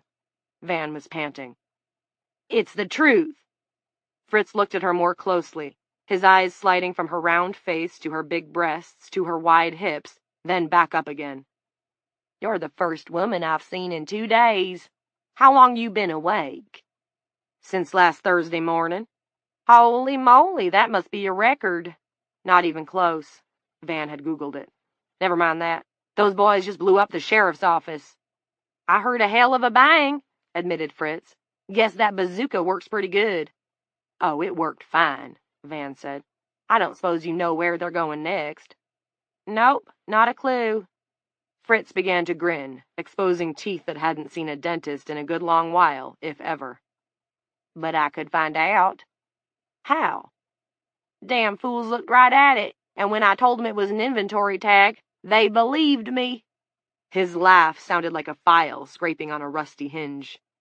"What are you talking about?" "GPS tracker. I put 'em on all my high-end items, case they get stolen, which that bazooka was. I can track it on my phone." "Which you will give me," Van said, and held out her hand. Fritz looked up at her, his eyes a sly and watery blue under wrinkled lids. "If you get my bazooka, will you give it back before you go to sleep?" "No," Van said. "But I won't give you a broken arm to go with the one they dislocated. How's that?" The little man chuckled and said, "All righty, but it's just 'cause I got a soft spot for wide women." If she had felt more like herself, Van might have had to beat the shit out of him for a comment like that. It wouldn't be hard, and it would be public service. But in her exhaustion, she hardly considered it. "Come on, then." Fritz pushed up from the couch. "Phone's on the kitchen table." She backed up, keeping the rifle on him. He led her down a short, dark hall and into the kitchen. There was a stench of ash that made Van gag. "What have you been cooking?" "Candy," Fritz said. He thumped down at a linoleum-topped table. "Candy?" It didn't smell like any candy she knew of. Gray scraps, like bits of burned newspaper, were scattered around the floor. "Candy's my wife," he said. "Now deceased. Lit the mouthy old bag up with a kitchen match. Never realized she had such a spark." His black and brown teeth were revealed in a ferocious grin. "Get it? Spark." No avoiding it now. Tired or not, she was going to have to put a hurting on the vile bastard. That was Van's first thought. The second was, there was no cell phone on the linoleum-topped table. A gun banged, and the air went out of Van. She thumped against the refrigerator and down to the floor. Blood spilled from a bullet wound at her hip. The rifle she had been holding had flown from her hands. Smoke curled from around the edge of the eating table directly in front of her. She spotted the barrel then, the pistol that Meeschaum had strapped underneath the tabletop. Fritz pulled it free of the duct tape that had held it, stood, and came around the table. Never can be too careful. Keep a loaded gun in every room. He squatted down beside her and jammed the barrel of a pistol against her forehead. His breath smelled like tobacco and meat. This one was my opa's. What you think about that, you fat pig? She didn't think much of it, and didn't have to. Van Lampley's right arm, the arm that had put down Hallie Wrecker O'Meara in the championship match of the 2010 Ohio Valley Women's 35 to 45-year-old division, and snapped one of Erin Makepeace's elbow ligaments in 2011 to repeat, was like a spring trap. Her right hand swung up, catching Fritz Meeschaum's wrist and squeezing with fingers made of steel, jerking down so violently that he was pitched forward on top of her. The antique pistol went off, putting a bullet into the floor between Van's arm and side. Bile rose in her throat as the weight of his body pressed into her wound, but she kept twisting his wrist, and at that angle all he could do was fire into the floor again before the gun slipped from his hand. Bones popped, ligaments twanged. Fritz screamed. He bit her hand, but she just turned harder on his wrist and began to methodically punch him in the back of the head with her left fist, driving down with the diamond of her engagement ring. Okay, Uncle! Fucking Uncle! I give! Screamed Fritz Meeschaum. That's enough! But Van did not think so. Her bicep flexed and the tattoo of the headstone, Your Pride, swelled. She kept twisting with one hand and punching with the other. Chapter 12. 1. On the prison's last night, the weather cleared, and the rain clouds of the day were blown south by a steady wind, leaving the sky to the stars, and inviting the animals to stick their heads up and sniff and converse. No 72 hours, no second thoughts. A change was coming tomorrow. The animals felt it the way they felt oncoming thunderstorms. 2. Hunkered beside his partner in the rearmost seat of one of the school buses that had been requisitioned to block Route 31, Eric Blass listened to Don Peters' snores. Any vague remorse Eric had felt about burning old Essie had been assuaged by the fading of the day. If no one ever noticed she was gone, what did she count for, really? Rand Quigley, a far more thoughtful man than most gave him credit for, was also hunkered down. His spot was in a plastic chair in the visitor's room. In his lap, he had overturned the toddler-sized toy car from the family area. It had been a source of disappointment for as long as Rand could remember. The kids of the inmates climbed in it and pushed forward, but got frustrated because they couldn't turn. The problem was a broken axle. Rand had fetched a tube of epoxy from his toolbox and glued the brake, and now he tied the pieces together to set with a bowline knot of twine. That he might be in his last hours did not elude Officer Quigley. It comforted him to do something useful with whatever time might be left. On the wooded knoll above the prison, Maynard Griner stared up at the stars and fantasized about shooting them out with Fritz's bazooka. If you could do that, would they pop like light bulbs? Had anyone, scientists maybe, poked a hole in space? Did aliens on other planets ever think about shooting out stars with bazookas or death rays? Lowell, propped against the trunk of a cedar, commanded his brother, who was flat on his back, to wipe his mouth. The light of the stars, sent out billions of years ago, glimmered on Maynard's drool. Low's mood was sour. He did not like to wait, but it was not in their best interest to unload with the artillery until the cops made their move. The mosquitoes were biting, and some hemorrhoid of an owl had been screeching since sundown. Valium would have improved his spirits greatly. Even some NyQuil would have been helpful. If Big Lowell's grave had been nearby, little Lowell would not have hesitated to dig up the rotting corpse and relieve it of that bottle of Rebel Yell. Down below, the T-shaped structure of the prison lay pinned in the harsh radiance that shone from the light towers. On three sides, woods surrounded the dell in which the building stood. There was an open field to the east, running up to the high ground where Lowe and May were camped. That field was, Lowe thought, an excellent firing lane. Nothing at all to impede the flight of a high-explosive bazooka shell.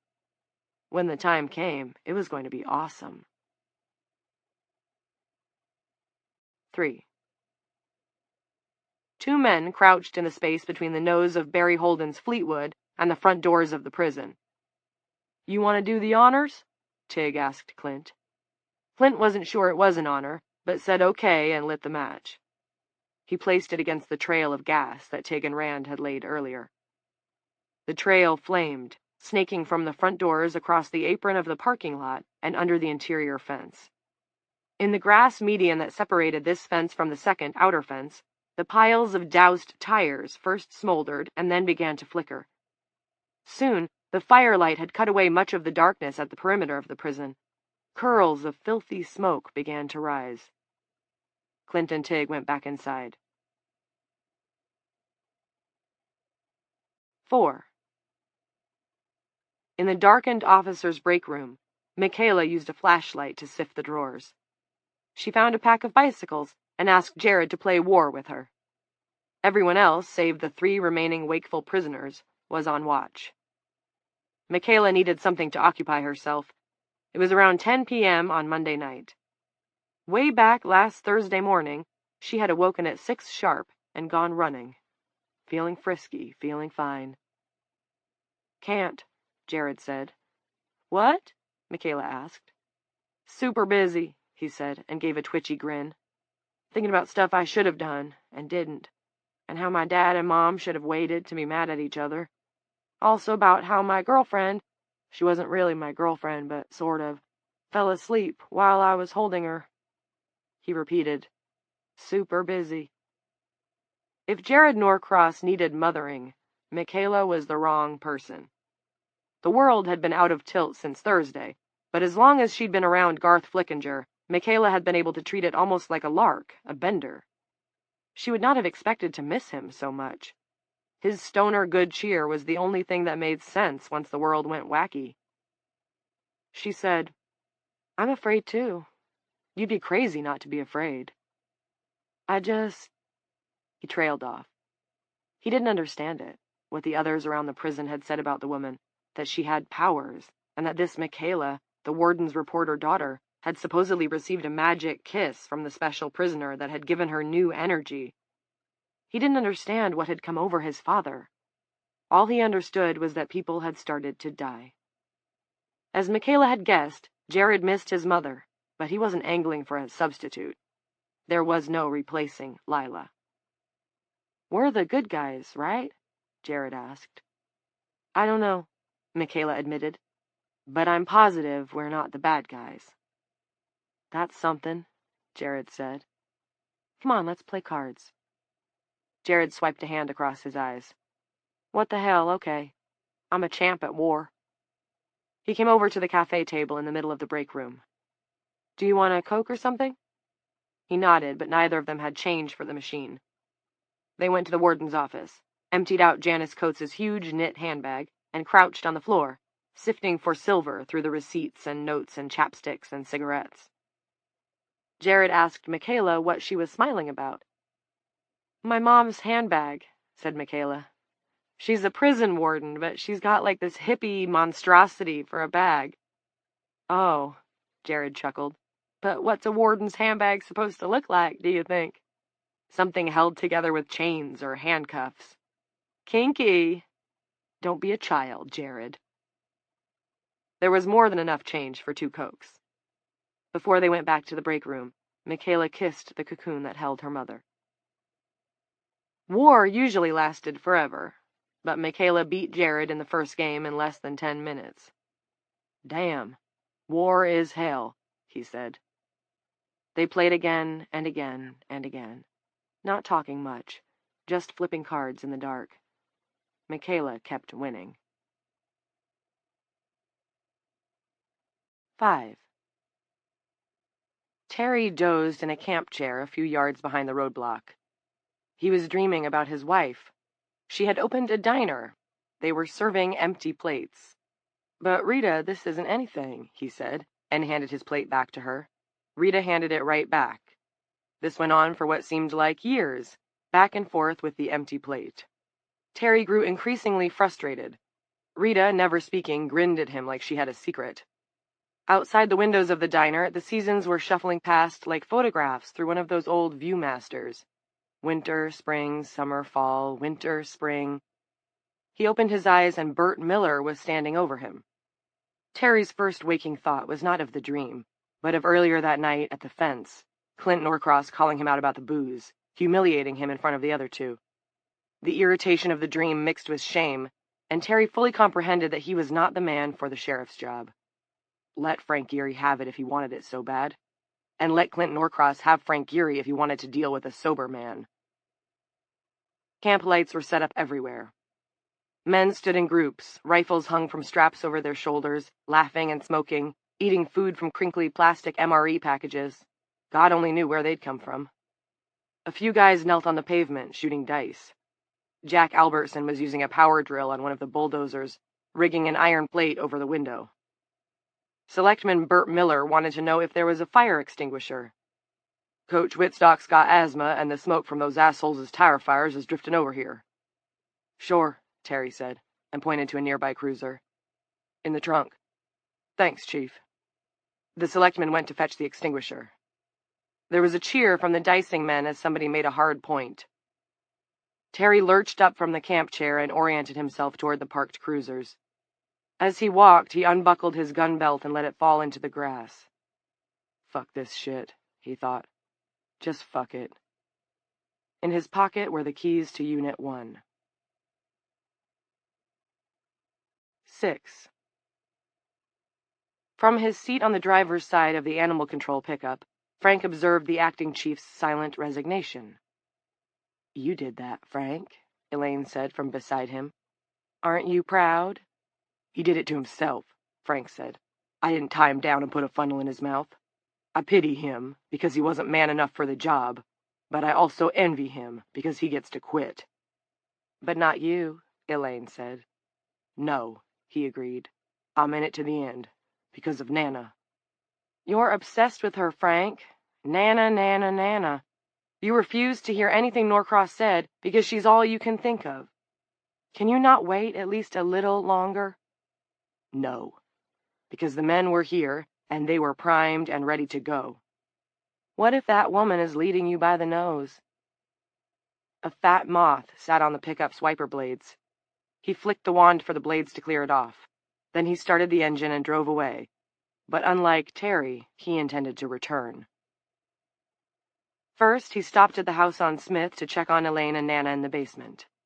They were, as he had left them, hidden away behind a shelving unit and tucked beneath sheets. He told Nana's body that he loved her. He told Elaine's body that he was sorry that they could never seem to agree. He meant it, too, although the fact that she continued to scold him, even in her unnatural sleep, was extremely irritating. He relocked the basement door. In the driveway by the headlights of his pickup, he noticed a pool had collected in a large pothole that he had planned to fix soon. Sediments of green and brown and white and blue sifted around in the water. It was the remains of Nana's chalked drawing of the tree, washed away by the rain. When Frank reached downtown Dueling, the bank clock read 12:04 a.m. Tuesday had arrived. As he passed the Zoni's convenience store, Frank noticed that someone had smashed out the plate glass windows.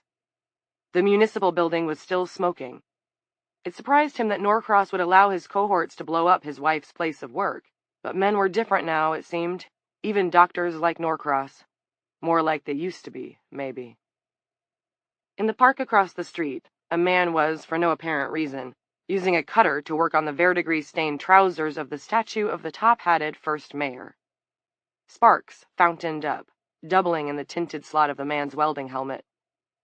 Farther along, another man, a la Gene Kelly in Singin' in the Rain, was hanging off a lamp-post, but he had his cock in his hand, and he was pissing on the pavement and bellowing some fucked-up sea shanty. The captain's in his cabin, lads, drinking ale and brandy. Sailors in the whorehouse, where all the tarts are handy. Way, haul away, we'll haul away, Joe. The order that had existed, and which Frank and Terry had tried to shore up over the last few chaotic days, was collapsing. It was, he supposed, a savage kind of mourning. It might end, or it might be building to a worldwide cataclysm. Who knew? "This is where you should be, Frank," Elaine said. "No," he told her. He parked behind his office. Each day he'd found half an hour to stop in here. He fed his strays in their cages and left a bowl of Alpo for the one that was his special pet, his office dog. There was a mess in the holding area each time he came, and they were restless, shivering and whimpering and howling, because he usually was only able to walk them once a day, if that. And of the 8 animals, probably only a couple had ever been house-trained to begin with. He considered putting them down. If something happened to him, they would almost certainly starve. It wasn't likely a good Samaritan would come along and take care of them. The possibility of simply releasing them did not cross his mind. He didn't let dogs run wild. A fantasy sketched itself in Frank's mind's eye. Coming in the next day with Nana, letting her help feed and walk them. She always liked to do that. He knew she would love his office dog, a sleepy-eyed beagle-cocker mix with a stoic manner. She would love the way his head drooped down over his paws like a kid slumped over a desk, forced to listen to some never-ending school lecture. Elaine didn't like dogs, but no matter what happened, that no longer made a difference. One way or another, he and Elaine were through, and if Nana wanted a dog, it could stay with Frank. Frank walked them on triple leashes. When he finished, he wrote a note. "Please check on the animals. Make sure they have food and water. Gray-white pit bull mix in number 7 is skittish. Approach carefully. Please don't steal anything. This is a government office," and fastened it to the outside door with duct tape. He stroked the office dog's ears for a couple of minutes. "Look at you," he said. "Just look at you." When he returned to his pickup and headed back to the roadblock, the bank clock read 1:11 a.m. He'd start prepping everyone for the assault at 4:30. Dawn would come 2 hours later. 7. Across the prison athletic fields, on the far side of the fence, 2 men with bandanas over their mouths were using fire extinguishers to put out the tire fires. The extinguisher spray glowed phosphorescent through the night vision scope, and the men were limbed in yellow. Billy Wettermore didn't recognize the larger man, but the smaller one he knew well. "Yonder dingleberry in the straw hat is Selectman Miller, Bert Miller," Billy said to Willie Burke. There was ironic personal history here. While attending Dooling High, Billy Wettermore had, as a National Honor Society student, interned in the selectman's office. There he had been forced to silently attend to Bert Miller's frequent thoughts on homosexuality. "It's a mutation," Selectman Miller explained, and he dreamed of stopping it. "If you could wipe out all the gays in an instant, Billy, perhaps you could stop the mutation from spreading. But then again, much as we might not like to admit it, they're human too, aren't they?" A lot had happened in the intervening decade plus. Billy was a country boy and stubborn, and when he quit college he had returned to his Appalachian hometown in spite of the politics. Around here, his preference for men seemed to be the first thing on everyone's mind. This being almost 2 decades into the 21st century, that was damned annoying to Billy, not that he would ever show it, because that would be giving folks something they didn't deserve to have. However, the thought of putting a bullet in the dirt right in front of Bert Miller and making him drop a big old bigoted shit in his pants was extremely tempting. "I'm going to give him a jump. Get him away from our tires, Willie." "No." This came not from Willie Burke, but from behind him. Norcross had materialized from the propped open door at the rear of the prison. In the dimness, there was barely anything to his face except for the shine on the rims of his glasses. "No," Billy said. "No." Clint was rubbing the thumb of his left hand across the knuckles of his right. "Put one in his leg. Drop him." "Seriously?" Billy had shot game, but never a man. Willie Burke made a kind of humming sound through his nose. "Bullet in the leg can kill a man, Doc." Clint nodded his head to show he understood. "We have to hold this place. Do it, Billy. Shoot him in the leg. That'll be one less, and it'll show them we're not playing games here." "All right," Billy said. He dropped his eye down to the scope. Selectman Miller, big as a billboard, crisscrossed by the 2 layers of chain link, was fanning himself with his straw hat, The extinguisher set on the grass beside him. The crosshairs settled on Miller's left knee. Billy was glad his target was such an asshole, but he hated to do it anyway. He triggered. 8. Evie's rules were: 1. Stay under cover and no killing until daylight. 2. Cut open the cocoons and closing Kaylee and Mora. 3. Enjoy life. Yeah, that's fine, Angel said. but are you sure Mora and Kay won't kill me while I'm enjoying life? Pretty sure, Evie said. Good enough, Angel said.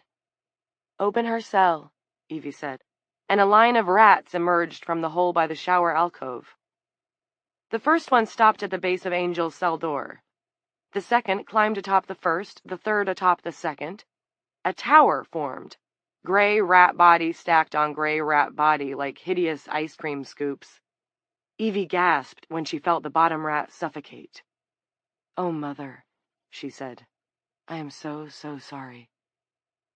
Look at this wonderful circus shit here. Angel was entranced. You could make money at this, sister, you know it? The topmost rat was the smallest, still a pup. It squeezed into the keyhole and Evie controlled its tiny paws, searching through the mechanisms, investing it with a strength that no rat had ever possessed before. The cell door opened. Angel fetched a couple of towels from the shower, fluffed them up, laid them on the bunk, and draped a blanket over them. She closed the cell door behind her. If anyone looked in, it would appear that she had finally lost the fight and fallen asleep. She started up the corridor, headed for C Wing, where most of the cocoon's sleepers now resided. "Goodbye, Angel," Evie called. Yeah, Angel said. see ya. She hesitated with her hand on the door. You hear screaming somewhere far off? Evie did. It was, she knew, Selectman Bert Miller, blatting about the bullet wound in his leg. His wailing carried inside the prison through the ventilation ducts. Angel didn't need to concern herself with that. "Don't worry," Evie said. "It's just a man." "Oh," Angel said, and left. 9. Jeanette had been sitting against the wall across from the cells during Angel and Evie's conversation, listening and observing. Now she turned to Damien, years dead and buried over 100 miles away, and yet also sitting beside her.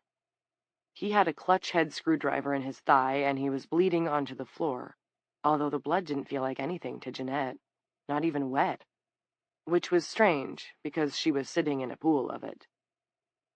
"Did you see that?" she asked. "Those rats?" "Yeah," Damien said. His tone went high-pitched and squeaky, his imitation of her voice. "I see those ratsies, Jeannie baby." Ugh, Jeanette thought. He had been all right when he first reappeared in her life, but now he was becoming irritable. "There's rats just like that, too, on my corpse because of how you killed me, Jeannie baby." "I'm sorry." She touched her face. It felt like she was crying, but her face was dry. Jeanette scratched at her forehead, digging the nails in, trying to find some pain. She hated being crazy. "Come on, check it out." Damien moved over, bringing his face up close. "They chewed me right down to the marrow." His eyes were black sockets. The rats had eaten the eyeballs. Jeanette didn't want to look, wanted to close her own eyes, but if she did, she knew sleep would be waiting. What kind of a mother lets her son's daddy be done by like this? Kills him and lets the rats chew on him like he was a goddamn butterfinger. "Jeanette," Evie said. "Hey, over here." "Never mind that bitch, Jeannie," Damien said. A rat pup fell out of his mouth as he spoke. It landed in Jeanette's lap. She screamed and slapped at it, but it wasn't there. "I need your attention. Eyes on me, moron." Evie said, "I'm glad you stayed awake, Jeanette. I'm glad you didn't listen to me. Something's happening on the other side, and, well, I thought I'd be happy about it, but maybe I'm getting soft in my old age. On the off chance this thing goes on long enough, I'd like for there to be a fair hearing." "What are you talking about?" Jeanette's throat ached.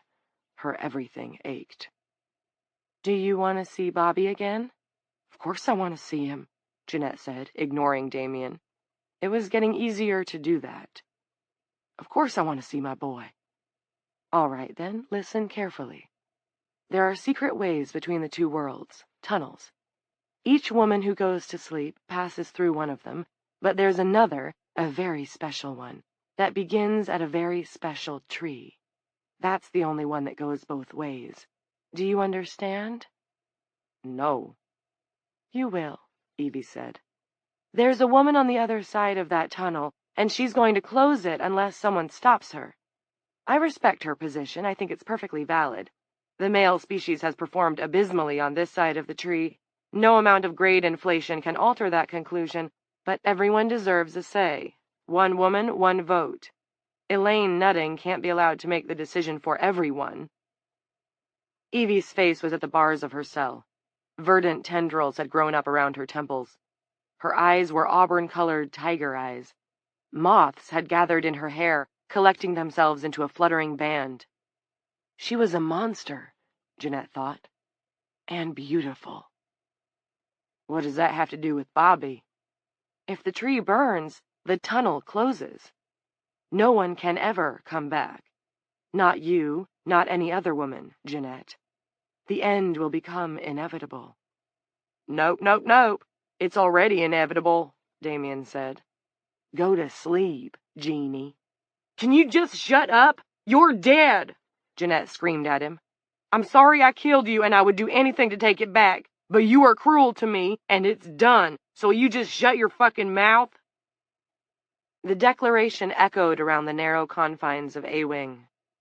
Damien was not there. "Well put," Evie said. "Courageous. Now listen to me, Jeanette. I want you to close your eyes.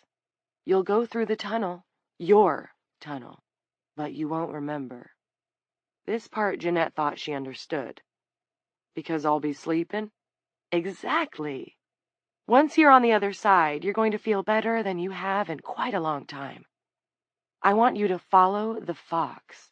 He'll take you where you need to go. Remember, Bobby and Tree. The one depends on the other." Jeanette let her eyes shut. Bobby, she reminded herself. Bobby and the tree and the tunnel that went both ways. The one some woman named Elaine wanted to close by an act of burning. Follow the fox. She counted 1, 2, 3, 4, 5, and everything was the same. Except for Evie, that was, who had turned into a green lady, as if she were a tree herself. Then she felt a tickle along her cheek, a swab of the lightest lace. 10. After the shot, they heard Burt Miller bellow and wail and keep wailing as his companion dragged him away. Clint borrowed Willie Burke's rifle scope to take a look. The yellow-clad figure on the ground was clutching his thigh, and the other guy was hauling him underneath his armpits. "Good. Thanks." Clint returned the rifle to Weddermore. Willie Burke was eyeing both of them with careful consideration, part admiration and part caution. Clint went back inside. The rear door that led into the small gymnasium was propped open with a brick. To lower visibility from the outside, they had trimmed the lights to just the red-tinted emergency bulbs. These cast small scarlet spots around the edges of the hardwood floor where inmates played half-court basketball. Clint stopped under the hoop and steadied himself against the padded wall. His heart was pumping. He wasn't scared, he wasn't happy, but he was here. Clint warned himself about the euphoria he was feeling, but it didn't temper the pleasant thrumming in his limbs. He was either becoming walled off from himself or returning to himself. He didn't know which. What he knew was that he had the milkshake, and Geary wasn't going to take it away from him. That Geary was wrong almost didn't matter. Aurora wasn't a virus, it was an enchantment. And Evie Black was like no woman, no human, who had ever existed. You couldn't fix something that was beyond human understanding with a hammer, which was what Frank Geary and Terry Coombs and the other men outside the prison presumed they could do. This required a different approach. It was obvious to Clint, and should have been to them, because they weren't all stupid men, but for some reason it wasn't, and that meant he was going to have to use his own hammer to block theirs. They started it. How childish, and how true. The cycle of this logic went around on rusty, squalling wheels. Clint punched the padded wall several times and wished it were a man under his knuckles. He thought of pyrotherapy, the fever cure. For a while it had been cutting-edge treatment, except giving malaria to your patients was awfully heavy medicine. Sometimes it saved them, and sometimes it finished them. Was Evie a pyrotherapist, or the pyrotherapy? Was she possibly doctor and treatment both? Or, by ordering Billy Weddermore to fire that shot to the leg of Selectman Burt Miller, had he himself administered the first dose? 11. Footsteps clicked across the floor from the direction of the gymnasium. Angel was just leaving the abandoned booth with a set of cell keys. She gripped them in her right hand, the longest key protruding between the knuckles of her index finger and her middle finger. She had once stabbed a sloppy old cowboy in an Ohio parking lot in the ear with a sharpened key. It had not killed the cowboy, but he hadn't enjoyed it much.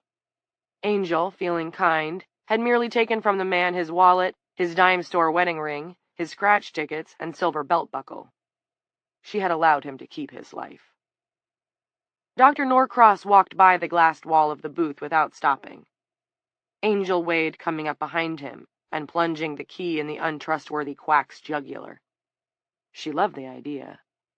Unfortunately, she had made a promise to Evie not to kill anyone until daylight, and Angel was profoundly wary of crossing the witch. She allowed the doctor to pass.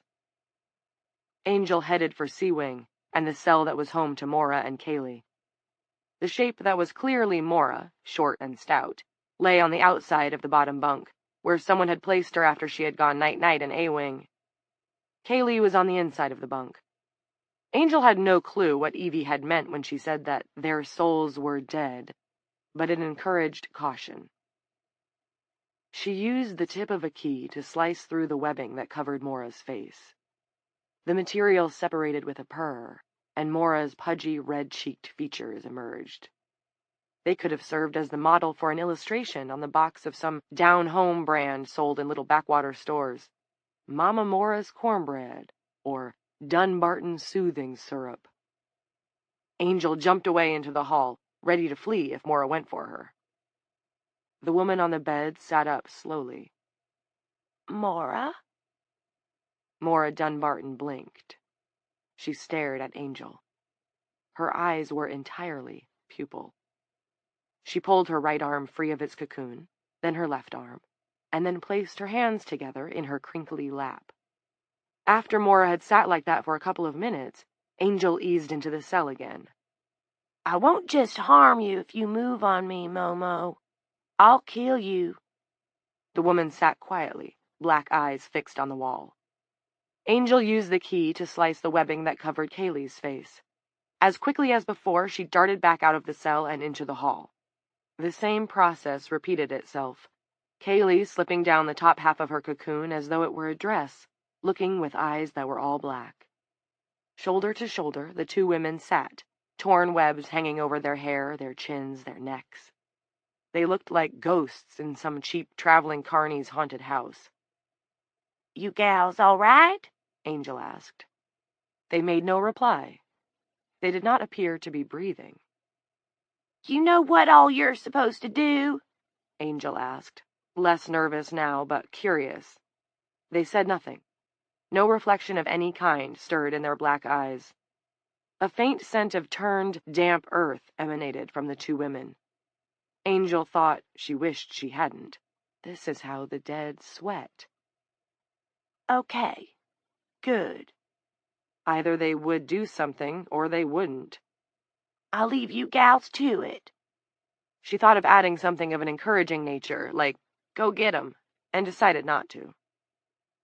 Angel went to the wood shop and used the keys to unlock the tools.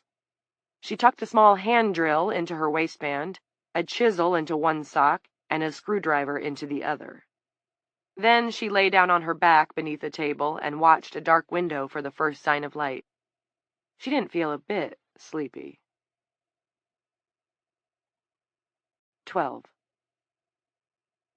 Filaments spun and whirled around Jeanette's face, slitting and falling and rising, burying her features. Clint knelt beside her, wanting to hold her hand, but not daring. "You were a good person," he told her. "Your son loved you." "She is a good person. Her son does love her. She is not dead. She only sleeps." Clint went to the bars of Evie's cell. "So you say, Evie." She sat on her cot. "You look like you're getting your second wind, Clint." Her bearing, the downward tilt of her head, glossy black hair falling across the side of her face, was melancholy. "You can still hand me over, but not for much longer." "No," he said. "What a voice on that man you had Weddermore shoot. I could hear him all the way over here." Her tone wasn't goading. It was reflective. "People don't like to be shot. It hurts. Maybe you didn't know that."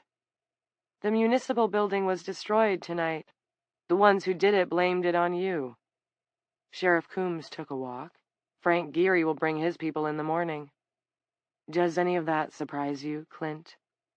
It didn't. "You're very good at getting what you want, Evie.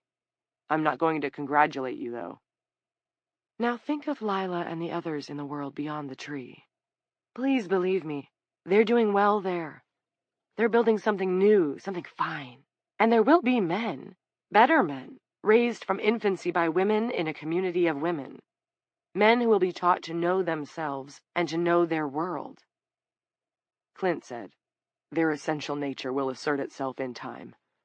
Their maleness. One will raise a fist against another. Believe me, Evie, you're looking at a man who knows." "Indeed so," Evie agreed. "But such aggression isn't sexual nature. It's human nature. If you ever doubt the aggressive capacity of women, ask your own Officer Lampley." "She'll be asleep somewhere by now," Clint said. Evie smiled as if she knew better. "I am not so foolish as to promise you the women on the far side of the tree have utopia. What they will have is a better start and a good chance of a better finish. You are standing in the way of that chance. You and only you of all the men on Earth. I need you to know that. If you let me die, those women will be set free to live lives of their own choosing. Lives of your choosing, Evie." His voice sounded parched to his own ears. The being on the other side of the cell door tapped a rhythm on the frame of the cot with her fingertips. "Linnie Mars was in the police station when it was destroyed. She's gone forever. She didn't get a choice." "You took it from her," Clint said. "We could go on like this forever. He said, she said, the oldest story in the universe." Evie left the cell door and sat on her cot. "Go fight your war, Clint. That's one thing men know how to do. Make me see another sunset if you can." Chapter 13. 1.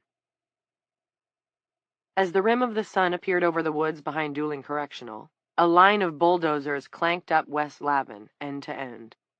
All three were Caterpillars, 2 D9s and a big D11. The assault team was 18 men in total. 15 of them were with the bulldozers, headed for the front gate. 3 of them were advancing around the backside of the prison fence. They'd left Selectman Miller at the roadblock with a bottle of Vicodin and his bandaged leg propped on a camp chair. Frank had organized 12 in the forward group, his dirty dozen, into 3 quartets. Each quartet, in vests and masks, hunkered behind a bulldozer, using it for cover. The windows and grills of the dozers had been jury-rigged with scrap steel. Retired Deputy Jack Albertson drove the first in line, Coach J.T. Whitstock drove the second, and the former Golden Gloves boxer, Carson Struthers, drove the third. Frank was with Albertson's bulldozer. The men in the woods were Deputy Elmore Pearl, the deer hunter Drew T. Barry, his office now in ruins, and Don Peters. 2. Clint spotted the bulldozers from the high window on B-Wing and bolted for the stairs, pulling on his bulletproof vest as he went. "Have fun getting fucked, Doc," Scott Hughes called cheerfully as he ran past. "Like they'll give you a pass if they get in," Clint said. This wiped the smile from Scott's face. Clint hurried down Broadway, stopping to put his head in the visitor's room. "Rand, they're coming. Lay down the tear gas." "Okay," said Rand from the family alcove at the end of the room, and calmly donned the gas mask he had at the ready. Clint continued to the security station at the main door. The station was your basic bulletproof toll booth where visitors were required to check in. The little room had a long-facing window and a drawer for passing IDs and valuables through to the officer on duty. There was a communications board like the ones in the booth and the gatehouse, with monitors that could flip through views of the various inner and outer areas of the prison. Tig was at the board. Clint rapped on the door and Tig opened it. "What have you got on the monitors?" "Sunrise is flaring the lenses. If there's men behind the bulldozers, I can't see them yet." They had 8 or 9 gas grenades to go with the launcher. On the central monitor, below the spirals of glare, Clint saw several of these strike the parking lot and spew white fumes to mix with the terry smoke still leaking from the tires. He told Tig to keep watching and ran on. His next destination was the break room. Jared and Michaela were at a table with a deck of cards and cups of coffee. "Make yourselves scarce. It's starting." Michaela toasted him with her cup. "Sorry, Doc. I'm legal to vote and everything. I think I'll stick around. Who knows, there might be a Pulitzer in my future." Jared's color was chalky. He looked from Michaela to his father. "Fine," Clint said. "Far be it for me to abridge the freedom of the press. Jared, hide, and don't tell me where." He jogged on before his son could respond. His breath was short by the time he reached the rear door that opened near the shed and the fields. The reason that, until the morning of Aurora, he'd never before suggested to Lila that they should go running was because he hadn't wanted her to have to limit her pace for him. It would have been embarrassing. What was the root here? Vanity or laziness? Clint promised himself to give the question real consideration when he had a free second, and, if he should be so lucky as to live through the morning and ever get to speak to his wife again, possibly to repeat his proposal that they take up jogging together. "3 bulldozers on the road," Clint announced as he emerged outside. "We know," Willie Burke said. He walked over to Clint from his spot behind the shed. There was a weird contrast between his bulletproof vest and his festive red suspenders, now lolling in loops at his hips. "Tig radioed. Billy's going to hold tight here, watch the north fence. I'm going to sidle on up along this wall to the corner and see if I can get a few clean shots. You're welcome to join me, but you'll need one of these." He handed Clint a gas mask and put on his own. 3. At the 90-degree turn from the road to the gate, Frank pounded the metal plate over the door, a signal to Albertson to hang a right. Jack did so, slowly and carefully. The men slipped back further, keeping the mass of metal in front of them at all times as it swung around. Frank was wearing a vest, and he had a Glock in his right hand. He could see licks of smoke spilling down the road. This was expected. He'd heard the pops of the gas grenades being fired. They couldn't have too many. There had been a lot more masks than grenades in the armaments room of the sheriff's station. The first bulldozer completed its adjustment, and the 4 men climbed on the back, pressed together shoulder to shoulder. In the bulldozer cockpit, Jack Albertson was safe behind the steel blade, which was raised to the upper position, therefore blocking the window. He gave it plenty of gas as it headed for the gate. Frank used his walkie, although not everyone in his attack force had them. All of this had been done on the fly. "Get ready, everyone. This is going to happen." And please, he thought, with as little bloodshed as possible. He was already 2 men down, and the attack hadn't even started. 4. "What do you think?" Clint asked Willie. On the other side of the double fences, the first bulldozer, blade high, was crunching forward. For a half-second, there'd been a glimpse of movement slipping around to the back of the machine. Willie didn't respond. The old moonshiner was revisiting an unnamed square meter of hell in Southeast Asia in '68. Everything had been still. Swamp water up to his Adam's apple. A layer of smoke closing out the sky, him sandwiched in the middle. Everything had been so still, and a bird, red and blue and yellow and massive, eagle-sized, had floated up beside him, dead, its eye clouded. The creature was so vivid and so incongruous in the strange light. Its glorious feathers had grazed Willie's shoulder, and the faint current had drawn it away, and it had vanished back into the smoke. Once he had told his sister about that. "Never saw a bird like that before. Not the whole time I was there. Never saw one since, either, of course. I wonder sometimes if it was the last of its kind." The Alzheimer's had taken most of what made her herself by then, but there had been a small piece left, and she had said, "Maybe it was just hurt, Willie." And Willie had said to her, "I sure love you, you know." His sister had blushed. The dozer blade hit the middle of the fence with a rattling crash. The links bowed inward before the whole section tore free of the ground and flopped back against the second layer of fence across the median. Ghosts of tear gas broke across the front of the bulldozer as it ground forward, bashing against the second fence with the tangled fragment of the first. The inner fence buckled and collapsed, the bulldozer jouncing over the debris. It continued across the smoke-filled parking lot, a length of fencing stuck shrieking under its nose. The second and third bulldozers followed the first through the gap. A brown shoe, visible behind the rear left corner of the first bulldozer, appeared in Willie's sight. He fired. A man shouted and fell out from behind the bulldozer, one pinwheeling arm casting off a shotgun. It was a banty-legged little guy wearing a gas mask and a vest. Willie wouldn't have known it was Pudge Marone, saloon-keeper of the Squeaky Wheel, even if Pudge's face had been visible. Willie hadn't drunk in bars, not for years.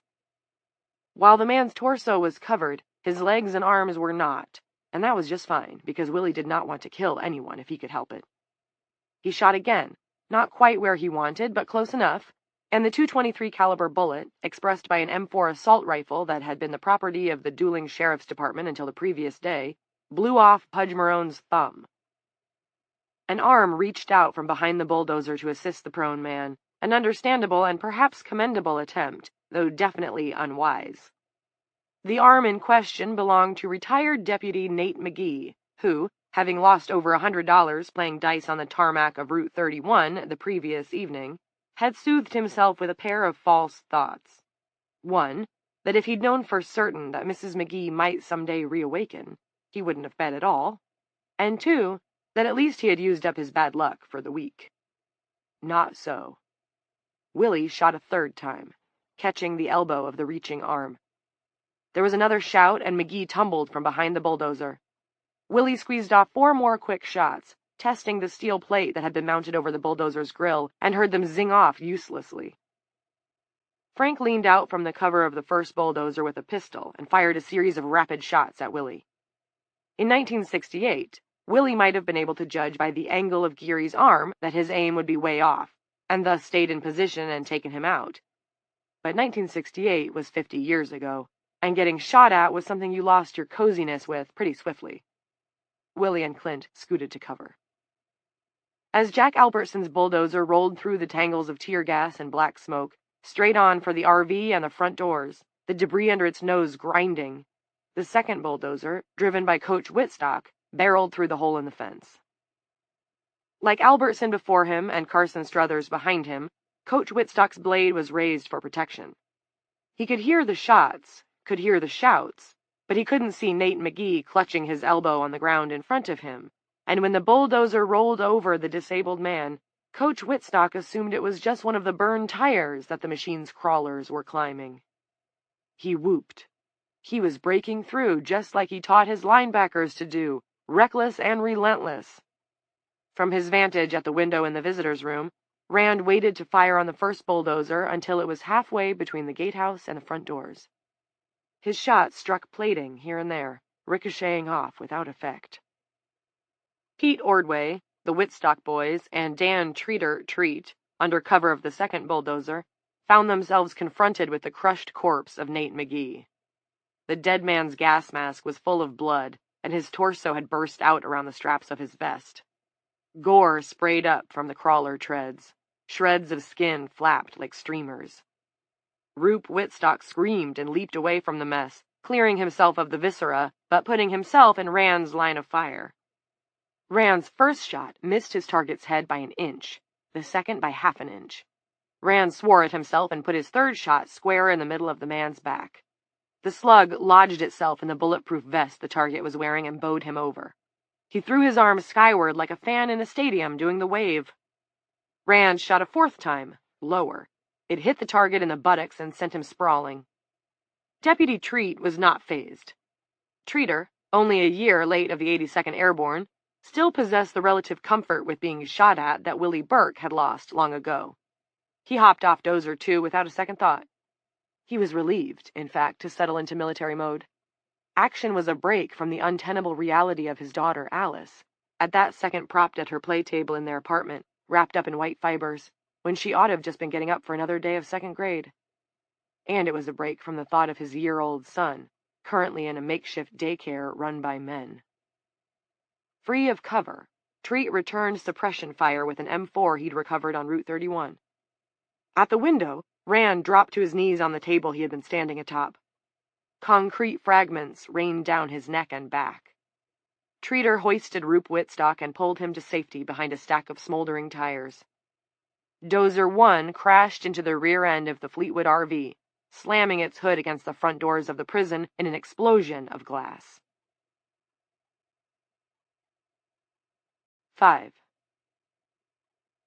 Jared sat on the floor of the laundry room while Michaela piled sheets around him, constructing a mound to hide him. I feel stupid, Jared said. You don't look stupid, Michaela said, which wasn't true. She fluttered a sheet above his head. I feel like a pussy. Michaela hated that word. Even as she heard more shots ring out, it touched a nerve. A pussy was supposed to be soft, and although Michaela possessed one, there was nothing particularly soft about the rest of her. Janice Coates had not raised her to be a softie. She flipped up the sheet and gave Jared a hard, but not too hard, slap across the cheek. Hey! He put a hand to his face. Don't say that. Say what? Don't say pussy when it means weak. If your mother didn't teach you better than that, she should have. Michaela dropped the sheet over his face. 6. It is a fucking crime that someone is not filming this for fucking reality TV, Lowe said. Eye to the scope of the bazooka, he had seen the second bulldozer squash the poor sucker who had fallen in front of the treads, seen the Rambo guy jump out from behind the second dozer, start blasting, and rescue another guy. He then witnessed, not without a mixture of wonder and glee, the first bulldozer as it smashed the RV into an accordion in front of the prison doors. It was a stellar conflict, and it was only going to get better once they spiced the soup with 3 or 4 bazooka shells. When do we do our thing? May asked. Soon as the cops have wore themselves out a bit more. How are we going to be sure we got Kitty, Lo? That place must be full of slags and cocoons. Lo didn't appreciate his brother's last-minute naysaying. We probably won't be absolutely sure, May, but we are going to fire all these shells and blow the fuck out of the place, so I like our chances. To a certain extent, I suppose we're just going to have to hope for the best. Now, are we going to enjoy this or not? Or would you rather that I do all the shooting? Come on, Lo, I didn't say that, protested May. Be fair. 7. On level 32 of Boomtown, little pink spiders began to invade Evie's field of stars, triangles, and burning orbs. The spiders doused the orbs and turned them into the irritating, sparkling blue stars that clogged up all the works. Booger.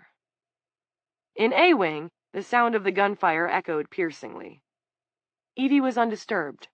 She had seen and heard men killing on numerous occasions. The pink spiders did bother her, though. So evil, she said to no one, sliding her colorful shapes around, searching for connections. Evie was extremely relaxed. As she played with the phone, she floated on her back a couple of centimeters above the cot. 8. Bushes twitched on the opposite side of the north fence, directly across from Billy Wettermore's position in the alley behind the garden shed.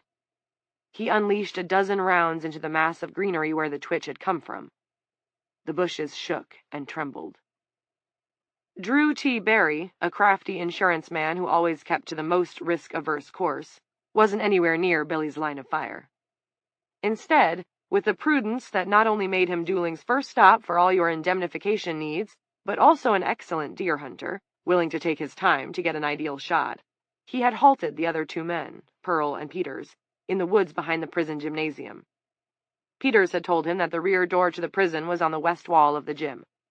The reaction produced by the rock that Drew had thrown into the brush close to that spot had told them a lot. Yes, there must be a door, and yes, it was definitely defended. "Deputy?" Drew T. Barry asked. They were crouched behind an oak.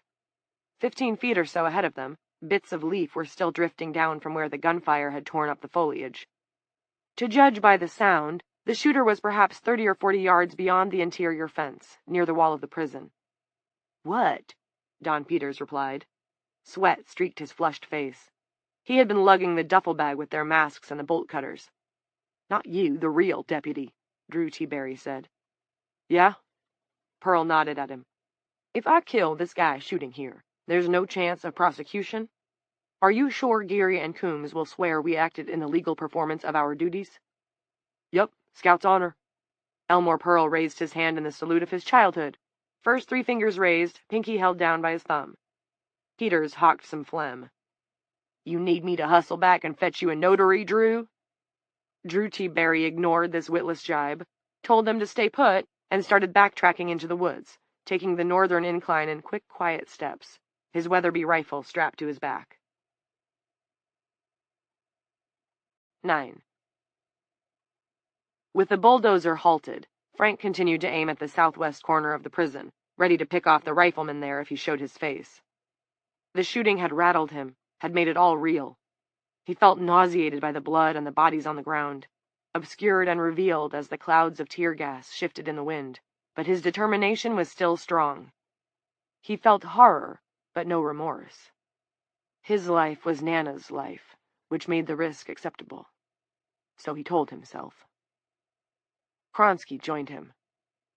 "Hurry," Frank said. "The sooner this is over, the better." "You got a point there, Mr. Man," Kronsky said, on one knee with his backpack on the ground. He unzipped the pack, removed the bundle of dynamite, and snipped off 3/4 of the fuse. The armored door of the bulldozer swung open. Jack Albertson climbed down, carrying his old service weapon, a .38. "Cover us from yonder shitbird down the way," Kronsky said to Albertson, pointing in the direction of Willie Burke's position. Then Kronsky turned to Frank. "Come on, and you best high-step it." The two men hustled along the northwest wall of the prison, ducking low. Beneath the cutout window that was one of the defenders' firing points, Kronsky stopped. He had the dynamite in his right hand and a blue plastic lighter in the other. The defender's rifle barrel that had been there before poked back out. "Grab that thing," he said to Frank. Frank didn't question the order, just reached up and closed his left hand around the metal tube. He jerked it out of the grip of the man inside. He heard a muffled curse. Kronsky flicked his lighter, lit the shortened fuse on the bundle, and casually tossed it, hookshot style, up and through the hole. Frank released the rifle and hit the ground. 3 seconds later, there was a thundercrack. Smoke and chunks of bloody flesh flew from the cutout window. 10. The earth trembled and gave an outraged roar. Clint, shoulder to shoulder with Willie Burke at the west wall, saw a tidal wave of tear gas curl from the parking lot, swept along by whatever had just exploded. Chimes rang through his skull and his joints vibrated. Beneath the noise, all he could think was that things were not going as well as he had hoped. These guys were going to kill Evie and all the rest of them. His fault. His failing. The pistol that he had been carrying around ridiculously, never once in their 15 years of marriage had he taken up Lila's invitation to go to the gun range with her, had nevertheless slid into his hand, begging to be fired. He leaned around Willie Burke, scanned the pileup at the front doors, and locked on the figure standing at the rear of the first bulldozer. This man was staring at the cloud of dust boiling from Rand Quigley's window, which had been, like everything else this morning, exploded out of its former normal shape. Jack Albertson had not expected the blast. It startled him, and he dropped his guard to look. While the chaos did not upset him, as a miner in his youth, one who had survived a good many rumbles in the earth, his nerves were cool. It did perplex him. What was wrong with these folks, that they would prefer a shootout to surrendering some damned wild woman to the law? In his view, the world got crazier and crazier with each passing year. His personal Waterloo had been Lila Norcross's election as chief of the dueling police department. A skirt in the chief's office. It didn't get much more ludicrous than that. Jack Albertson had put in his retirement papers there and then, and returned home to enjoy his lifelong bachelorhood in peace. Clint's arm lifted the pistol. The gun sight found the man behind the bulldozer, and Clint's finger pulled the trigger. The shot was followed by a succulent pop, the sound of a bullet punching through the faceplate of the man's gas mask. Clint saw the head snap back, and the body crumple. Ah, Jesus, he thought. That was probably someone I knew. Come on, Willie cried, hauling him away to the rear door. Clint went, his legs doing what they needed to do. It had been easier than he might have guessed to kill someone, which only made it worse. Chapter 14. 1. When Jeanette opened her eyes, a fox was lying down outside the door to Evie's cell. Its snout rested on the fissured cement floor, from which ridges of green moss sprouted. Tunnel, Jeanette said to herself. Something about a tunnel. She said to the fox, Did I go through one? I don't remember if I did. Are you from Evie? It didn't answer, as she had almost expected it might. In dreams, animals could talk, and this felt like a dream, yet at the same time didn't. The fox only yawned, looked at her slyly, and pushed itself to its feet. A wing was empty, and a hole gaped in the wall. Beams of morning sunlight poured through. There was frost on the chunks of broken cement, beading and liquefying as the temperature rose. Jeanette thought, I feel awake again. I believe I am awake. The fox made a mewling noise and trotted to the hole. It glanced at Jeanette, mewled a second time, and went through, and was swallowed by the light. 2. She gingerly picked her way through the hole, stooping under the sharp edges of gashed cement, and found herself in a field of knee-high weeds and dead sunflowers. The morning light made Jeanette squint. Her feet crunched frozen undergrowth, and the cool air raised gooseflesh under the thin fabric of her uniform. The strong sensations of fresh air and sunshine awakened her completely. Her old body, exhausted by trauma and stress and lack of sleep, was a skin that had been shucked. Jeanette felt new. The fox cut briskly through the grass, taking her past the east side of the prison toward Route 31. Jeanette had to walk fast to keep up as her eyes adjusted to the sharp daylight. She flashed a glance at the prison. Naked brambles choked the walls.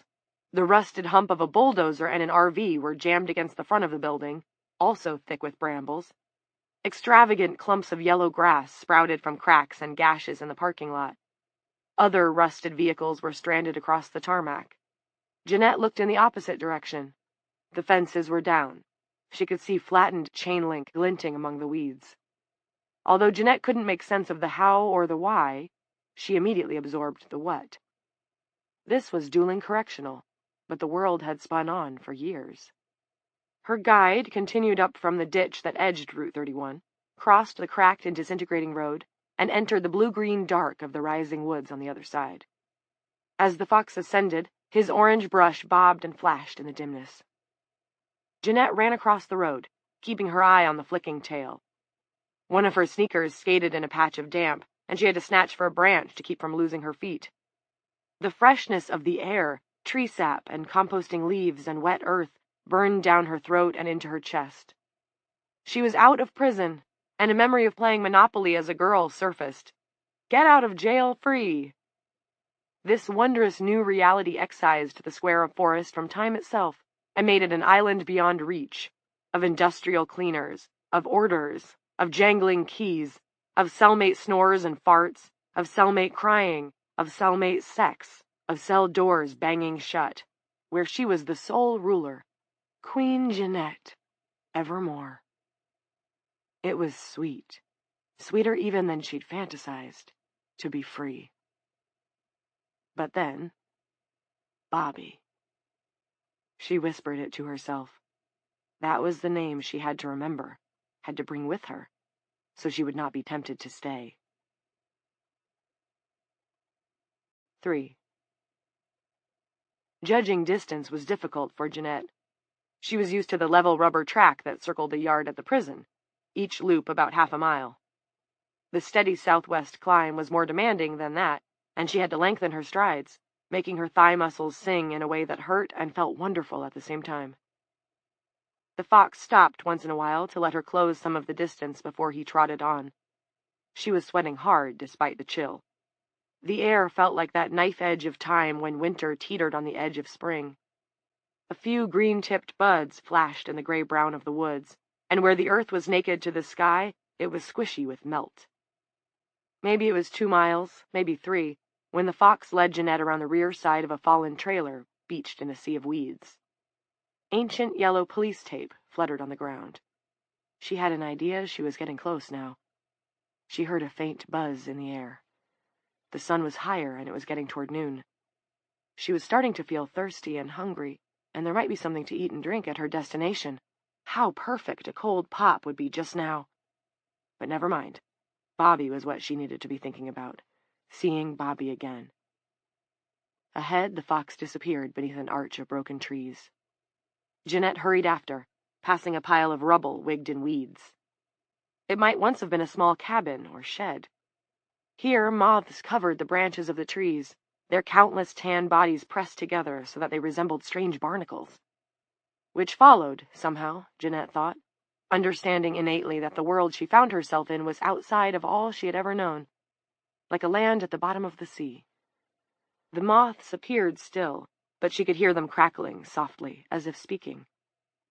"Bobby," they seemed to say. "It's not too late to start again," they seemed to say. The slope finally topped out. Through the last of the woods, Jeanette could see the fox standing in the faded grasses of a winter field. She sucked at the air. A kerosene scent, wholly unexpected and seemingly unattached to anything, tingled in her nose and mouth. Jeanette stepped into the open and saw something that could not be. Something that made her sure she was no longer in the Appalachian country she had always known. 4. It was a white tiger, coat tipped with black, fin-shaped markings. It rolled its head and roared, sounding like the MGM lion. Behind it soared a tree, bursting up from the earth in a tangle of 100 trunks that twisted into a looming, sprawling fountain of branches, dripping with leaves and curling mosses, alive with the flitting bodies of tropical birds.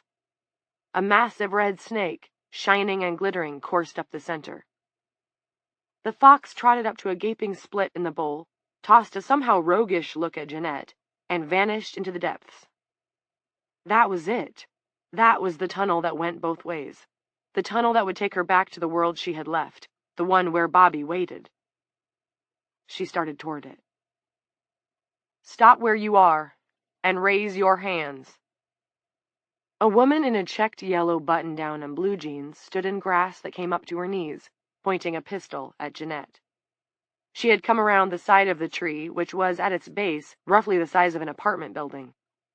In the hand that wasn't holding the pistol, she had a canister with a blue rubber band around its middle. "No closer. You're new, aren't you? And your clothes say you're from the prison. You must be confused." A peculiar smile touched Ms. Yellowshirt's lips, a futile attempt to soften the oddness of the situation. The tree, the tiger, the gun. "I want to help you. I will help you. We're all friends here. I'm Elaine, okay? Elaine Nutting. Just let me do this one thing and we'll talk more." "What thing?" Jeanette asked, although she was pretty sure she knew. Why else the kerosene stink? The woman was getting ready to light the impossible tree on fire. If it burned, the way back to Bobby burned. Evie had pretty much said so. It couldn't be allowed, but how was the woman to be stopped? She was at least 6 yards away, too far to rush her. Elaine went down on one knee, watching Jeanette carefully as she laid the pistol aside in the dirt, but close at hand, and quickly unscrewed the cap of the kerosene canister. I already spread the first 2 around. I just need to finish making a circle, to be sure it'll go up. Jeanette took a couple of steps forward. Elaine snatched up the gun and got to her feet. Stay back. You can't do this, Jeanette said. You have no right. The white tiger sat near the crevice that had absorbed the fox. It thumped its tail back and forth and watched with half-closed eyes of a brilliant amber. Elaine splashed kerosene against the tree, staining the wood a deeper brown. I have to do this. It's better this way. It solves all the problems. How many men have hurt you? Plenty, I imagine. I've worked with women like you for my entire adult life. I know you didn't just walk into prison on your own. A man pushed you. Lady, Jeanette said, offended by the idea that one look at her could tell anyone anything that mattered. You don't know me. Maybe not personally, but I'm right, aren't I? Elaine dumped the last of the kerosene onto some roots and pitched the canister aside. Jeanette thought, you ain't Elaine nutting, you're Elaine nuts. There was a man who hurt me, yes, but I hurt him worse. Jeanette took a step toward Elaine. She was about 15 feet away now. I killed him. Good for you, but don't come any closer. Elaine waved the pistol back and forth, as if she could brush Jeanette away, or erase her. Jeanette took another step. Some people say he deserved it, even some who were his friends once. Okay, they can believe that, but the DA didn't believe it. More important, I don't believe it. Although it's true I wasn't in my right mind when it happened, and it's true that no one helped me when I needed help. So I killed him, and I wish I hadn't. It's on me, not him. I have to live with that. And I do. Another step. Just a small one. I'm strong enough to take my share of the blame, okay? But I've got a son who needs me. He needs to know how to grow up right, and that's something I can teach him. I'm done being pushed around by anyone, man or woman. The next time Don Peters tries to get me to give him a hand job, I won't kill him, but I'll scratch his eyes out. And if he hits me, I'll keep right on scratching. I'm done being a punching bag. So you can take what you think you know about me, and you can shove it where the sun doesn't shine. I believe you may have lost your mind, said Elaine. Aren't there women here who want to go back? I don't know. Elaine's eyes shifted. Probably, but they're misguided. And you get to make that decision for them? If no one else has the guts, Elaine said, with absolutely no awareness of how like her husband she sounded, then yes. In that case, it's down to me. From the pocket of her jeans, she withdrew a long-barreled trigger lighter, the kind people use to fire up the coals in a barbecue. The white tiger was watching and purring, a deep rumbling sound like an idling engine. It didn't look to Jeanette as if there would be any help from that direction. Guess you don't have any kids, huh? Jeanette asked. The woman looked hurt. I have a daughter. She's the light of my life. And she's here? Of course she is. She's safe here, and I intend to keep her that way. What does she say about that? What she says doesn't matter. She's just a child. Okay, what about all the women who had to leave boy children behind? Don't they have a right to raise their kids and keep them safe? Even if they do like it here, don't they have that responsibility? See, Elaine said, smirking. That statement alone is enough to tell me you're foolish. Boys grow up to be men, and it's men who cause all the trouble. They're the ones who shed the blood and poison the earth. We are better off here. There are male babies here, yes, but they're going to be different. We'll teach them to be different. She took a deep breath. The smirk spread, as if she were inflating it with crazy gas. This world will be kind. Let me ask you again. You mean to close the door on the life all them other ladies left behind without even asking them? Elaine's smile faltered. They might not understand, so I'm making... What are you making, lady? Besides a mess. Jeanette slid her hand in her pocket. The fox reappeared and sat beside the tiger. The red snake slithered weightily across one of Jeanette's sneakers, but she did not so much as look down. These animals did not attack, she understood. They were from what some preacher, back in the dim days of her optimistic, church-going childhood, had called the peaceable kingdom. Elaine flicked the lighter's switch. Flame wavered from the tip. I am making an executive decision. Jeanette pulled her hand from her pocket and hurled a handful of peas at the other woman. Elaine flinched, raised her hand with the gun in an instinctive motion of defense, and stepped back. Jeanette closed the remaining distance and caught her around the waist. The gun tumbled from Elaine's hand and fell into the dirt. She hung on to the lighter, though. Elaine stretched, the flame at the tip curling toward the knot of kerosene-dampened roots. Jeanette banged Elaine's wrist against the ground. The lighter slipped from her hand and went out, but too late. Guttering blue flames danced along one of the roots, moving up toward the trunk. The red snake slithered up the tree, wanting away from the fire. The tiger rose, lazily, went to the burning root, and planted a paw on it.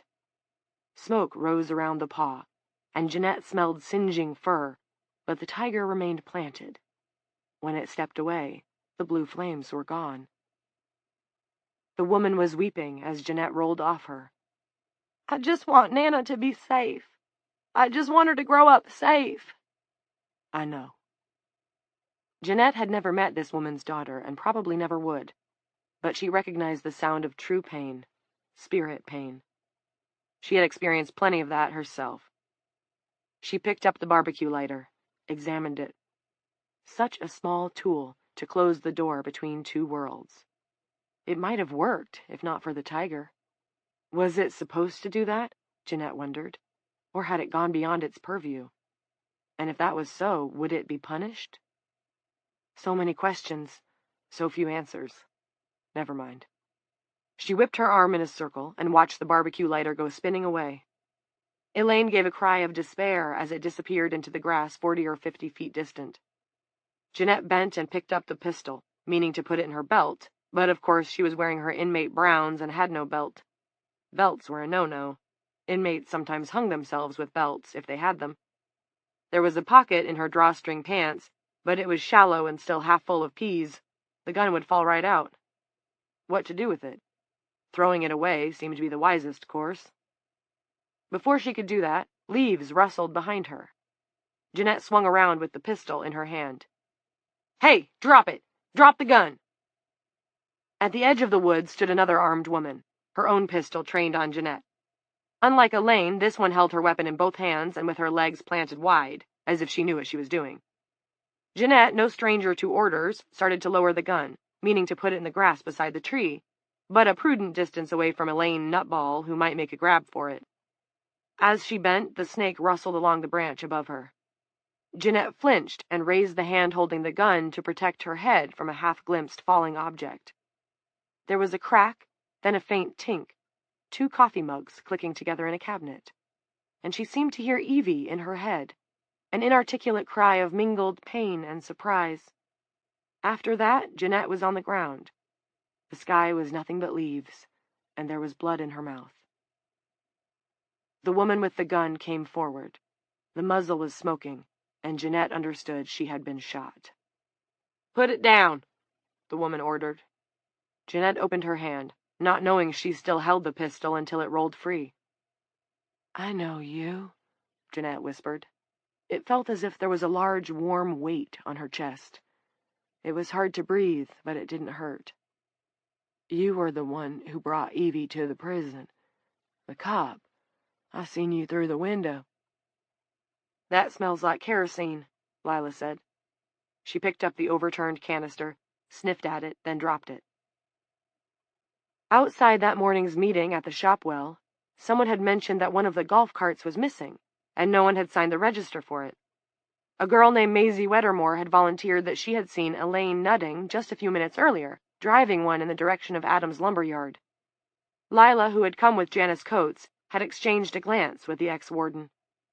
There were only 2 things in the direction of Adam's lumberyard these days: the desiccated ruins of a meth lab and the tree. It had worried both of them, the idea of Elaine Nutting going out there alone. Lila had remembered Elaine's doubts about the animals there, the tiger especially, and it occurred to her that she might try to kill it. This, Lila was certain, would be unwise. So the two of them had taken out a golf cart of their own and followed. And now Lila had shot a woman she had never seen before, who lay bleeding on the ground, badly wounded. "What the hell were you going to do?" she asked. "Not me," Jeanette said, and looked over at the weeping woman. "Her. She was the one. Her kerosene. Her gun. I stopped her." Jeanette knew she was dying. Coldness like well water rising up through her, taking away her toes, then the rest of her feet, then her knees, slipping up toward the heart of her. Bobby had been afraid of water when he was little, and Bobby had been afraid someone was going to take his Coke and his Mickey Mouse hat. That was the moment captured in the photo on her little block of paint in the cell. "No, honey, no," she had told him. "Don't you worry. Those are yours. Your mother's not going to let anyone take them from you." And if Bobby were here now, asking about this water that his mother was sinking down into, oh, she'd tell him, that's nothing to worry about either. It's just a shock at first, but you get used to it. But Jeanette was no lying for prizes champion. She wasn't that caliber of contestant. She might have been able to get a fib past Bobby, but not Ree. If Ree had been there, she'd have had to admit, though the well water didn't hurt, it didn't feel right either. She could hear the host's disembodied voice. "That's all for Jeanette Sorley, I'm afraid, but we're sending her home with some lovely parting gifts. Tell her about them, Can." The host sounded like Warner Wolfe, Mr. Let's Go to the Videotape himself. Hey, if you had to be sent home, you couldn't ask for a better announcer. Warden Coates, her hair now as white as chalk, interrupted Jeanette's sky. It kind of suited her, the hair. She was too thin, though. Big dents under her eyes, hollows at her cheeks. "Sorley?" Coates went to a knee and took her hand. "Jeanette?" "Oh, shit," the cop said. "I think I just made a very bad mistake." She dropped to her knees and put her palms against Jeanette's wound, applying pressure, knowing it was pointless. "I only meant to wing her, but the distance, and I was so afraid for the tree. I'm sorry." Jeanette felt blood leaking from both corners of her mouth. She began to gasp. "I have a son. His name is Bobby. I have a son." Jeanette's last words were directed at Elaine, and the last thing she saw was that woman's face, her wide, scared eyes. "Please, I have a son." Chapter 15. Later, when the smoke and tear gas clears, there will be dozens of stories about the battle for the Dueling Correctional Facility for Women, all of them different, most conflicting, true in some of the details and false in others. Once a serious conflict commences, a fight to the death, objective reality is quickly lost in the smoke and noise. Also, many of those who could have added their own accounts were dead. 1. As Van Lampley, hip shot, bleeding, tired to her soul, drove her ATV slowly along a dirt road that she believed might be Allen Lane, hard to tell for sure, there were so many dirt roads curling around in these hills, she heard a distant explosion from the direction of the prison. She looked up from the screen of the tracker-equipped cell phone she had liberated from Fritz Mieschaum. On that screen, the phone in her hand was represented by a red dot. The GPS gizmo on the bazooka was a green one. The two dots were now very close, and she felt she had taken the ATV as far as she could without alerting the Griners that she was after them. Maybe that boom was them shooting off another bazooka shell, she thought. It was possible, but as a mining country girl who had grown up to the rough music of dynamite, she didn't believe it. The explosion from the prison had been sharper and harder. It had been dino, all right. Apparently the Griner brothers weren't the only sleaze buckets abroad with explosives. She parked, dismounted the ATV, and staggered. The left leg of her pants was soaked with blood from hip to knee, and the adrenaline that had carried her this far was dwindling. Every part of her body ached, but her hip, Where Mishaum had shot her was agony. Something was shattered in there. She could feel the bones grinding with every step, and now she was lightheaded with blood loss as well as days upon nights of no sleep. Every part of her cried out to give up, to quit this madness and go to sleep. And I will, she thought, grabbing her rifle and the antique pistol Mishaum had used to shoot her. But not yet. I may not be able to do anything about what's happening at the prison, but I can put a hurt on those two bastards before they make it any worse. After that, I can rack out.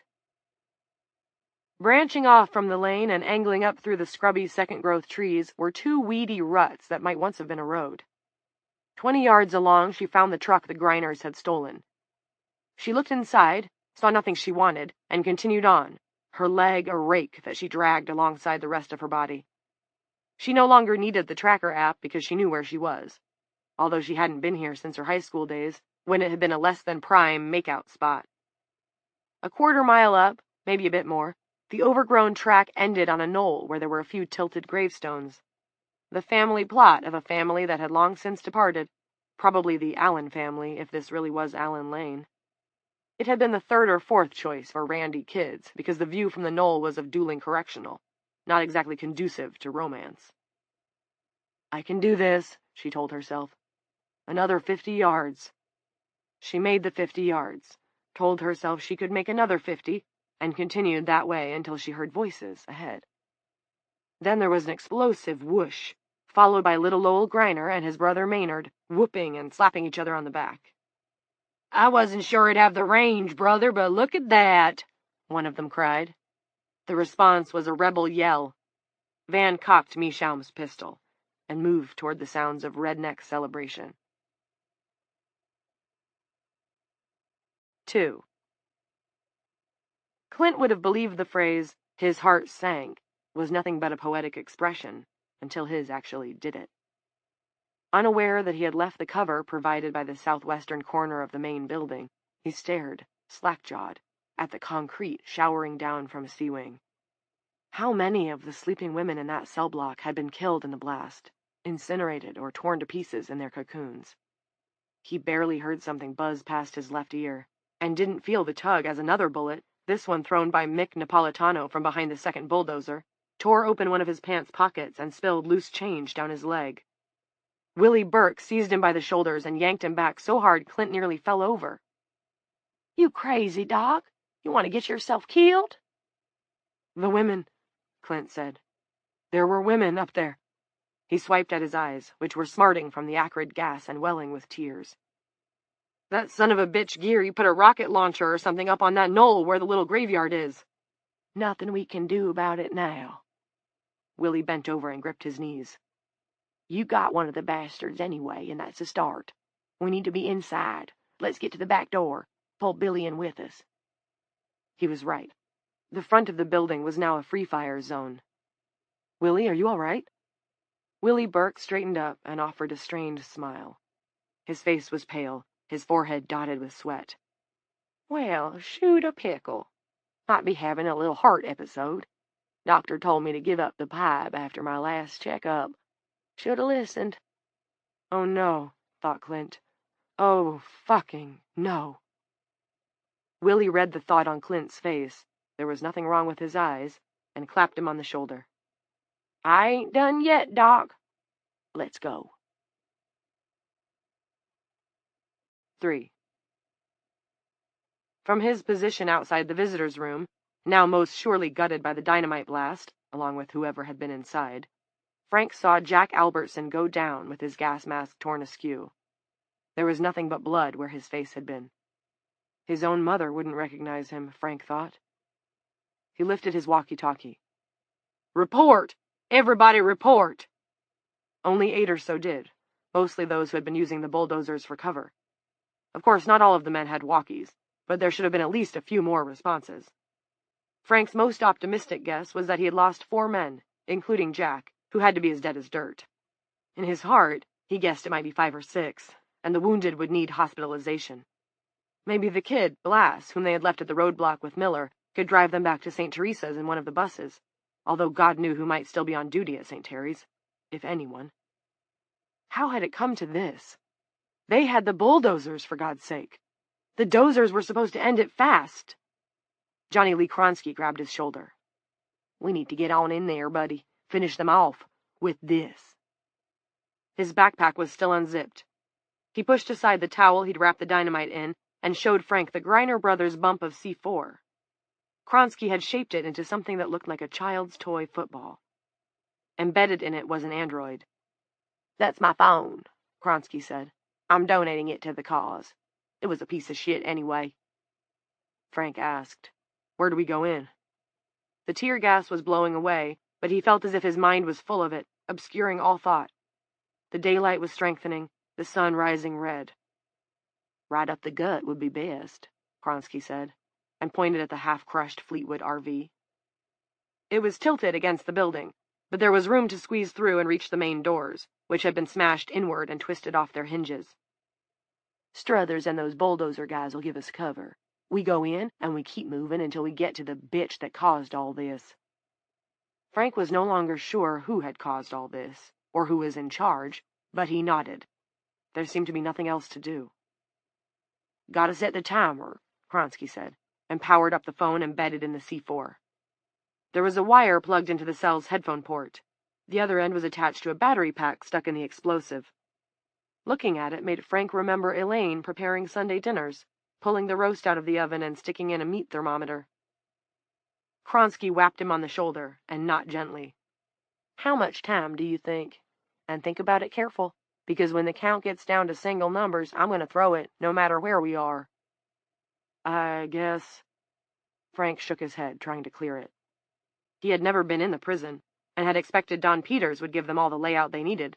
He just hadn't realized how useless Peters was. Now that it was too late, that seemed like a glaring oversight. How many other things had he overlooked? 4 minutes? Sounding like a crabby high school teacher faced with a thick-headed pupil, Kronsky said, Are you asking me or telling me? They heard spatters of gunfire, but the attack seemed to have fallen into lull. The next thing might be his men deciding to fall back. That could not be allowed. Nana, Frank thought, and said, 4 minutes, I'm sure. Frank thought, in 4 minutes I'll either be dead or this will be on the way to being over. Of course it was possible the woman herself would be killed in the final assault, but that was a chance he would have to take. That made him think of his caged strays, their lives held hostage to forces they did not understand. Kronsky opened an app, tapped the screen, and 4 minutes appeared. He tapped again, and the numbers began to count down. Frank watched, fascinated, as 3:59 became 3:58, became 3:57. You ready, Geary? Kronsky asked. In his manic grin, a gold tooth glimmered. What are you doing? The son of a bitch agitator had called to Kronsky that day in the Ulysses Energy's Greystone No. 7 mine. Quit lagging! The son of a bitch agitator had been at least 20 yards down the hall. In the deep black of the underground, Kronsky hadn't been able to see the dumb bastard's face, let alone his Woody Guthrie t-shirt, just his headlamp. Power in a union, the son of a bitch agitator liked to say. More power in a dollar, and the man from Ulysses Energy had given Johnny Lee Kronsky a few crisp ones to take care of their problem. Fuck you, your union, and the horse you rode in on, Kronsky had told the son of a bitch agitator before throwing the dynamite and running like hell. I think we ought to... Frank began, and that was when Lowell Greiner fired the bazooka for the first time. There was a whooshing sound almost directly overhead. Frank had a blurred glimpse of something flying, some projectile. Hit the deck! Kronsky screamed, but didn't give Frank a chance to do so, just grabbed him around the neck and yanked him down. The bazooka shell hit Sea-Wing and exploded. In the world beyond the tree, 14 former dueling correctional inmates disappeared, flashing once, before clouds of moths spilled into the open air where they had stood. 4. Although he had a walkie, Drew T. Barry was one of those who had not responded to Frank's command to report in. He didn't even hear it, because he had turned the walkie off. He'd gotten as high up as he could while maintaining cover, and unslung his Weatherby. The angle wasn't quite as good as he'd hoped. Through the Weatherby's scope, he could see a corrugated metal shed. The back door to the prison was open. Light spilled out in an oblong, but that guy was behind the shed, defending the way in. Barry saw an elbow, a shoulder, part of a head, but quickly withdrawn after a single peek at where Elmore Pearl and Don Peters were still stationed. Drew T. Barry had to put that guy down, and itched to take the shot. Yes, his trigger finger was literally itching, but he knew that no shot was better than a bad one. He had to wait. If Pearl or Peters would throw another rock, that might make the guy down there stick his whole head out to see what was happening, but Drew T. Barry did not expect this to happen. Elmore Pearl was too cautious, and that fat little shit Peters was as numb as a pounded thumb. Move, you sucker, Drew T. Barry thought. 2 steps would be enough. Maybe just 1. But although he cringed into a crouch when the bundle of dynamite went off, Billy Wettermore held his position behind the shed. It took the exploding bazooka shell to get him on his feet. He stepped out from behind the protection of the shed, looking toward the sound, and that gave Drew T. Barry the clean shot he had been waiting for. Smoke was billowing above the prison. People were yelling. Guns were firing, wildly, no doubt. Drew T. Barry had no patience with wild shooting.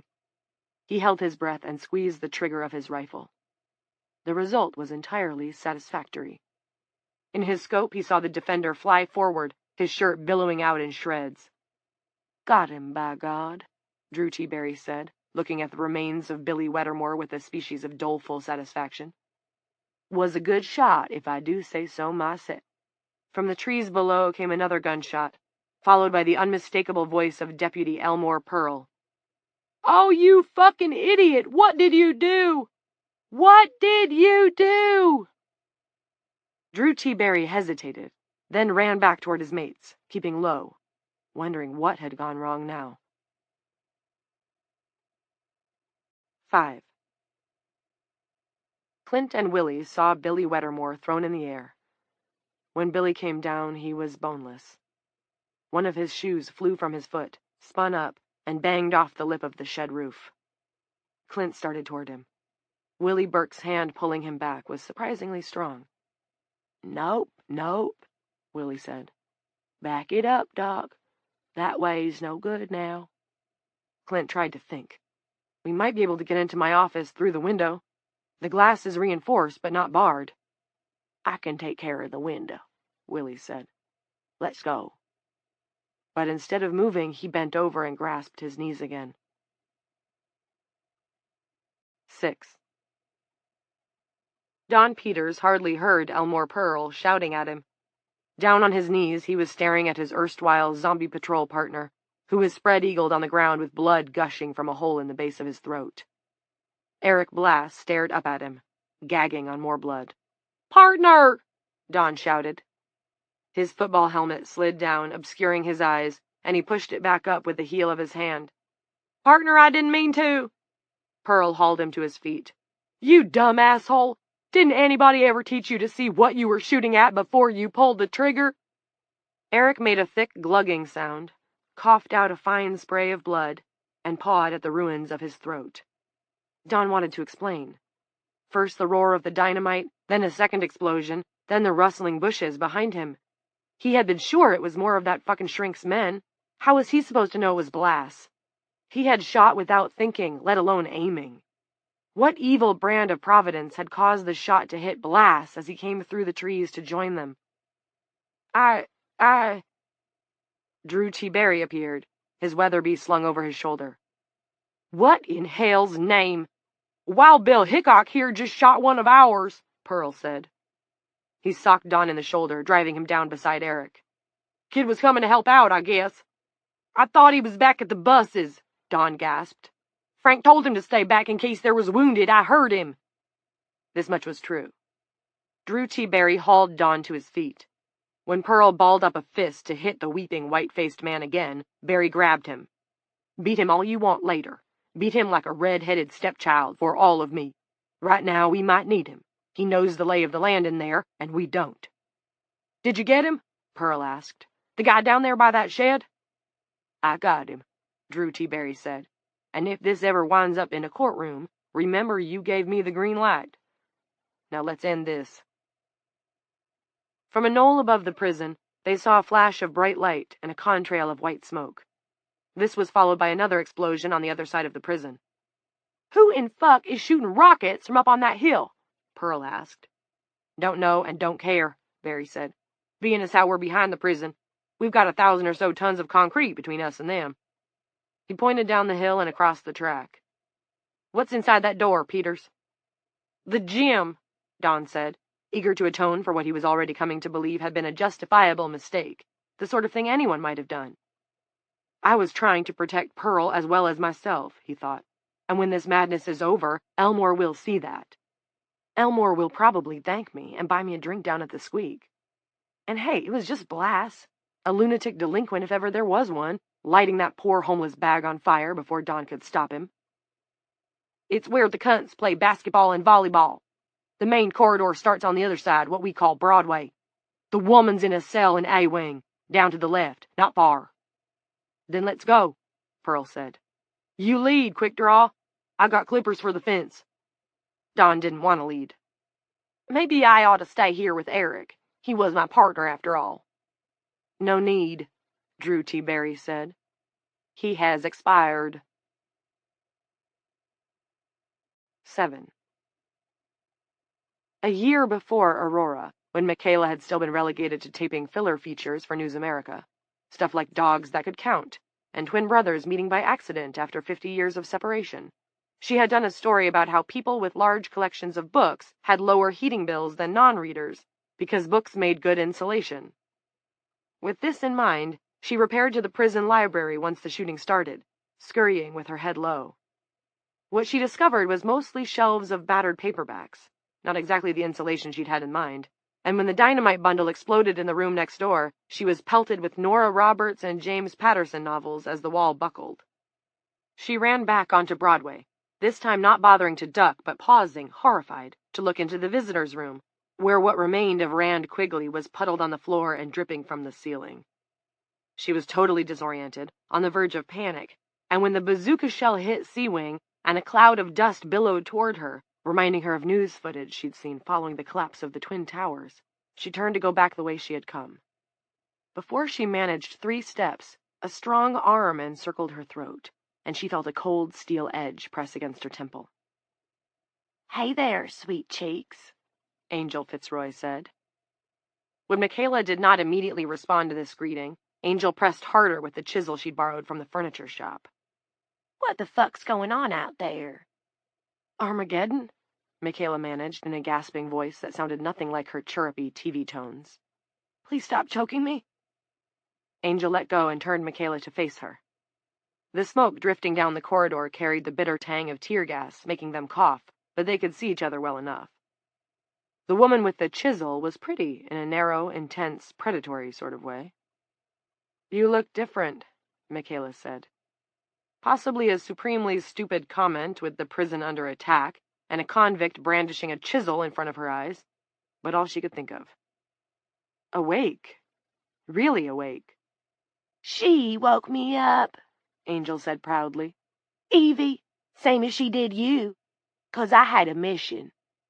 "What mission would that be?" "Them," Angel said, and pointed as 2 female creatures came shambling down the corridor, seemingly untroubled by the smoke and gunfire.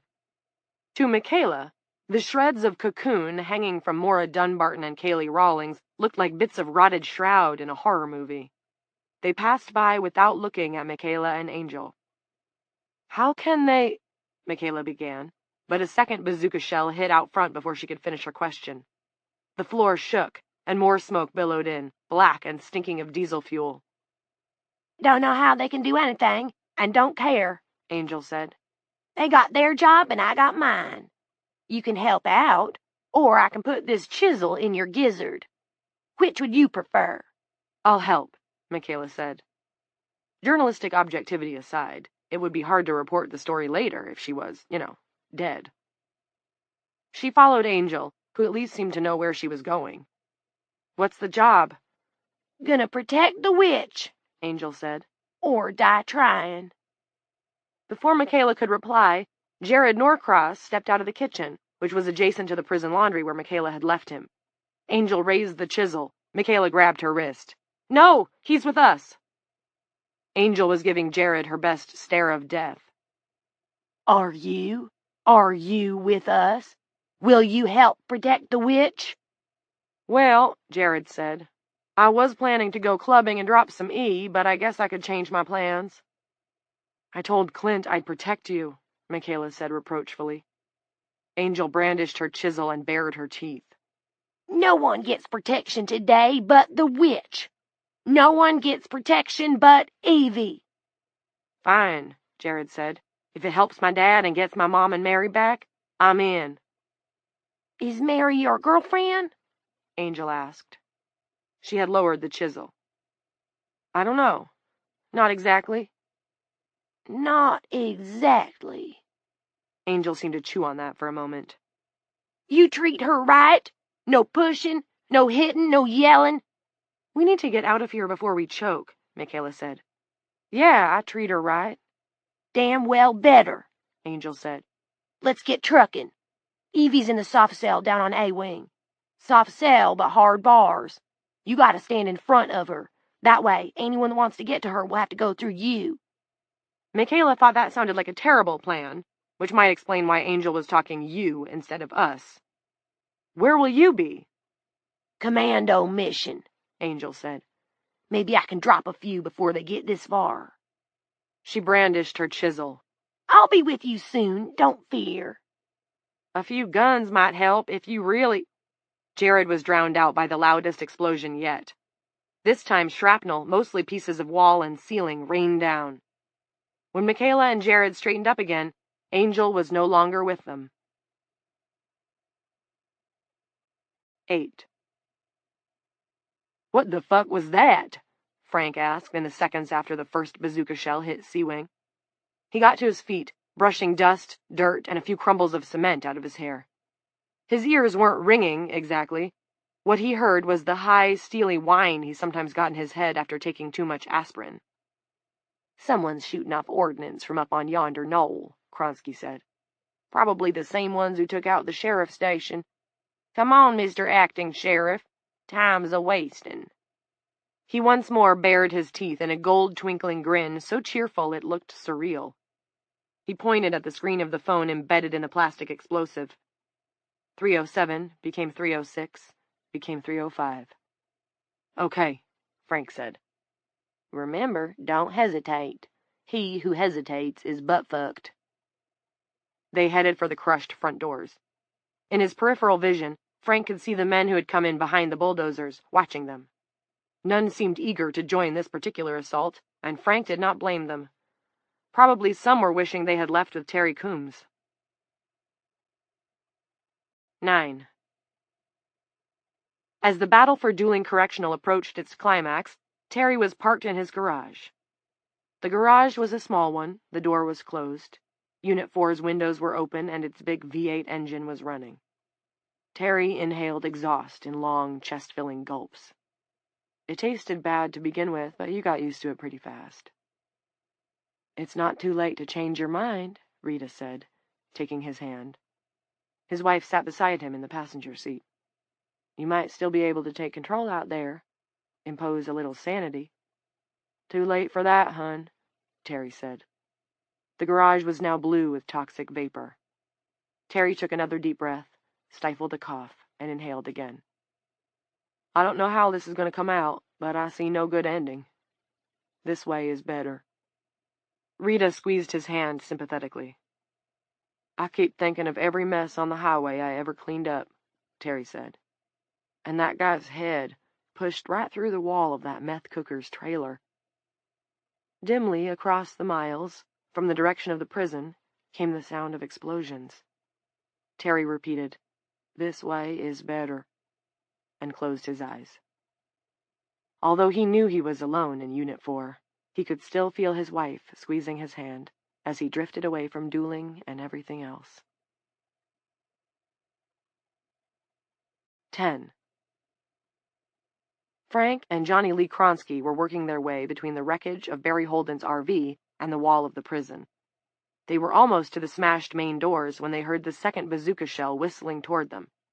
Incoming! Kronsky shouted. Frank looked over his shoulder and saw an amazing thing. The bazooka shell struck the parking lot on its rear fin, bounced high without exploding, and dropped nose down toward the bulldozer that had been piloted by the late Jack Albertson.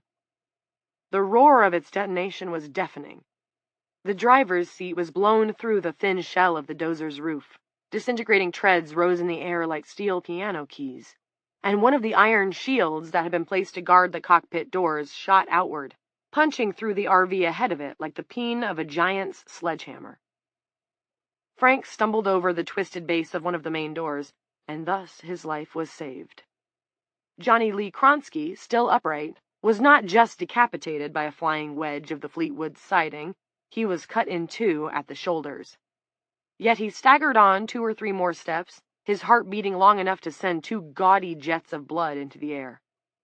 Then he collapsed. The C4 football fell from his hands and wobbled toward the security station. It came to rest with the embedded Android phone visible, and Frank saw 149 become 148, become 147. He crawled toward it, blinking concrete dust out of his eyes, then rolled to one side and into the shelter of the half-collapsed reception desk, as Tig Murphy leaped up behind the security station's bulletproof glass and fired his sidearm through the slot where visitors were supposed to surrender their IDs and phones. The angle was bad, and Tig's slug went high. Frank was okay if he stayed down, but if he tried to go forward, toward the doors leading into the prison proper, he'd be a sitting duck. Going back, ditto. The lobby was filling with diesel smoke from the burning bulldozer. Added to this was the high, nauseating stench of Kronsky's spilled blood, gallons of it from the look. Beneath Frank was one of the reception desk's legs, its splintered end digging into his back between his shoulder blades.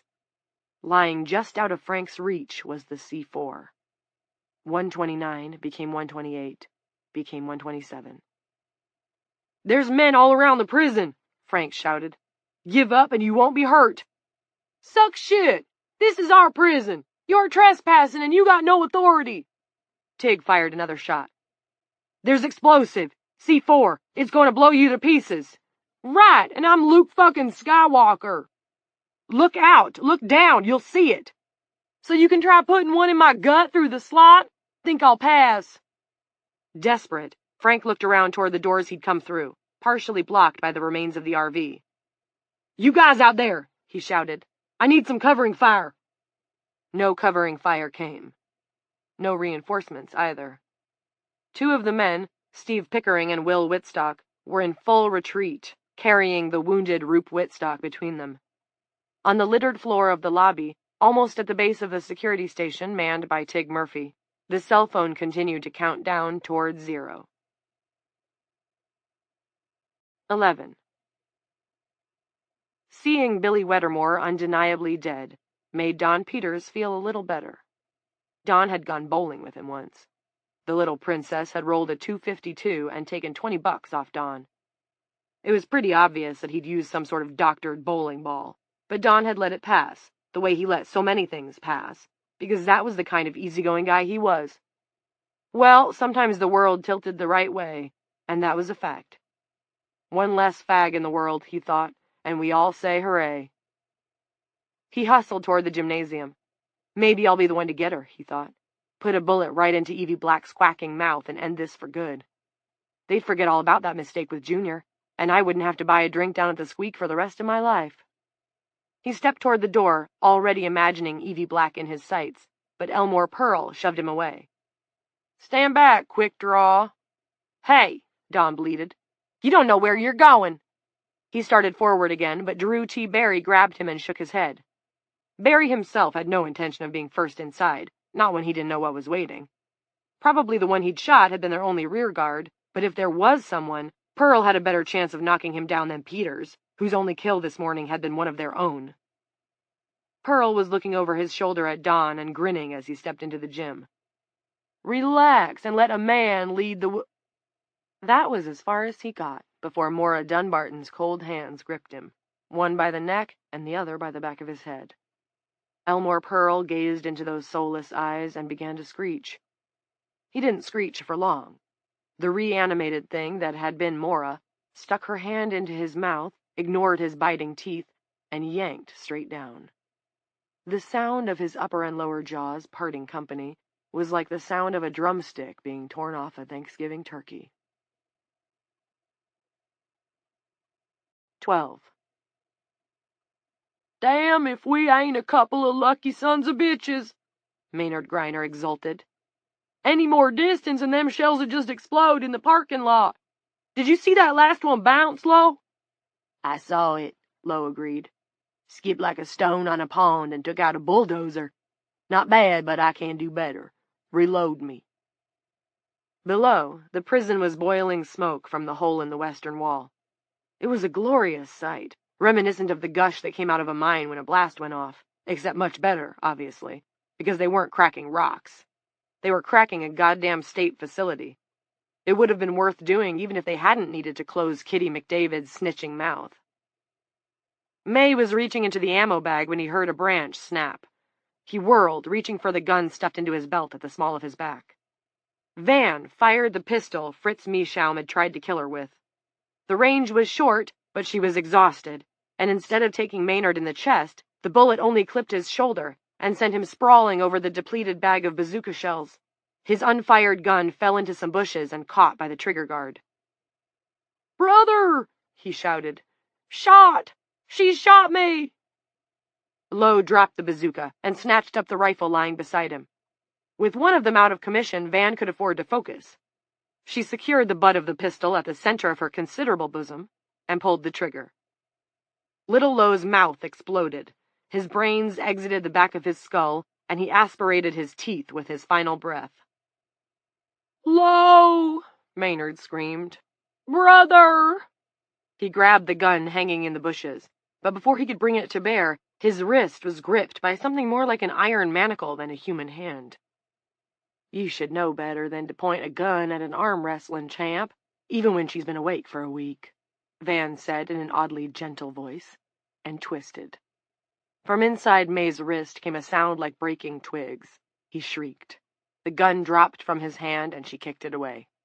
"You shot Lowe," Maynard blubbered. "Killed him." "So I did." Van's head was ringing, her hip was throbbing. It felt like she was standing on a deck in rough waters. She was near the end of her considerable endurance, and she knew it. But this had been a sight more useful than killing herself, no doubt about that. Only now what? May had the same question, it seemed. "What are you going to do with me?" I can't tie him up, Van thought. I've got nothing to tie him up with. Am I just going to go to sleep and let him get away? Probably after he puts a few rounds in me while I'm growing my cocoon. She looked down at the prison, where a crushed RV and a blazing bulldozer blocked the main doors. She meditated on the hole the first bazooka shell had put in Sea Wing, where dozens of women had been sleeping, defenseless in their cocoons. How many had been killed by these two country-fried assholes? "Which one are you, Lowell or Maynard?" "Maynard, ma'am." He tried on a smile. "You the stupid one or the smart one, Maynard?" His smile grew. "I'm the stupid one, no doubt. Failed out of school in the 8th grade. I just do whatever Lowell says." Van returned the smile. "Well, I guess I'll just let you go, Maynard. No harm and no foul. You've got a truck down there. I took a peek, and the keys are in the ignition. Even driving one-handed, I think you could be most of the way to Pedro's south of the border by noon, if you don't spare the horses. So why don't you get going before I change my mind?" "Thank you, ma'am." May started jogging back among the tombstones of the little country graveyard. Van briefly considered following through on her promise, but the chances were fair to good that he'd double back and discover her sleeping beside his dead brother. Even if he didn't, they'd been laughing over their dirty ambush like boys throwing baseballs at wooden bottles during county fair week. She didn't dare let him get far, either, because she no longer trusted her aim. At least he won't know what hit him, she thought. Van raised Mieschaum's pistol and, not without regret, put a round in May's back. "Oof," was his final word on Mother Earth as he tripped forward into a pile of dry leaves. Van sat down with her back against a leaning gravestone, so old the name once carved thereon was almost completely worn away, and closed her eyes. She felt bad about shooting a man from behind. but this feeling was quickly smothered beneath a rising wave of sleep. Oh, it felt so good to give in. Threads began to spin from her skin. They blew prettily back and forth in a morning breeze. It was going to be another beautiful day in mountain country. 13. The glass was supposed to be bulletproof, but 2 close-range shots from the M4 Willie was toting blew Clint's office window out of its frame. Clint hauled himself in and landed on his desk. It seemed to him that he had sat behind it writing reports and evaluations in another lifetime. He heard screams and shouting from the direction of the gymnasium, but that was nothing he could deal with now. He turned to assist Willie and saw the old man leaning against the building with his head lowered. His breathing was harsh and rapid. Willie raised his arms. "Hope you're strong enough to pull me in, Doc, because I ain't going to be able to give you much help." "Give me your gun first." Willie handed up the M4. Clint put it on his desk with his own weapon, atop a stack of good report forms. Then he seized Willie's hands and pulled. The old man was able to help after all, pedaling his work shoes against the building below the window, and he practically flew in. Clint went over on his back. Willie landed on top of him. "This is what I call pretty goddamn intimate," Willie said. His voice was strained, and he looked worse than ever, but he was grinning. "In that case, you better call me Clint." He got Willie to his feet, handed him the M4, and grabbed his own gun. "Let's get our asses down to Evie's cell." "What are we going to do when we get there?" "I have no idea," said Clint. 14. Drew T. Barry couldn't believe what he was seeing. 2 women who looked like corpses, and Elmore Pearl with his mouth pulled into a yawning cavern. His lower jaw seemed to be lying on his chest. Pearl staggered away from the creature that held him. He made almost a dozen steps before Mora caught him by the sweat-soaked collar. She drew him against her and stuck a thumb deep into his right eye. There was a pop, like a cork coming out of a bottle. Viscous liquid spilled down Pearl's cheek, and he went limp. Kaylee turned jerkily toward Don Peters, like a wind-up toy with a tired spring. He knew he should run, but an incredible lassitude seemed to have filled him. "I have gone to sleep," he reasoned, "and this is the world's worst nightmare. Has to be, because that's Kaylee Rawlings. I put that bitch on bad report just last month. I'll let her get me, and that's when I'll wake up." Drew T. Barry, whose life's work involved imagining the worst things that could happen to people, never considered the old "I must be dreaming" scenario. This was happening, even though it seemed like something straight out of that show where rotting dead people came back to life, and he had every intention of surviving it. "Duck!" he shouted. Don might not have done so if the plastic explosive hadn't detonated at that instant on the other side of the prison. It was actually more of a fall than a duck, but it did the job. Instead of grasping the soft meat of his face, Kaylee's pallid fingers slapped off the hard plastic shell of the football helmet. There was a gunshot, amplified to monstrous levels in the empty gymnasium, and a point-blank round from the Weatherby, a gun that could literally stop an elephant, did the job on Kaylee. Her throat simply exploded, and her head lolled back, all the way back. Her body crumpled. Mora cast Elmore aside and lurched toward Don, a boogie lady whose hands opened and snapped closed, opened and snapped closed. "Shoot her!" Don screamed. His bladder let go, and warm piddle coursed down his legs, soaking his socks. Drew T. Barry considered not doing it. Peters was an idiot, a loose cannon, and they might be better off without him. Oh well, he thought, okay. But after this, Mr. Prison Guard, you're on your own. He shot Mora Dunbarton in the chest. She flew back to center court, landing beside the late Elmore Pearl. She lay there a moment, then struggled up and started toward Don again, although her top and bottom halves no longer seemed to be working together very well. "Shoot her in the head!" Don screamed. He seemed to have forgotten that he had a gun himself. "Shoot her in the head like you did the other one!" "Will you please just shut up?" said Drew T. Barry. He sighted and blew a hole through Mora Dunbarton's head that vaporized the upper left quadrant of her skull. "Oh, God!" Don gasped. "Oh, God! Oh, God! Oh, God! Let's get out of here! Let's go back to town!" Little as Drew T. Barry liked the pudgy ex-guard, he understood Peters's impulse to run, even sympathized with it to a degree. But he had not become the most successful insurance man in the Tri-Counties by giving up on a job before it was finished. He grabbed Don by the arm. "Drew, they were dead! What if there are more?" "I don't see any more, do you?" "But—" "Lead the way.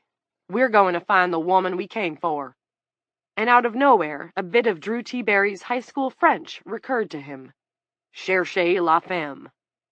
"Churchy, what?" "Never mind." Drew T. Barry gestured with his high-powered rifle. Not exactly at Don, but in his general vicinity. "You go first. 30 feet ahead of me should be good." "Why?" "Because," Drew T. Barry said, "I believe in insurance." 15. While Vanessa Lampley was putting paid to Maynard Griner, and Elmore Pearl was undergoing impromptu oral surgery from the reanimated corpse of Maura Dunbarton, Frank Geary was beneath the half-collapsed reception desk, watching as 46 seconds became 45, became 44. There would be no help from outside, he knew that now. The remaining men out there were either hanging back or gone. If he was going to get past the goddamn security station and into the prison proper, he would have to do it on his own. The only alternative was to scurry back outside on his hands and knees and hope the guy behind the bulletproof glass didn't shoot him in the ass. He wished none of this had happened. He wished he was cruising one of the pleasant roads of Dooling County in his little truck, looking for someone's pet raccoon. If a domesticated coon was hungry, you could coax him close enough to use the net with a piece of cheese or hamburger on the end of the long pole Frank called his treat stick. That made him think of the shattered desk leg poked into his back. He rolled on his side, grabbed it, and pushed it along the floor. The leg was just long enough to reach the lethal football. Nice to finally catch a break. "What are you doing?" Tig asked from behind the glass. Frank didn't bother answering. If this didn't work, he was a dead man. He speared the football with the jagged end of the leg. Johnny Lee had assured him that even driving over the stuff wouldn't cause it to explode, and the stick didn't set it off. He lifted the desk leg and leaned it just below the window with its ID slot. 17 seconds became 16, became 15. Tig fired once, and Frank felt the bullet pass just above his knuckles. "Whoever you are in there, you better get gone," he said. "Do it while you've got the chance." Taking his own advice, Frank dove toward the front doors, expecting to take a bullet. But Tig never fired again. Tig was peering through the glass at the white football stuck on the end of the desk leg like a big piece of gum. He got his first good look at the phone, where 4 seconds became 3. He understood then what it was and what was going to happen. He bolted for the door giving on the prison's main corridor. His hand was on the knob when the world went white. 16. Outside the main doors, shadowed from the brightening sun by the remains of the Fleetwood RV, never to take Barry Holden and his family on camping expeditions again, Frank felt the badly mauled building shudder from the latest blast.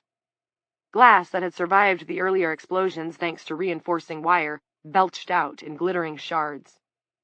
"Come on," shouted Frank. "Any of you who are left, come on. We're taking her right now." For a moment there was nothing. Then 4 men, Carson Struthers, Deputy Treat, Deputy Ordway, and Deputy Barrows, trotted from cover and ran to the blasted front doors of the prison. They joined Frank and disappeared into the smoke. 17.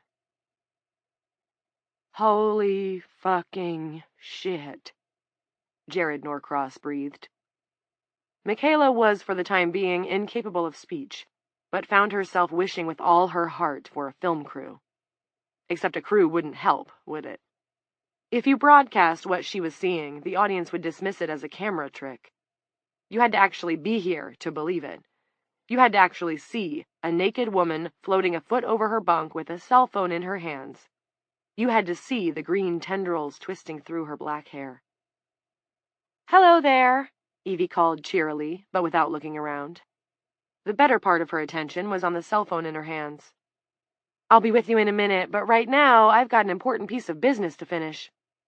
Her fingers on the phone were a blur. Jared?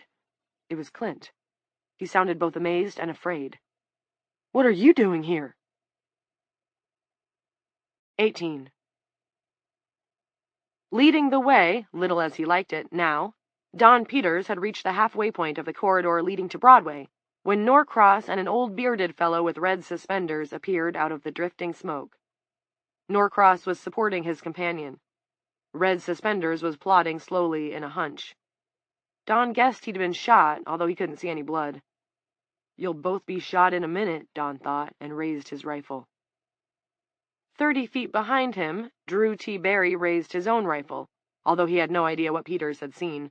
The drifting smoke was too thick, and Peters was in the way. Then, as Clint and Willie headed past the booth and down the short A-wing corridor leading to the soft cell, a pair of long white arms reached out of the infirmary and seized Don by the throat. Drew T. Barry watched, amazed, as, like a magic trick, Don vanished. The infirmary door slammed shut. When Barry hurried up to where Peters had been standing and tried the knob, he found the door locked. He peered through the wire-reinforced glass and saw a woman who looked like she might be high on drugs, holding a chisel to Peters's throat. She had stripped away the ridiculous football helmet. It lay overturned on the floor beside his gun. Peters's thinning black hair was plastered to his skull in sweaty strings. The woman, an inmate wearing prison browns, saw Barry looking in. She raised her chisel and motioned with it. The gesture was clear enough. Get out of here. Drew T. Barry considered shooting through the glass, but that would draw any defenders who were left. He also remembered the promise he'd made to himself before shooting the second boogie lady in the gym. After this, Mr. Prison Guard, you're on your own. He gave the crazy-looking inmate a little salute, plus a thumbs up for good measure. Then he headed down the corridor, but cautiously. Before being grabbed, Peters had seen something. 19. Oh, look who I found, said Angel. It's the one who likes to grab girls' tits and twist their nips and rub up against their heinies until he shoots off in his underwear. When she had lifted her hand to wave off the insurance man, Don had slipped away, putting a little space between them. Put that chisel down, inmate. Put it down this instant, and I won't have to write you up. That ain't cum on your pants this time, Angel observed. Too much of it, even for a jizzhound like you. You wet yourself, didn't you? Mommy wouldn't like that, would she? At the mention of his sainted mother, Don threw caution to the wind and rushed forward. Angel slashed at him, and might have ended things right there, had he not stumbled over the football helmet. Instead of cutting his throat, the chisel drew a deep gash across his forehead. Blood sheeted down his face as he went to his knees. Ow! Ow! Stop it! That hurt! Yeah, see how this does, Angel said, and kicked him in the stomach. Trying to blink blood out of his eyes, Don grabbed one of Angel's legs and yanked her down. Her elbow struck the floor and jarred the chisel out of her hand. Don wriggled up her body and reached for her throat. I ain't gonna fuck you after you're dead, he told her. That's nasty. I'll just choke you unconscious. I won't kill you until I'm fit. Angel grasped the football helmet, swung it in a wide-armed arc, and brought it crashing into Don's bleeding forehead. He rolled off her, clutching at his face. Ow, no, you stop that, inmate! That helmet-smashing stuff is also a big penalty in the NFL, Angel thought. But since no one's showing this on TV, I guess I won't lose any yardage. She hit Don with the helmet twice more, perhaps breaking his nose with the second blow. It was certainly bent badly enough. He managed to turn over and get to his knees with his ass sticking up. He was shouting something that sounded like, "Stop it, inmate," but it was hard to tell because the pig was panting so hard. Also, his lips were busted and his mouth was full of blood. It sprayed out with each word, and Angel remembered what they used to say when they were kids. Do you serve towels with your showers? No more, Don said. Please, no more. You broke my face. She cast the helmet aside and picked up the chisel. Here's your titty rub, Officer Peters. She buried the chisel between his shoulder blades, all the way up to the wooden handle. Mom, he cried. Okay, Officer Peters. Here's one for your ma. She ripped the chisel out and buried it in his neck, and he collapsed. Angel kicked him a few times, then straddled him and began to stab again. She went on until she could no longer lift her arm. Chapter 16. 1. Drew T. Barry reached the booth and saw what had stopped Peters before the woman grabbed him. 2 men, one of them possibly Norcross, the arrogant bastard who had instigated this mess. He had his arm around the other one. This was good. They had no idea he was here, and were probably on their way to the woman. To protect her. It was insane, given the size of the force Geary had mustered, but look how much damage they'd managed to inflict already. Good townspeople killed and wounded. They deserved to die just for that. And then 2 more came out of the smoke, a woman and a younger man, all with their backs to Drew T. Barry. Better and better. 2. Jesus Christ, Clint said to his son. You were supposed to be hiding. He looked reproachfully at Michaela. You were supposed to take care of that. Jared replied before Michaela could. She did what you told her, but I couldn't hide. I just couldn't. Not if there's a chance we can get Mom back. And Mary, Molly, too. He pointed to the woman in the cell at the end of the corridor. Dad, look at her. She's floating. What is she? Is she even human? Before Clint could answer, a burst of music came from Hicks's phone, followed by the proclamation of a tiny electronic voice. Congratulations, Player Evie! You have survived! Boomtown is yours! Evie dropped to her bunk, swung her legs onto the floor, and approached the bars. Clint would have thought he was beyond surprise at this point, but was shocked to see her pubic hair was mostly green. Not hair at all, in fact. It was some kind of vegetation. I won! She cried happily. And not a minute too soon. I was down to the last 2% of battery. Now I can die happy. You're not going to die, Clint said. He no longer believed it, though. She was going to die. And when what remained of Geary's force got here, which would be momentarily, it was likely that they were going to die with her. They had killed too many. Frank's men wouldn't stop. 3. Drew T. Barry slid around the side of the booth, liking what he saw more and more. Unless some of the defenders were hiding in the cells, all that remained of Norcross's little cabal was at the end of this corridor, clustered together like pins in a bowling alley. They had no place to hide, and they were all out of running room. Excellent. He raised the Weatherby, and a chisel pressed into his throat, just below the angle of his jaw. No, no, no, Angel said in the voice of a cheery primary school teacher. Her face, shirt, and baggy pants were stippled with blood. Move, and I'll cut open your jugular vein. I got the blade right on it.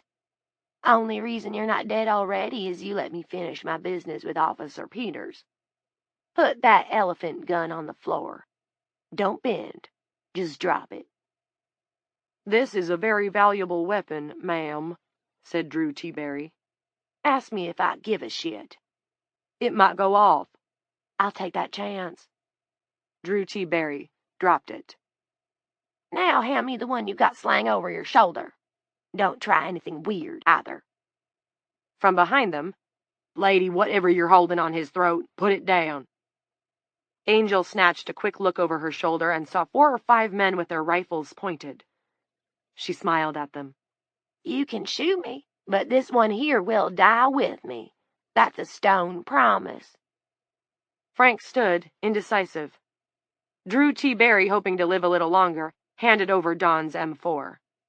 Thank you, Angel said, and hooked it over her own shoulder.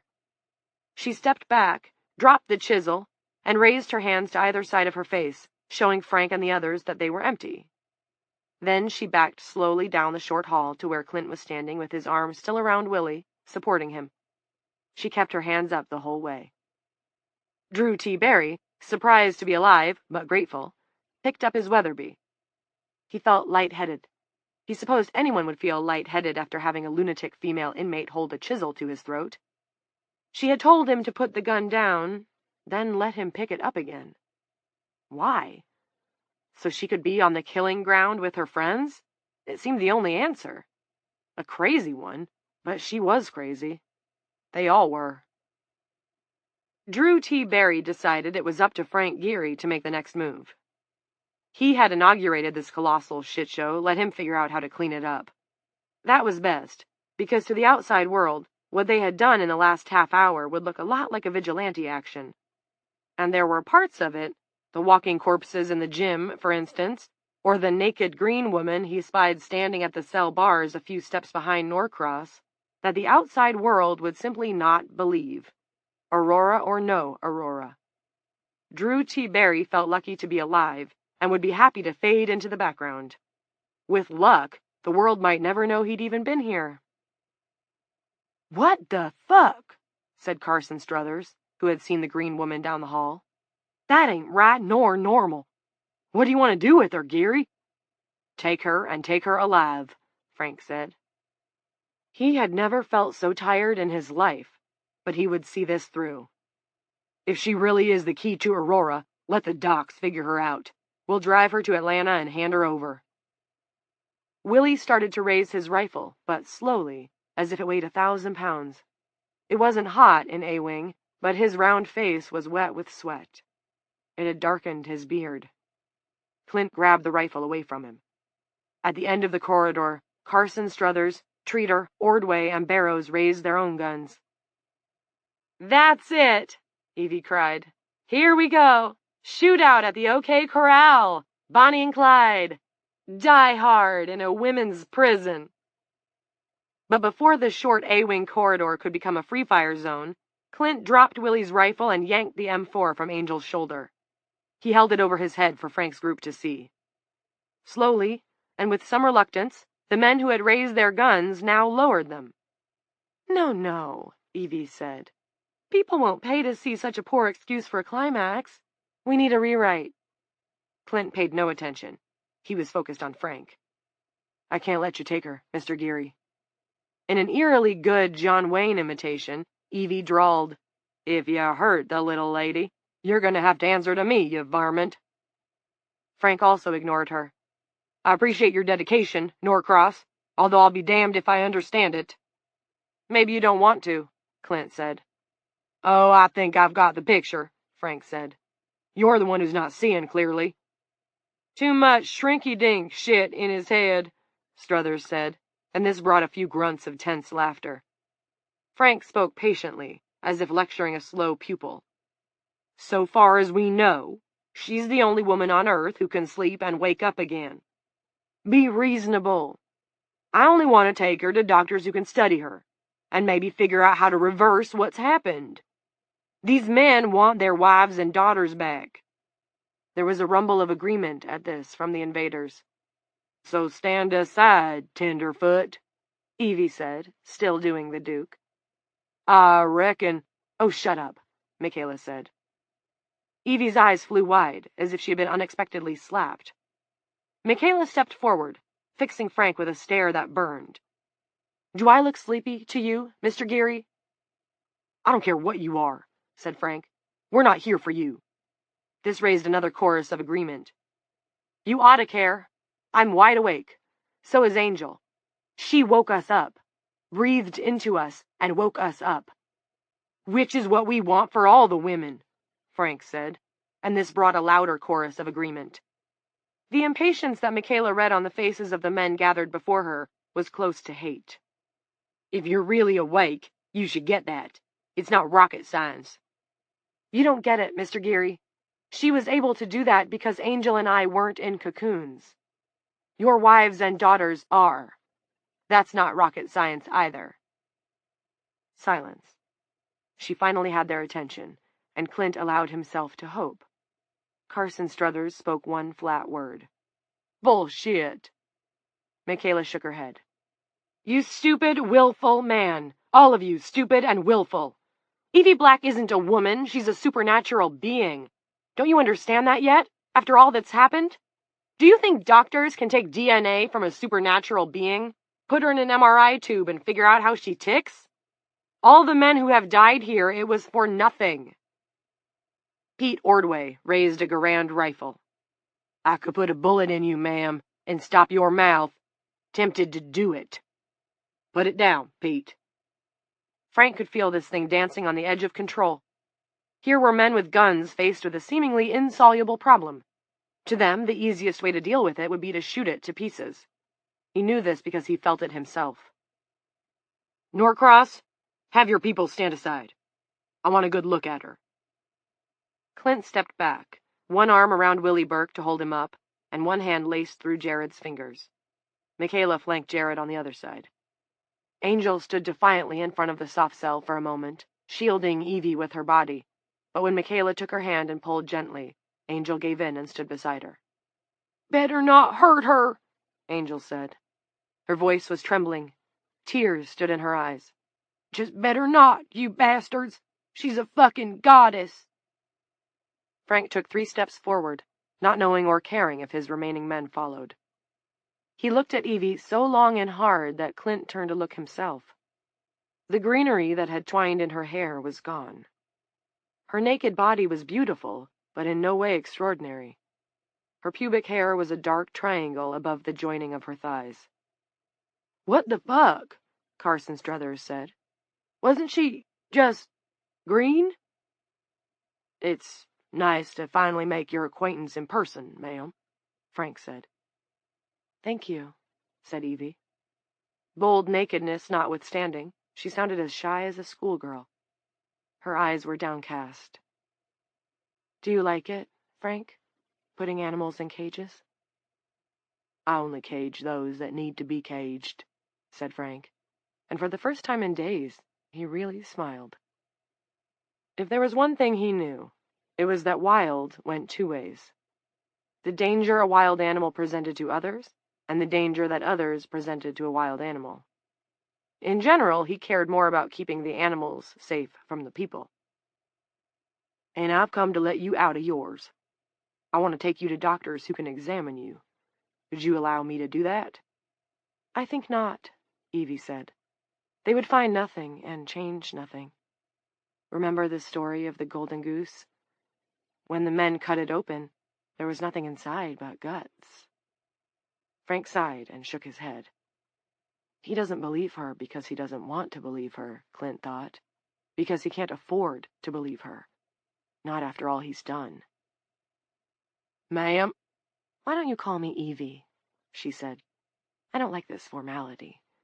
I thought we had a lovely little rapport when we talked on the phone, Frank. But her eyes were still downcast. Clint wondered what was in them that she had to hide. Doubt about her mission here? That was probably wishful thinking, but possible. Hadn't Jesus Christ himself prayed to have the cup taken from his lips? As, he supposed, Frank wished that scientists at the CDC would take the cup from his. That they would look at Evie's scans and blood work and DNA and say, aha. Evie it is, Frank said. This inmate, he tilted his head toward Angel, who was staring at him with wrath. She says that you're a goddess. Is that true? No, Evie said. At Clint's side, Willie began to cough and rub the left side of his chest. This other woman, this time the tilt went toward Michaela, she says you're a supernatural being. And Frank didn't like to say it aloud, to get close to the fury that it could lead to, but he had to.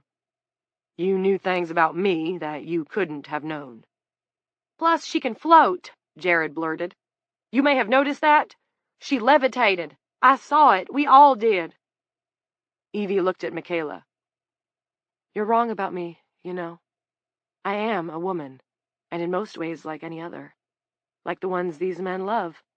Although love is a dangerous word when it comes from men. Quite often they don't mean the same thing as women do when they say it. Sometimes they mean they'll kill for it. Sometimes when they say it, they don't mean much of anything. Which, of course, most women come to know. Some with resignation, many with sorrow. When a man says he loves you, that means he wants to get his pecker up inside your pants, Angel put in helpfully. Evie returned her attention to Frank and the men standing behind him. The women you want to save are at this very moment living their lives in another place.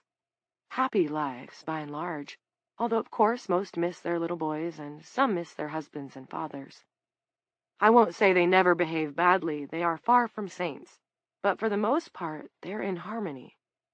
In that world, Frank, no one ever pulls your daughter's favorite shirt, shouts in her face, embarrasses her, or terrifies her by putting his fist through the wall. They're alive? Carson Struthers asked. Do you swear it, woman? Do you swear to God? Yes, Evie said. I swear to your God and every God. How do we get them back, then? Not by poking me or prodding me or taking my blood. Those things wouldn't work, even if I were to allow them. What will? Evie spread her arms wide. Her eyes flickered, the pupils expanding to black diamonds, the irises roiling from pale green to brilliant amber, turning to cat's eyes. Kill me, she said. Kill me and they'll awake. Every woman on earth. I swear this is true.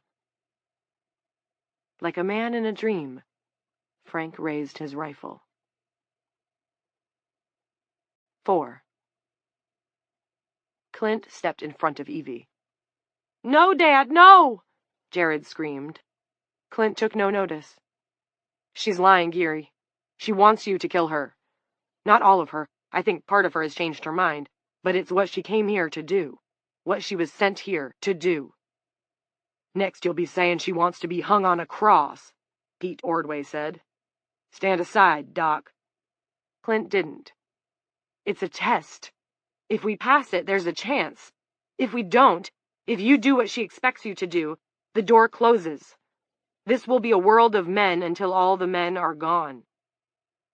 He thought of the fights he'd had growing up, battling not for milkshakes, not really, but just for a little sun and space, a little room to fucking breathe, to grow.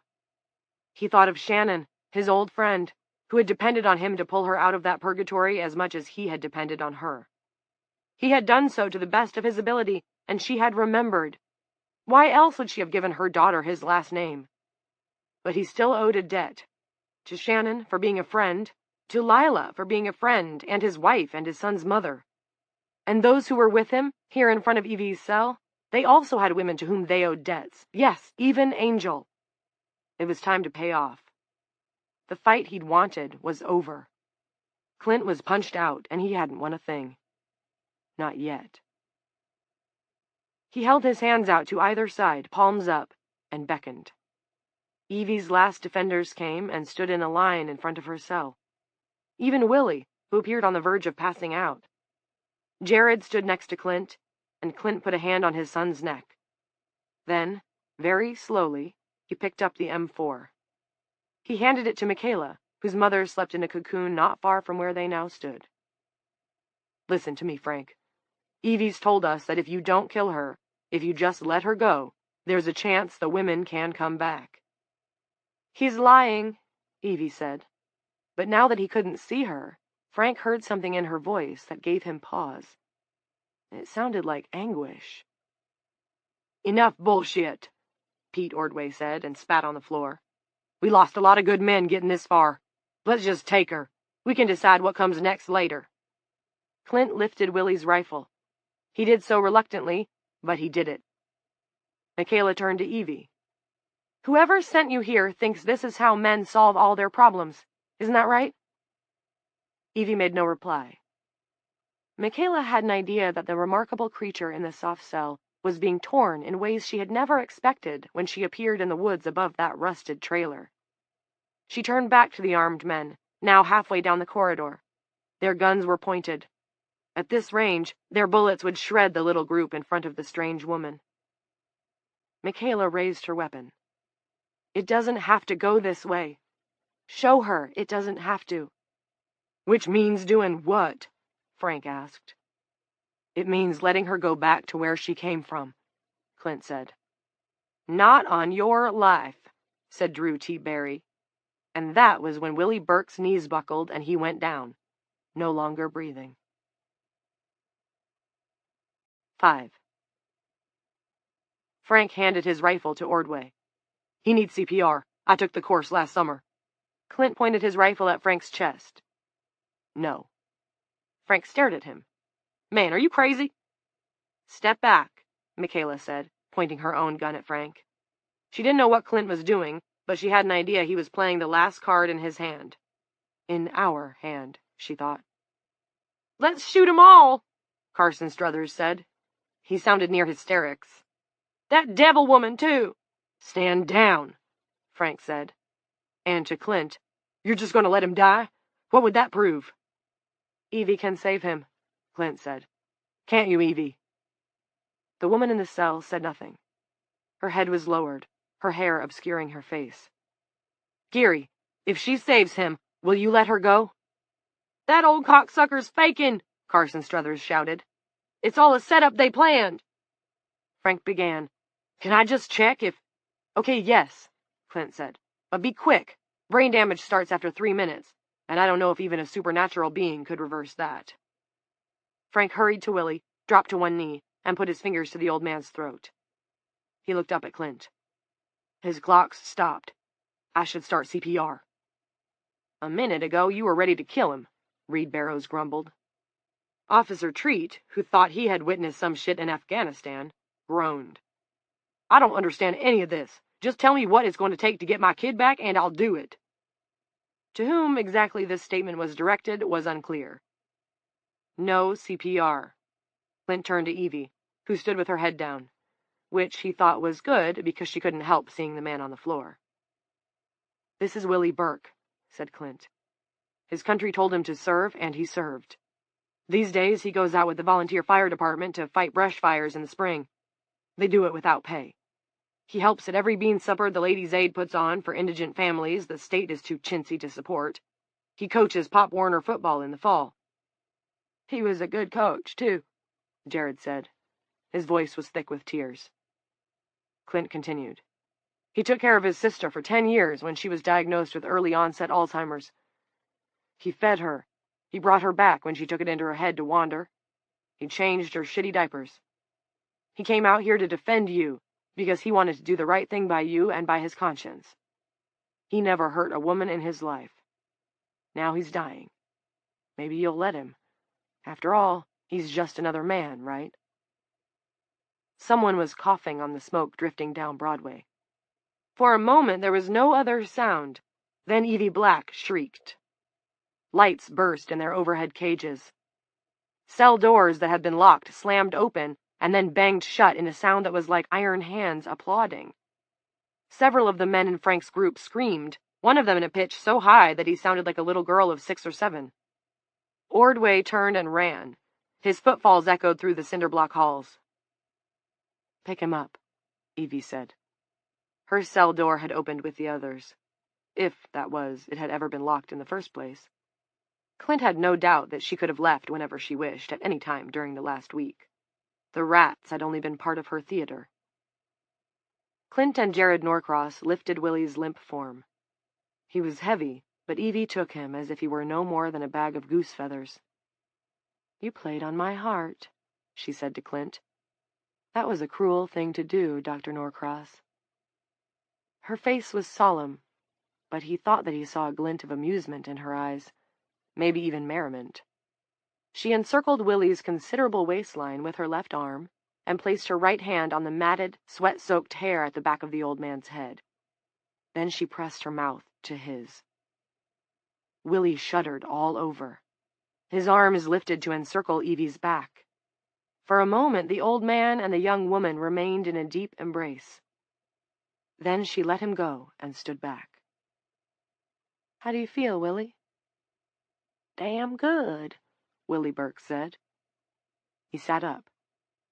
My God, Reed Barrows said. He looks 20 years younger. I ain't been kissed like that since I was in high school, said Willie. If ever. Ma'am, I think you saved my life. I thank you for that, but I think the kiss was even better. Evie began to smile. I'm glad you enjoyed it.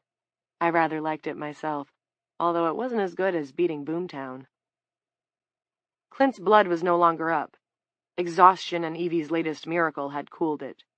He looked on the rage he had felt so recently like a man looking at a stranger who has broken into his house and cluttered the kitchen while making himself an extravagant and gluttonous breakfast. He felt sad and regretful and terribly tired.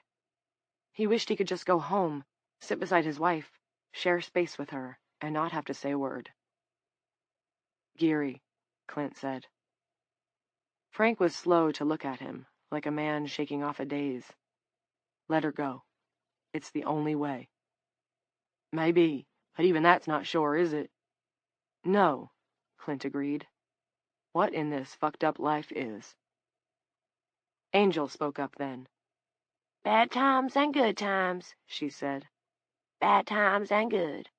All the rest is just horse shit in the barn." I thought it would take at least until Thursday, but Evie laughed, a sound like tinkling bells. "I forgot how fast men can move when they set their minds to a thing."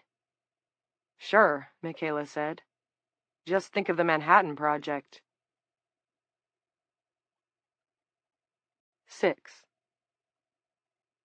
At 10 minutes past 8 on that fine morning, a line of 6 vehicles drove down West Lavin Road, while behind them the prison smoldered like a discarded cigar butt in an ashtray. They turned onto Balls Hill Road. Unit 2 led the way with its flashers turning slowly. Frank was behind the wheel. Clint was in the shotgun seat. Behind them sat Evie Black, exactly where she had been sitting after Lila arrested her. Then she had been half naked. On this return trip, she was wearing a dueling correctional red top. "How we're ever going to explain this to the state police, I don't know," Frank said. "Lot of men dead. Lot of men wounded." "Right now, everyone's got their hands full with Aurora," Clint said. "And probably half of them aren't even showing up. When all the women come back, if they come back, no one will care." From behind them, Evie spoke quietly. "The mothers will. The wives. The daughters. Who do you think cleans up the battlefields after the shooting stops?" 7. Unit 2 stopped in the lane leading to Truman Mayweather's trailer, where yellow crime scene tape still fluttered.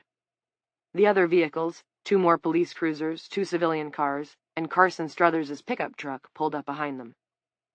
"Now what?" Clint asked. "Now we'll see," Evie said. "If one of these men doesn't change his mind and shoot me after all, that is." "That won't happen," Clint replied, not nearly as confident as he sounded. Doors slammed. For the moment, the trio in Unit 2 sat where they were. "Tell me something, Evie," Frank said. "If you're just the emissary, who's in charge of this rodeo? Some, I don't know, life force? Big Mama Earth, maybe, hitting the reset button?" "Do you mean the great lesbian in the sky?" Evie asked. "A short, heavy-set deity wearing a mauve pantsuit and sensible shoes. Isn't that the image most men get when they think a woman is trying to run their lives?" "I don't know." Frank felt listless, done up. He missed his daughter. He even missed Elaine. He didn't know what had happened to his anger. It was like his pocket had torn, and it had fallen out somewhere along the way. "What comes to mind when you think about men, smartass?" "Guns," she said. "Clint, there appear to be no door handles back here." "Don't let that stop you," he said. She didn't. One of the back doors opened, and Evie Black stepped out.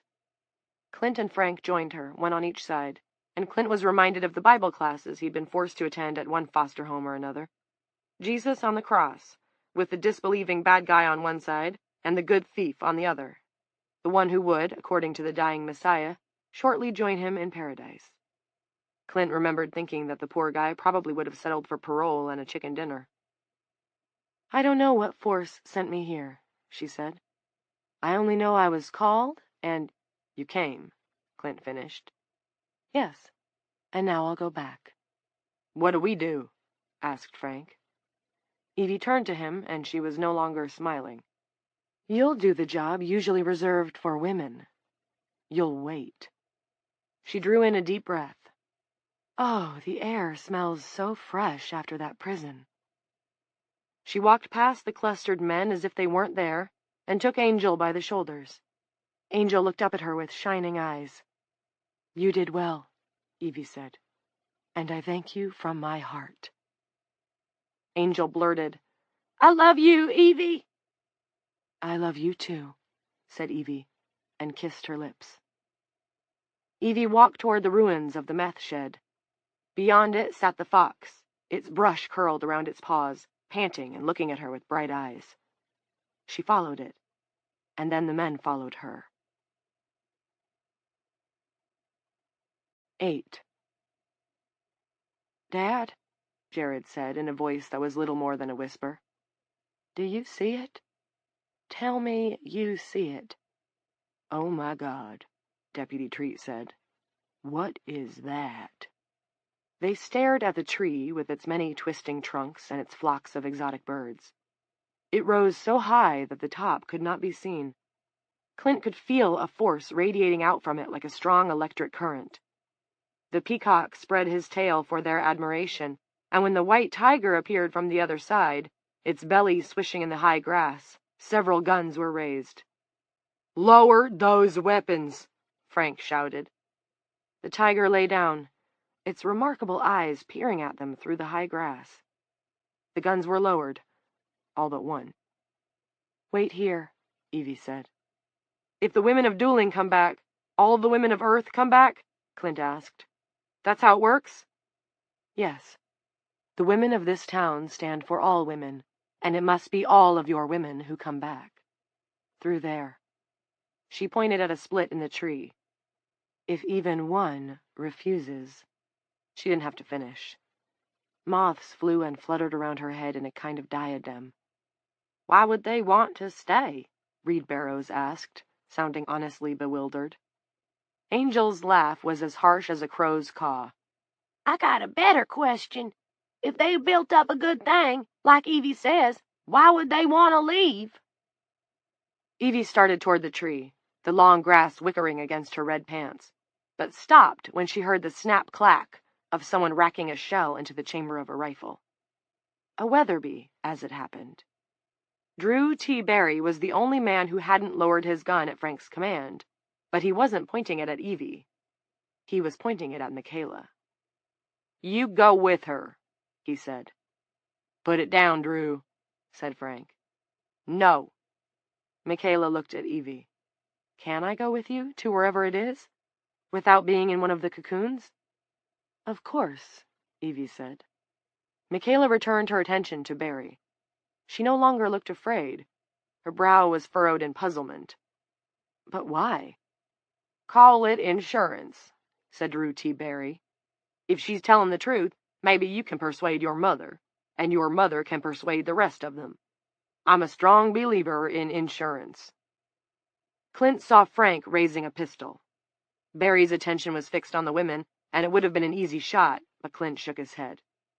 In a low voice, he said, "There's been enough killing." Besides, Clint thought, maybe Mr. Double Indemnity is right. Evie and Michaela walked past the white tiger to the split in the tree, where the fox sat waiting for them. Evie stepped in without hesitation and was lost to sight. Michaela hesitated, and then followed.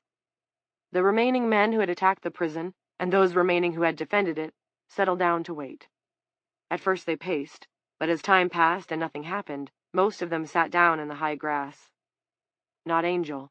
She strode back and forth, as if she couldn't get enough of being beyond the confines of her cell, and the woodshop, and the booth, and Broadway. The tiger was dozing. Once Angel approached it, and Clint held his breath. She was truly insane. It raised its head when Angel dared to stroke its back, but then the great head dropped back to its paws, and those amazing eyes closed. "It's purring," she called to them, in what sounded like exultation. The sun rose to the roof of the sky and seemed to pause there. "I don't think it's going to happen," Frank said. "And if it doesn't, I'm going to spend the rest of my life wishing I'd killed her." Clint said, "I don't think it's been decided yet." "Yeah? How do you know?" It was Jared who answered. He pointed at the tree. "Because that's still there. If it disappears or turns into an oak or a weeping willow, Then you can give up." They waited. Chapter 17. 1.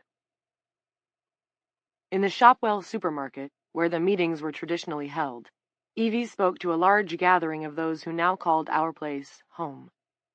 It didn't take long for her to speak her piece, which boiled down to one thing. It was their choice.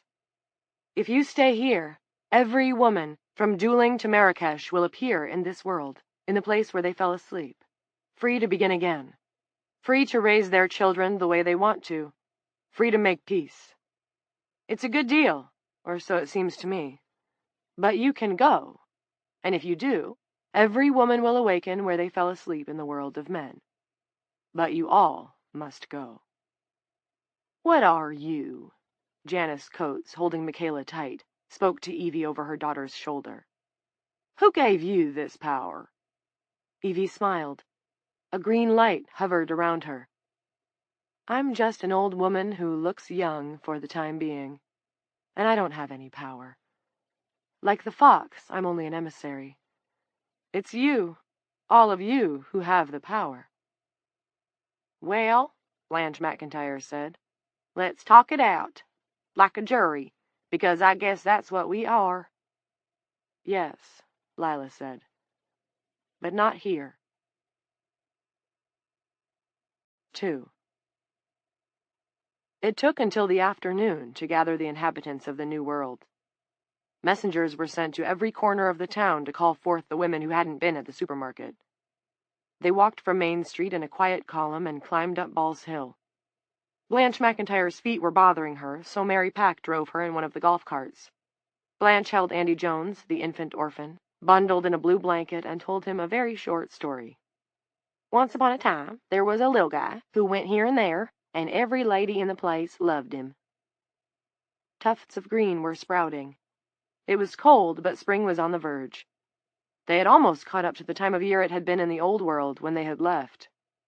The realization surprised Blanche. It felt to her as though a far longer period had elapsed. When they left the road and started up the moth-lined path through the woods, the fox appeared to conduct them the rest of the way. 3. Once Evie's terms had been re-explained for those who needed to be caught up, Michaela Coates stood on a milk crate, donned her reporter's hat, perhaps for the last time, perhaps not, and told them all what had happened on the outside. "Dr. Norcross convinced the vigilantes to stand down," she said. "A number of men gave their lives before reason prevailed." "Who died?" one woman shouted out. "Please say my Micah wasn't one of them." "What about Lawrence Hicks?" asked another. There was a babble of questioning voices. Lila raised her hands. "Ladies, ladies!" "I ain't no lady," grumbled an ex-inmate named Frida Elkins. "Speak for yourself, Chief." "I can't tell you who's dead," Michaela resumed, "because during most of the fighting I was stuck in the prison. I know that Garth Flickinger is dead, and—" She was about to mention Barry Holden, then saw his wife and remaining daughters looking at her expectantly, and lost her nerve. "And that's about all I know. But I can tell you that all the boy, children, and infants in Dueling are fine and well," praying with all her heart that this was so. The audience erupted in cheers, whoops, and applause. When Michaela was finished, Janice Coates took her place, and explained that everyone would be given a turn to make her choice known. "For myself," she said, "I vote with some regret to return. This is a much better place than the one we left, and I believe the sky is the limit. Without men, we make decisions fairly and with less fuss. We share resources with less argument. There has been very little in the way of violence among the members of our community. Women have irritated me my entire life, but they have nothing on men." Her personal irony that her own husband, poor Archie, bounced from life by that early heart attack, was such an equable, sensible man, she did not mention. Exceptions were not the point. The point was the general case. The point was history. Where Janice's features had once been lean, now they were burned down to the bone. Her white hair flowed down her back. Plunged in their sockets, her eyes had a distant shine. It struck Michaela that her mother, no matter how straight she stood or how clearly she spoke, had become ill. "You need a doctor, Mom." "However," Janice went on, "I also believe I owe it to Dr. Norcross to go back. He risked his life, and the others risked theirs, for the women of the prison when I doubt many others would have. Related to that, I want to make it known to you women who are inmates at the prison that I will do whatever I can to see your sentences commuted, or at the very least, lessened. And if you want to double time it for the Hills, I will inform the authorities in Charleston and Wheeling that I believe you were killed in the attack." Those former prisoners came forward in a block. There were fewer than there had been that morning. Kitty McDavid, among others, had vanished without a trace, except for a brief flurry of moths. No doubt remained about what that might mean. Those women were dead in both worlds. Men had killed them.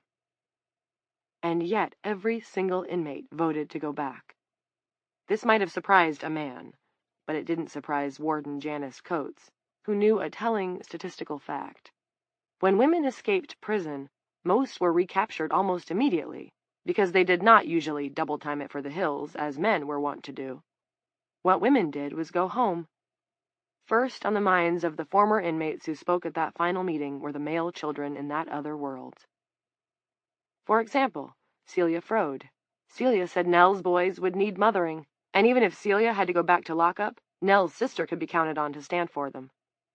But Nell's sister won't be much use to them if she's asleep, will she? Claudia Stevenson spoke to the ground so softly that the crowd called for her to repeat herself. "I don't want to hold anybody down," she repeated. "I'll go along with the majority." The First Thursdays also voted to return. "It's better here," Gail said, speaking for all of them. "Janice is right about that, but it's not really our place. It's someplace else. And who knows, maybe all that's apparently happened over there will make that place better." Michaela thought she was probably right, but likely just in the short term. Men promised never to raise another hand to their wives or children often enough, and meant it at the time, but were only able to keep their promises for a month or two, if that. The rage came around again, like a recurring bout of malaria. Why would this be different? Large, cool gusts rippled through the high grass. V-shaped flocks of geese, returning from the uninhabited south, crossed the blue pane above the crowd. It feels like a funeral, Mary Pack thought. It was so undeniable, like death was, bright enough to scald your eyes, cool enough to go through your coat and your sweater and raise goosebumps along your skin.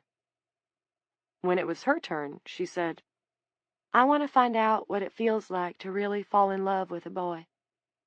This confession surely would have sundered Jared Norcross's heart had he been present to hear it. "I know the world's easier for men, and it's lousy and it's stacked, but I want a chance at a regular life like I always expected to have. And maybe that's selfish, but that's what I want, okay? I might even want to have a baby. And that's all I got."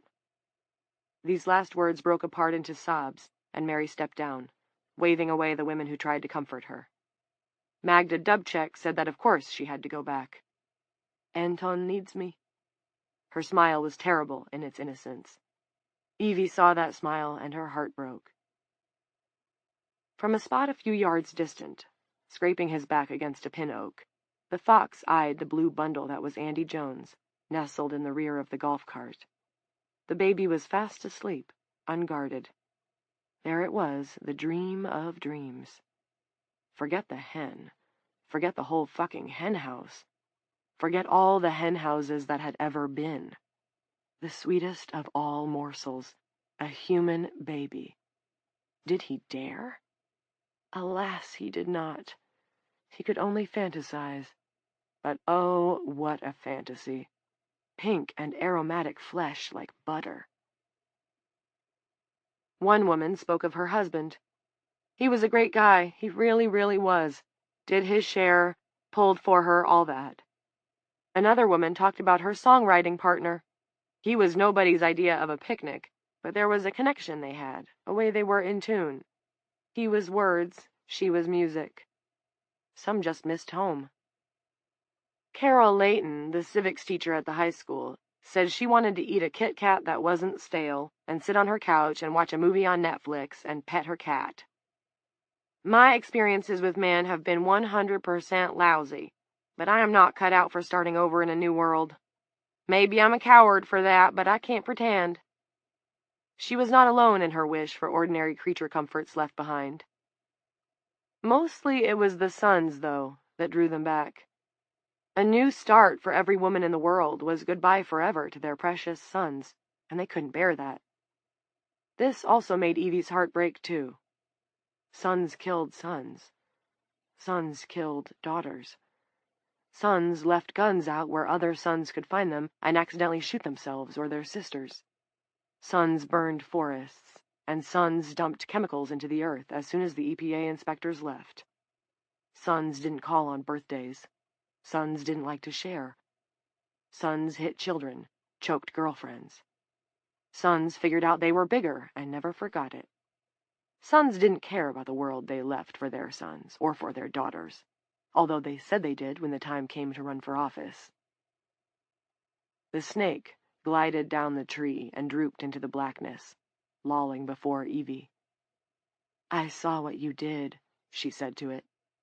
"I saw how you distracted Jeanette, and I hate you for it."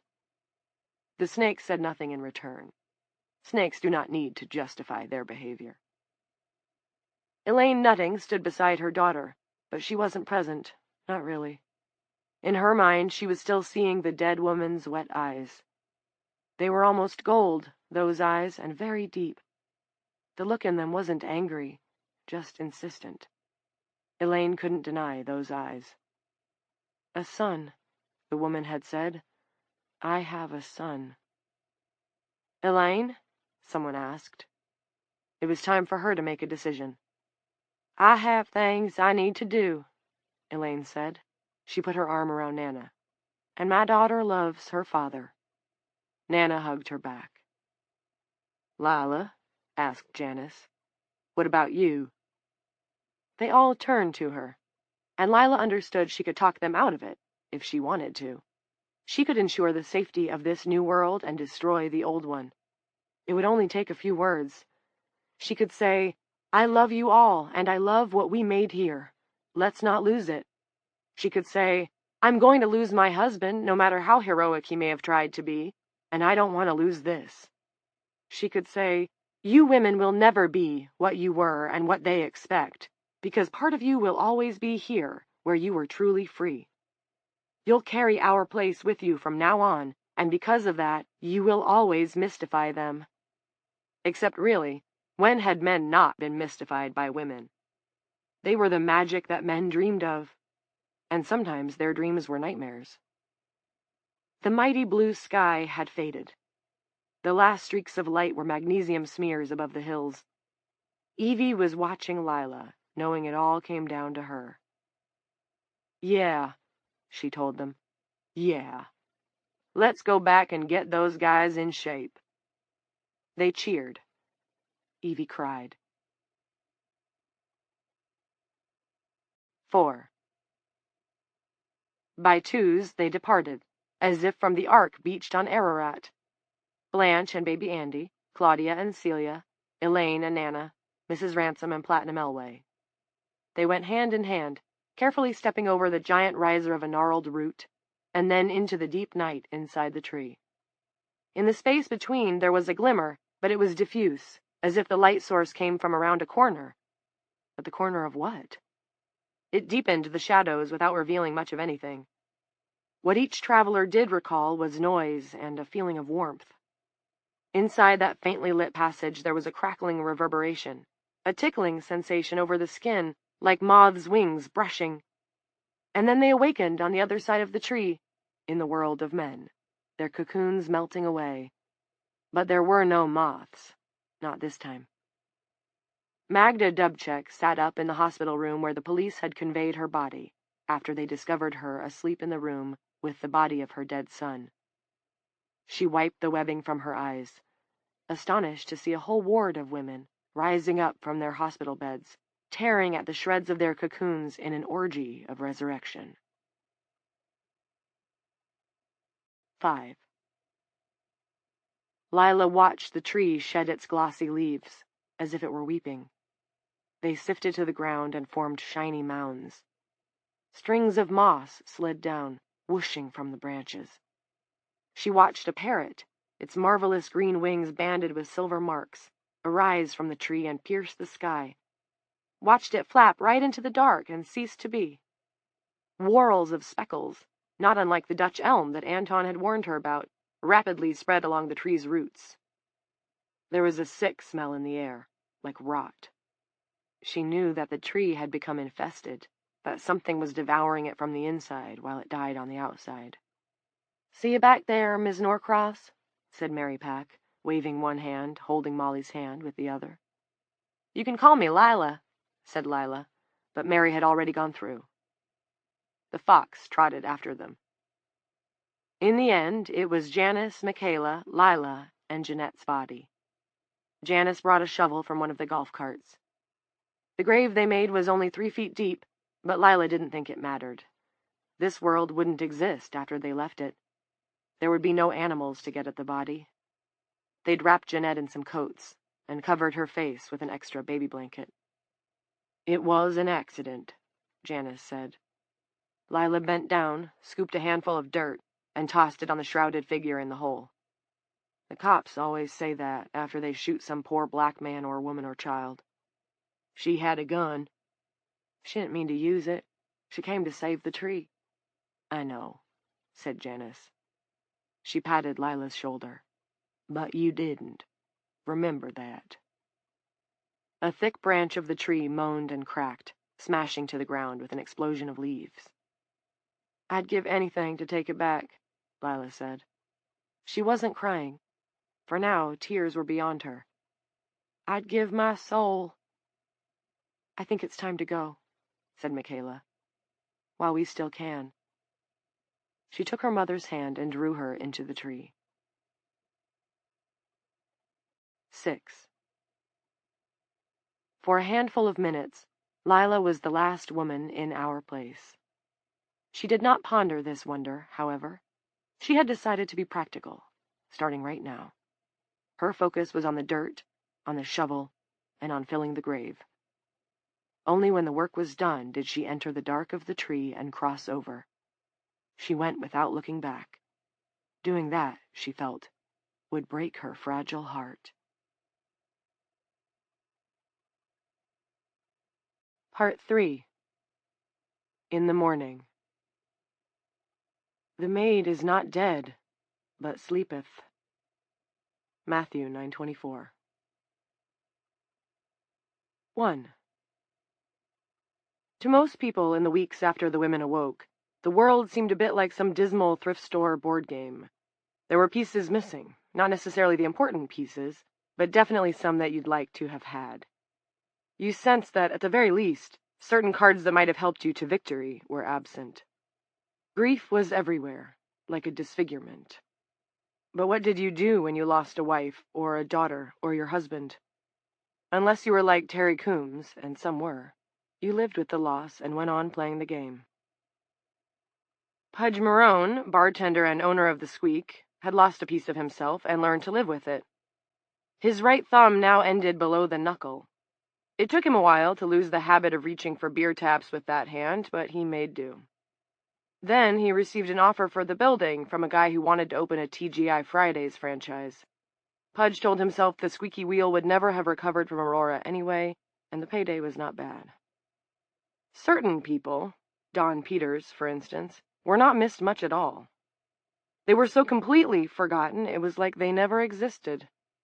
The wreck of the Peters property was sold at auction. Johnny Lee Kronsky's few possessions were bagged up with the trash, but his grim apartment remains unoccupied to this day. Van had left the door open when she left Fritz Michaum's house that last day of Aurora, and after he had been dead a day or two, the turkey vultures came in and helped themselves to the free buffet. Smaller birds came inside to harvest Fritz's wiry red beard for nesting materials. Eventually, an enterprising bear dragged the carcass outside. In time, insects polished his skeleton clean, and the sun bleached his overalls white.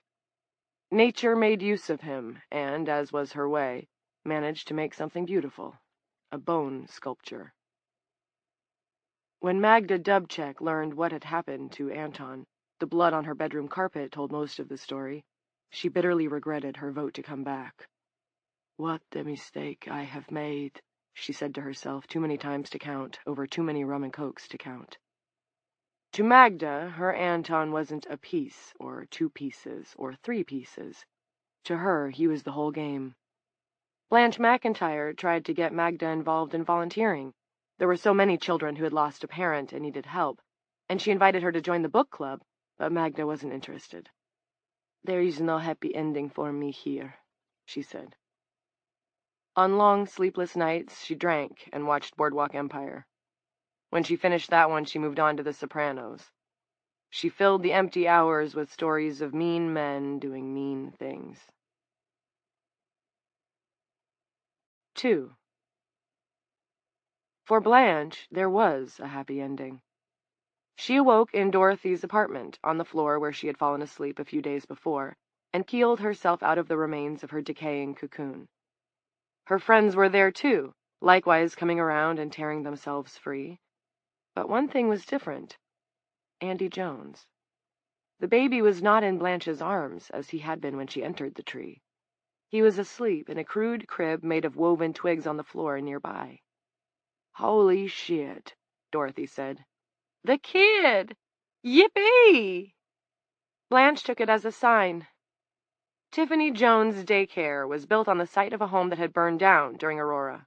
The project was financed from Blanche's retirement fund and from that of her new boyfriend, which, in Willie Burke's case, had been accruing without interest in the lining of his yellowed mattress since 1973, and from many community donations. In the wake of Aurora, it seemed that many more people were charitably inclined than had previously been the case. The Norcross family was particularly generous, in spite of their difficulties. On the sign outside, below Tiffany's name, was a picture of a crib made of woven twigs. Blanche and her staff accepted any child between the ages of 1 month and 4 years, regardless of the parents' ability to pay. After Aurora, it was small community operations like Blanche's, in large part funded and staffed by men, that began the movement that led to the establishment of a universal child care program. Many men seemed to understand that a rebalancing was necessary. They had, after all, been warned. Blanche thought once or twice of the novel they had met to talk about on that last night before everything changed. The story of a girl who told a lie that changed many lives. Blanche often considered the penance that weighed so heavily on that girl's life. She, Blanche, did not feel that she owed any such penance. She was a decent person, had been a decent person all along, a hard worker and a good friend. She had always been good to the inmates of the prison. The daycare was not about atonement. It was about decency. It was natural, obvious, and essential. If the board game was missing pieces, it was sometimes, often even, possible to make new ones. Blanche had met Willie when he showed up at the door of the daycare, then still undergoing renovations, with a wad of $50 bills.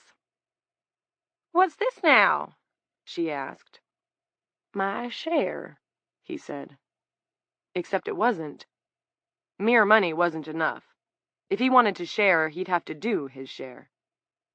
"Kids crap so much," Willie observed to Blanche one evening after they had been courting for a while.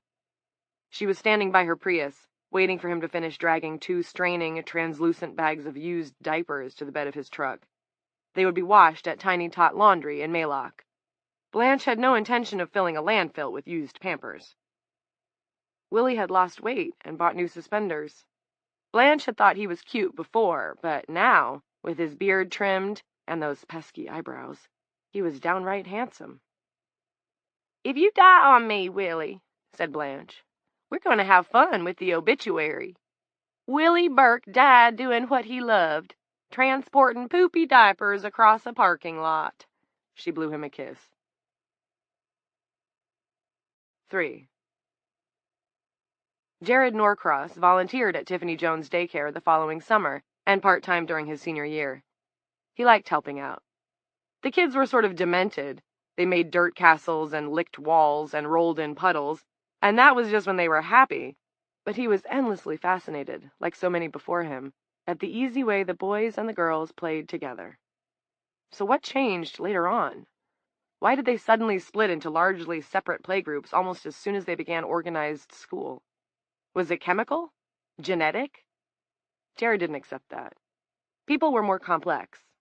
People had root systems, and their root systems had root systems. He had an inkling that in college he might like to study child behavior and eventually become a psychiatrist, like his father. These thoughts comforted Jared and distracted him when he needed distracting, which was, during that period of his life, almost all the time. His parents' marriage was breaking up, and Mary was dating Molly Ransom's older cousin, a lacrosse star at a high school in the next county. He had seen them together once, Mary and her guy. They had been sitting at a picnic table outside an ice cream parlor, feeding each other ice cream cones. It could only have been more horrible if they were having sex. Molly bird-dogged him once, heading out of his house. "What's going on, dude? Mary and Jeff are coming over. You want to hang with us?"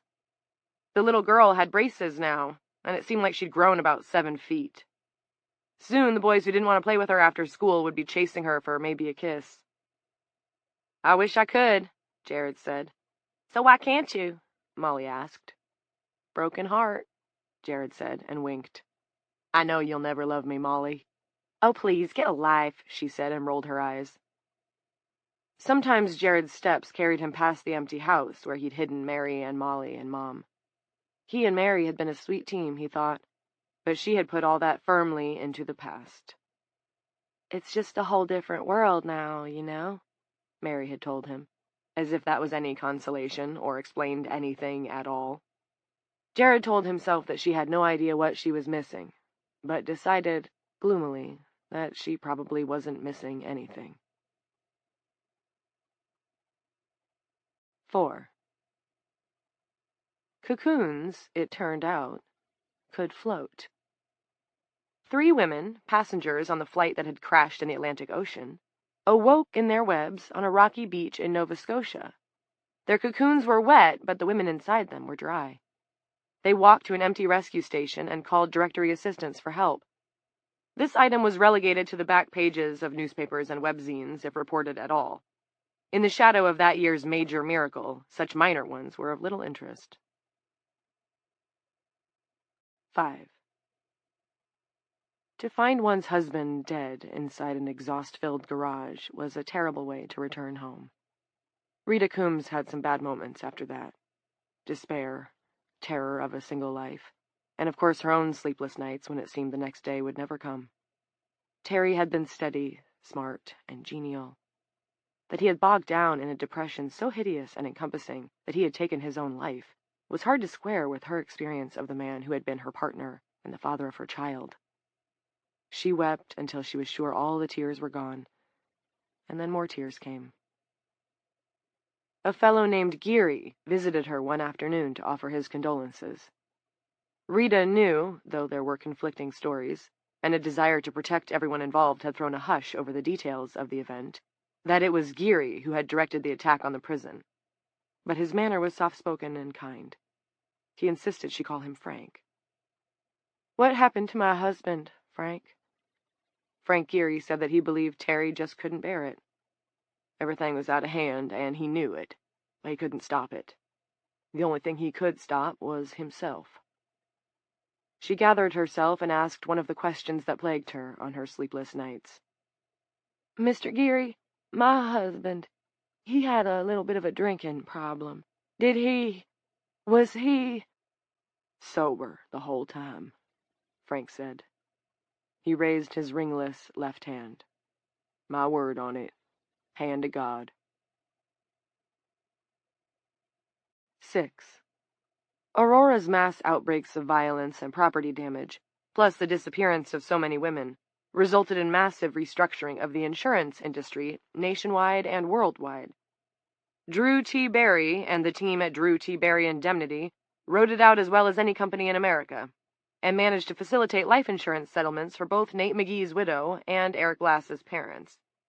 Since both had died in the midst of an unauthorized assault on a penal institution, this had been no small feat. But Drew T. Barry was no mean insurance agent.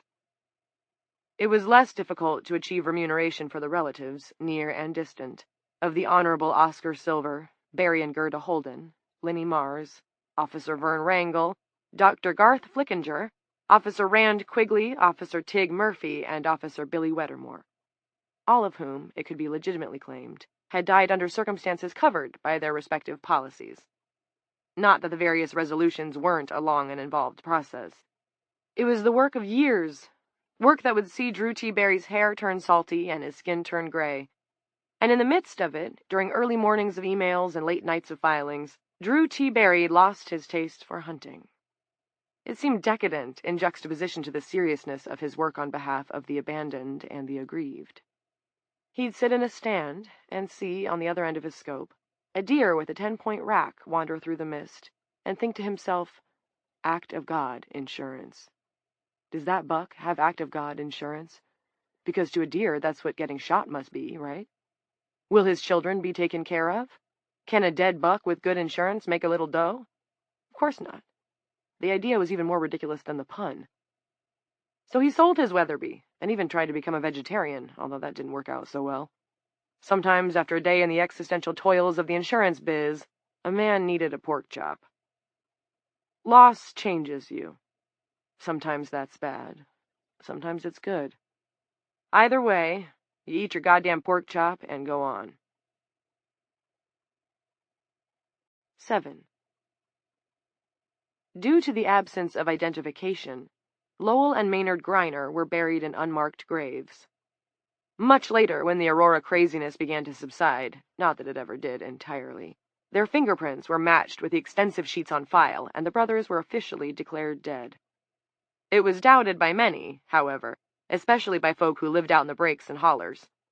Rumors abounded that Little Low and Maynard had made themselves a home in the shaft of an abandoned wildcat mine, that they were running Acapulco Gold further south under assumed names, that they drove the hills in a jacked-up midnight black Ford F-150 with a severed boar's head chained to the grill and Hank Williams Jr. blasting from the stereo. An award-winning author, a man who had lived in Appalachia as a young man and fled as soon as he turned 18, heard some of the legends from his relatives and used them as the basis of a children's picture book titled The Bad Stupid Brothers. In the picture book, they end up as miserable toads in Poopy Swamp. 8. The stream that the Bright Ones cult had dammed near their compound in Hatch, New Mexico, broke, and the waters ripped the community's buildings from their foundations. When the waters receded, the desert moved in. Sand covered up the few discarded weapons that had been overlooked by the feds, a few pages of their new nation's constitution, which declared their dominion over the lands and waters they had seized and their rights to bear arms, and the United States federal government's lack of standing to demand they pay their share of taxes, were speared on cactus needles. A graduate student studying botany, hiking to collect specimens of native desert plants, discovered several of these spiked pages. "Thank you, God," she cried and snatched them off the cactus. The graduate student's stomach was bothering her. She hustled off the mountain path, defecated, and used the providential papers to wipe herself. 9.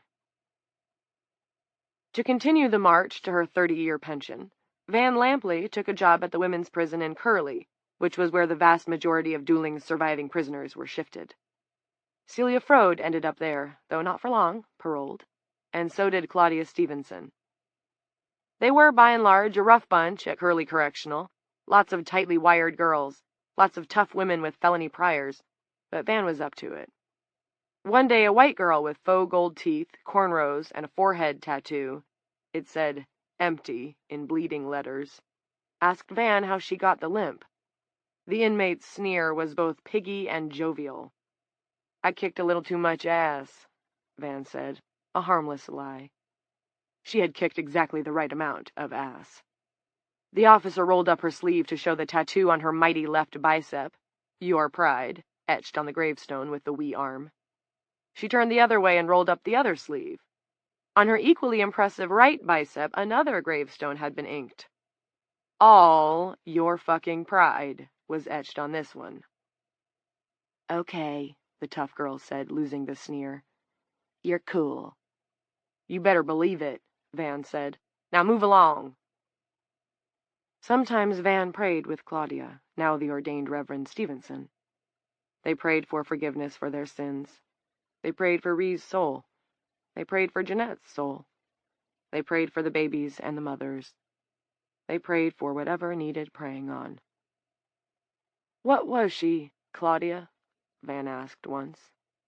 "It's not what she was, Vanessa," said Reverend Stevenson. "It's what we are." "And what would that be?" The Reverend was stern, very unlike the old Claudia, who would not say boo to a goose. "Resolved to be better. Resolved to be stronger. Ready to do whatever we have to do." 10. It would have killed her, the cervical cancer that had been brewing in Janice Coates, but the clock on the other side of the tree had slowed its growth somehow. Also, her daughter had seen it on the other side of the tree. Michaela took her mother to an oncologist 2 days after the women awoke, and the warden was receiving chemotherapy 2 days after that. Janice acquiesced to Michaela's demand that she step down from her position immediately, allowing Michaela to make all the arrangements to take care of her, to order her to the doctor, to bed, and to take her meds on a regular basis. Michaela also made sure her mother stopped smoking. In Michaela's humble opinion, cancer was horseshit. She had lost her father at a young age, and she was still working through some of the emotional horseshit that had come with that. But horseshit abounded. Horseshit was something you had to shovel pretty much nonstop if you were a woman, and if you were a woman in television, you had to shovel it double time. Michaela could shovel it triple time. She had not driven home from D.C., rammed a bad biker's vintage ride, stayed awake for days smoking Garth Flickinger's meth, and survived a gruesome armed conflict in order to succumb to any variety of horseshit whatsoever, even if that horseshit was a disease that actually belonged to her mother. Following her course of chemo, when the clean scan came back that told them Janice was in remission, Michaela said to her mother, "All right, what are you going to do now? You need to stay active." Janice said Mickey was absolutely right. Her first plan, to drive Michaela to D.C. Her daughter needed to go back to work. "Are you ever going to try and report on what happened?" Janice asked her daughter. "Personal experience type of thing?" "I've thought about it, but..." "But?" "There were problems. That was the but. First, most people would say that the adventures of the women on the far side of the tree were horse shit. Second, they would say that no such supernatural creature as Evie Black had ever existed, and that Aurora had been caused by perfectly natural, if as yet undiscovered, means. Third, if certain authorities decided Michaela wasn't spouting horse shit, questions would be raised that the authorities in Dueling, especially former Chief Lila Norcross, could not answer. For a couple of days, Janice stayed with her daughter in the capital. The cherry blossoms were long gone. It was hot, but they did a lot of walking anyway. On Pennsylvania Avenue, they saw the president's motorcade, a train of gleaming black limos and SUVs, and went straight through without stopping. "Look," Michaela pointed. "Who gives a shit?" Janice said. "Just another swinging dick." 11. In Akron, Ohio, at the apartment he lived in with his Aunt Nancy, checks began to arrive, made out to Robert Sorley. The amounts were never large, $22 here, $16 there, but they added up. These checks were drawn from the account of a woman named Elaine Nutting. In the cards and letters that accompanied the checks, Elaine wrote to Bobby about his late mother, Jeanette, about the life of kindness and generosity and achievement that she had envisioned for him. Though Bobby had not known her as well as he had wanted, and because of her crime, had never quite been able to trust her while she was alive, Bobby had loved his mother. The impression she seemed to have made on Elaine Nutting convinced him that she had been good. Elaine's daughter, Nana, included drawings with some of her mother's letters. She was really talented. Bobby asked her to please draw him a picture of a mountain so he could look at it and think of the world beyond Akron, which wasn't such a bad place, but was, Akron. She did. It was a beauty. Streams, a monastery in a crook of a valley, birds circling, clouds lit from above, a winding footpath leading to the unseen far side. "Because you said please," Nana wrote. "Of course I said please," he wrote back to her. Who doesn't say please? In her next letter, she wrote, I know a lot of boys who don't say please. I don't have room on this paper to write the names of all the boys I know who don't say please. In response, he wrote, I'm not one of those boys. They became regular correspondents and eventually planned to meet, which they did. 12. Clint never asked Lila if she'd taken a lover during her time on the other side of the tree.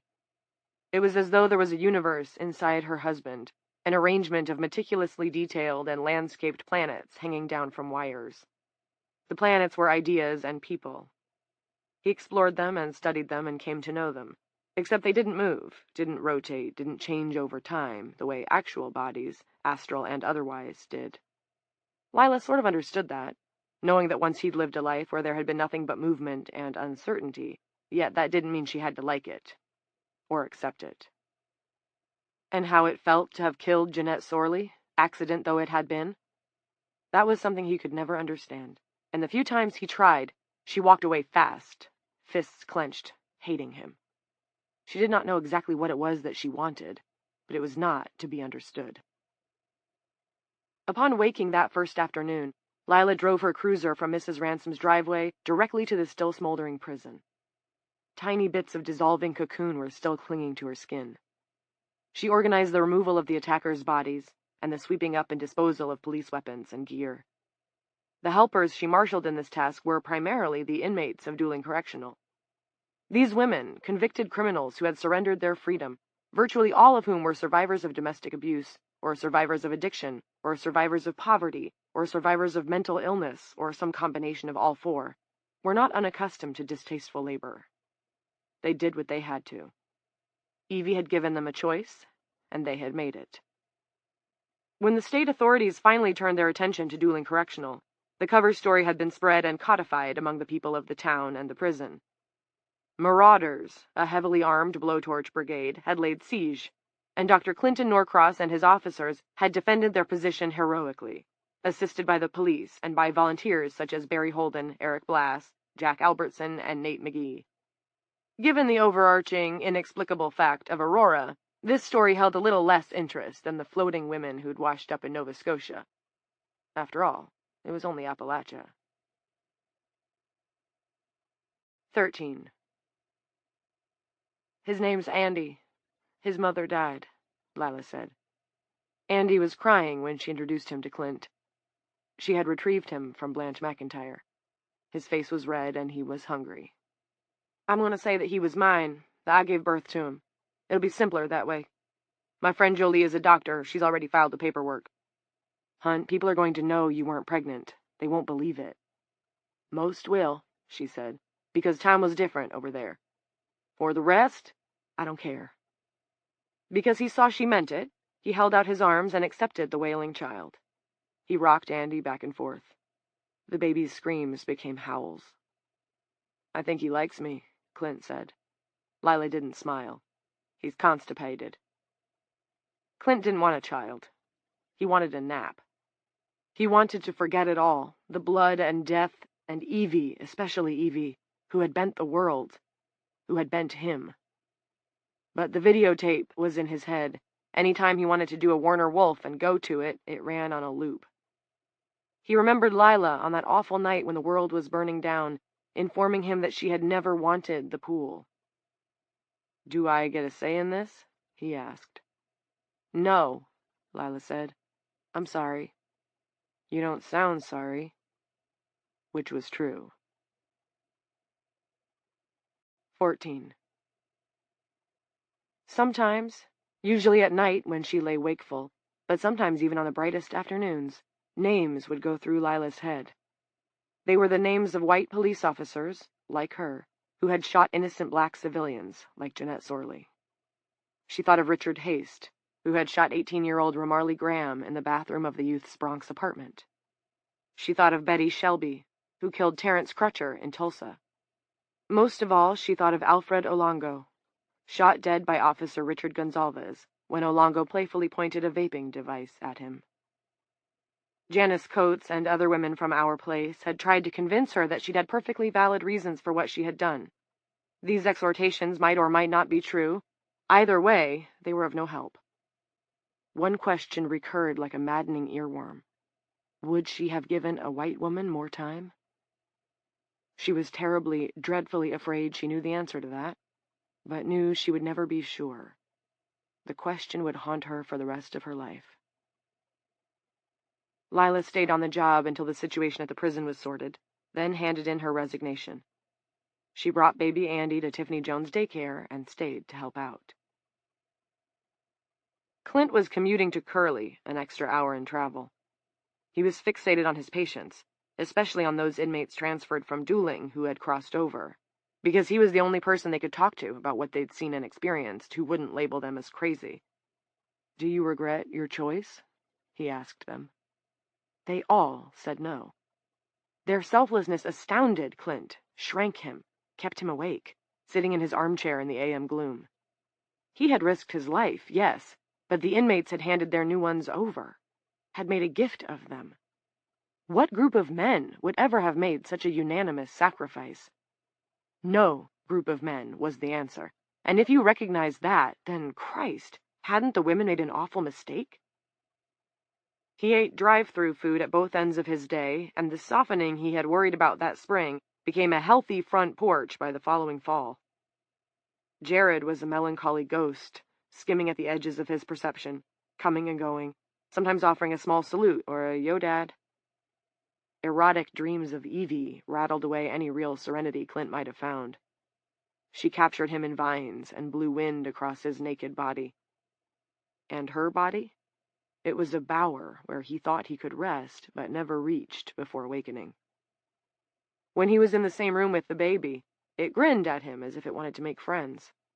Clint grinned back and found himself crying in his car on the way to work.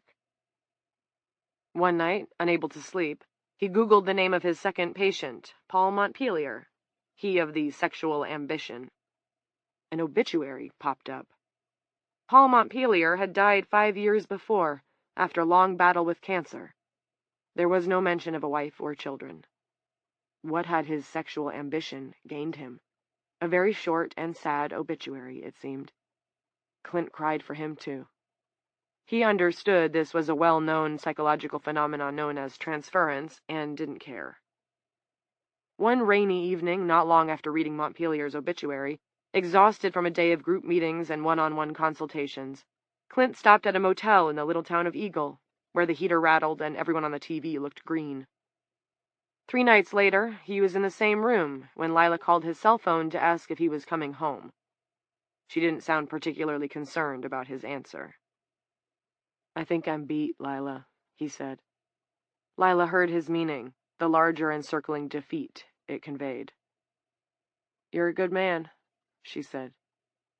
This was a lot to give him right then. The baby didn't sleep much. She was beat herself. "Better than most." He had to laugh. "I believe that's known as damning with faint praise." "I do love you," she said. "It's just been a lot, hasn't it?" It had. It had been a hell of a lot. 15. The warden at Curly told Clint he absolutely didn't want to see his face over the Thanksgiving holiday. "Heal thyself, Doc," said the warden. "Eat some vegetables, anyway. Something besides Big Macs and moon pies." He abruptly decided to drive to Coughlin to see Shannon, but ended up parked outside her house, unable to go in. Through the thin drapes of the ranch house, he observed the shadows of female figures moving. The warmth of the lights was cheerful and inviting. Snow had started to fall in huge flakes. He thought of knocking on her door. He thought of saying, "Hey, Shan, you are the milkshake that got away." The thought of a milkshake running on Shannon's shapely legs made him laugh, and he was still laughing when he drove off. He ended up in a tavern called O'Byrne's, with melting slush on the floor, the Dubliners on the jukebox, and a bleary-eyed, white-headed bartender who moved in slow motion between the taps and the glasses, as if he were not pouring beers, but handling radioactive isotopes. This fine fellow addressed Clint. "Guinness, son? Tasty on a night like this." "Make it a bud." The current Dubliners' tune was the Auld Triangle. Clint knew it and sort of liked it, in spite of himself. There was a romance to the song that was nothing like his experience of prison, but it got you, those voices gathering. Someone, he thought, ought to add another verse, though. The warden, the screw, and the lag all got turns. Where was the shrink? He was just about to take his beer to a dark corner when a finger tapped him on the shoulder. Clint? 16. What did it was the hug. Frank's daughter didn't just hug him when they were reunited. She dug her girl's hands into his upper arms so that he could feel her fingernails through his shirt. Everything that had happened, everything he had done, had made it clear that he needed to do something, anything, about himself, but that hug had tipped the dominoes. The last time he had seen her awake, he had almost ripped her favorite shirt off her body. His daughter loved him anyway. He didn't deserve it, but he wanted to. The anger management program was 3 days a week. At the first meeting, it was just Frank and the therapist in the basement of the dueling VFW. Her name was Viswanathan. She wore large round spectacles and was so young-looking, Frank figured she didn't remember cassette tapes. She asked why he was there. Because I scare my kid and I scare myself. I also trashed my marriage, but that's just a side effect. The therapist took notes as he explained his feelings and compulsions. It came more easily than Frank would have guessed, sort of like expressing pus from an infected wound. In a lot of ways, it was like talking about another person, because that pissed-off dog catcher didn't feel like him. That pissed-off dog catcher was someone who showed up and took control when Frank didn't like what was happening, when he just couldn't deal. He told her about putting animals in cages. He kept coming back to that. My friend, said Dr. Viswanathan, this 26-year-old girl with glasses the color of Kool-Aid, have you ever heard of a drug called Zoloft? Are you patronizing me? Frank wanted to get himself together and not be fucked with. The therapist shook her head and smiled. No, I'm being jaunty, and you're being brave. She introduced him to a psychopharmacologist, and the psychopharmacologist wrote Frank a prescription. He took the prescribed dosage without feeling especially different, and continued to go to the meetings. Word got around, and more men began to appear, filling half the chairs in the basement of the VFW. They said they wanted to make a change. They said they wanted to get their shit together. They said they wanted to stop being so fucking angry all the time. No amount of therapy or big pharma happy pills could change the fact that Frank's marriage was kaput. He had broken Elaine's trust too many times, not to mention the kitchen wall.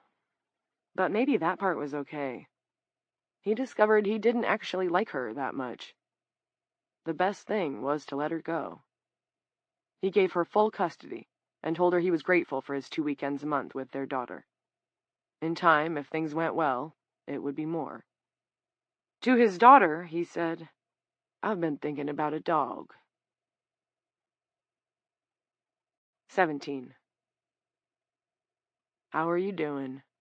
Frank asked Clint as the Dubliners played and sang.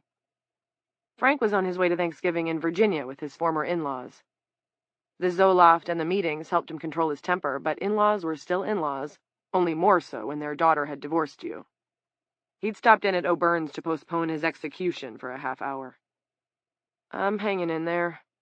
Clint rubbed his eyes. Need to lose some weight, but yeah, hanging in there. They took seats at a booth in a dark corner. Frank said, You're drinking in an Irish dive on Thanksgiving. Is that your idea of hanging in there? I didn't say I was great. Besides, you're here too. Frank thought, what the hell, and just said it. I'm glad we didn't kill each other. Clint raised his glass. I'll drink to that. They toasted. Clint didn't feel any anger toward Frank. Anger wasn't something he felt toward anyone. What he felt was great disappointment in himself. He had not expected to save his family only to lose them. It was not his idea of a happy ending. It was his idea of an American shit show. He and Geary talked about their children. Frank's girl was in love with some kid in Ohio. He was a little worried he might be a grandfather at 45, but he was playing it cool. Clint said that his son was awfully quiet these days, probably couldn't wait to blow town, go to college, see what the world was like beyond coal country. And your wife? Clint waved to the bartender for another round. Frank shook his head. Thanks, but not for me. Booze and Zoloft don't mix all that well. I should shove off. The outlaws are expecting me. He brightened. Hey, why not come along? I'll introduce you to Elaine's folks. Gotta keep on their good side. They are my daughter's grandparents, after all. Visiting them is sort of like hell, but with slightly better food. Clint thanked him, but declined. Frank started to get up, then settled back. Listen, that day at the tree. What about it? Do you remember when the church bells started ringing? Clint said he would never forget. The bells began when the women started to wake up. Yeah, Frank said. Right about then, I looked around for that crazy girl and saw she was gone. Angel, I think her name was. Clint smiled. Angel Fitzroy. Any idea what became of her? None at all. She's not at Curly, I know that much. Barry, the insurance guy, he told me he was pretty sure she killed Peters. Clint nodded. He told me the same thing. Yeah? What did you say? Good riddance to bad rubbish, that's what I said. Because Don Peters was the problem in a nutshell. He paused. Shell. That's what I mean. Nutshell. My friend, I think you should go home. Clint said, Good idea. Where is it? 18.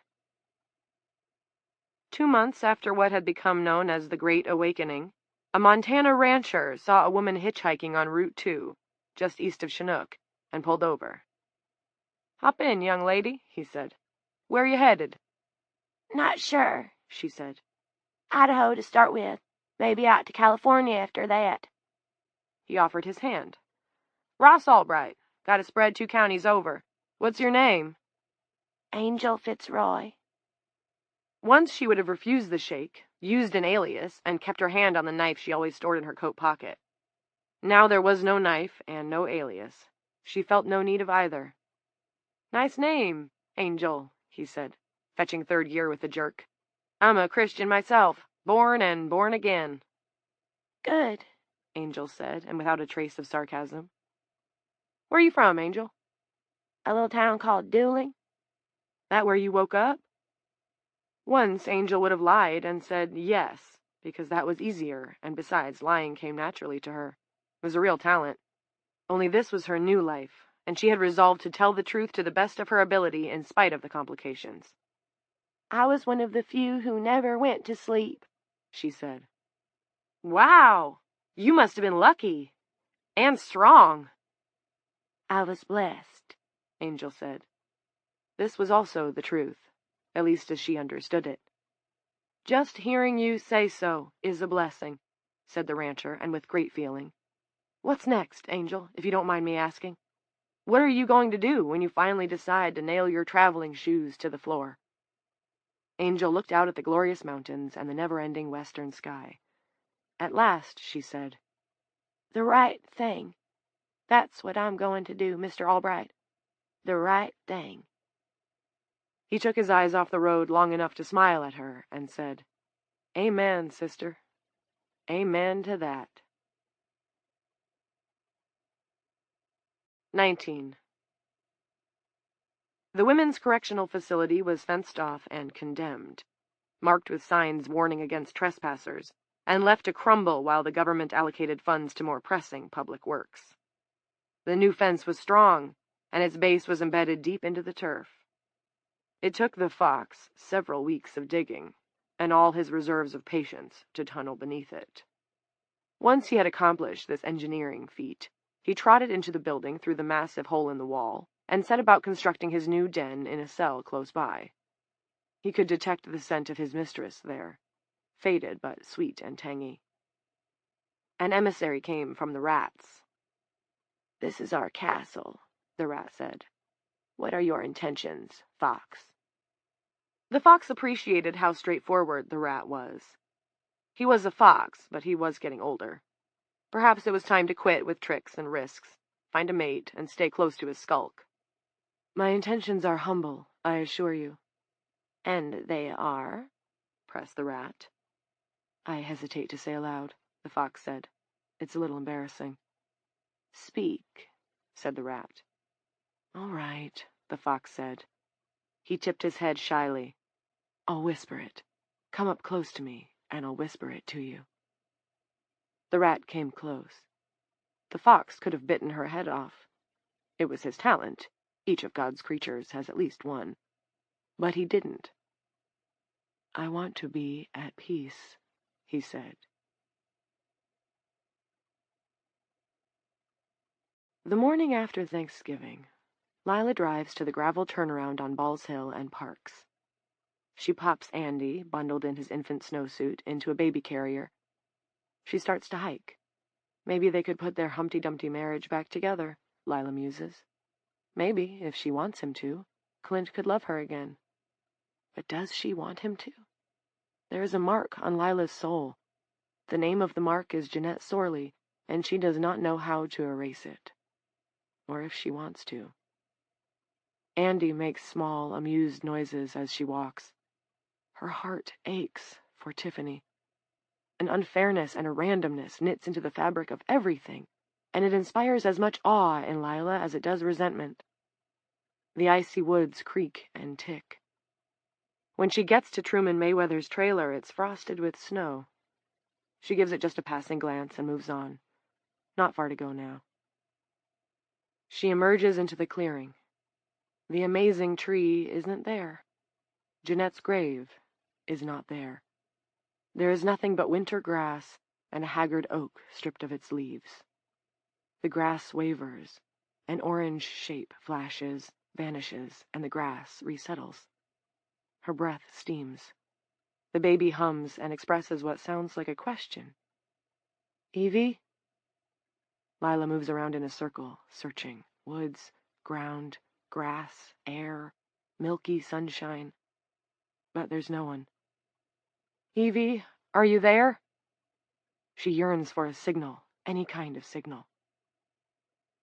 A moth flutters from the branch of the old oak tree and settles on her hand.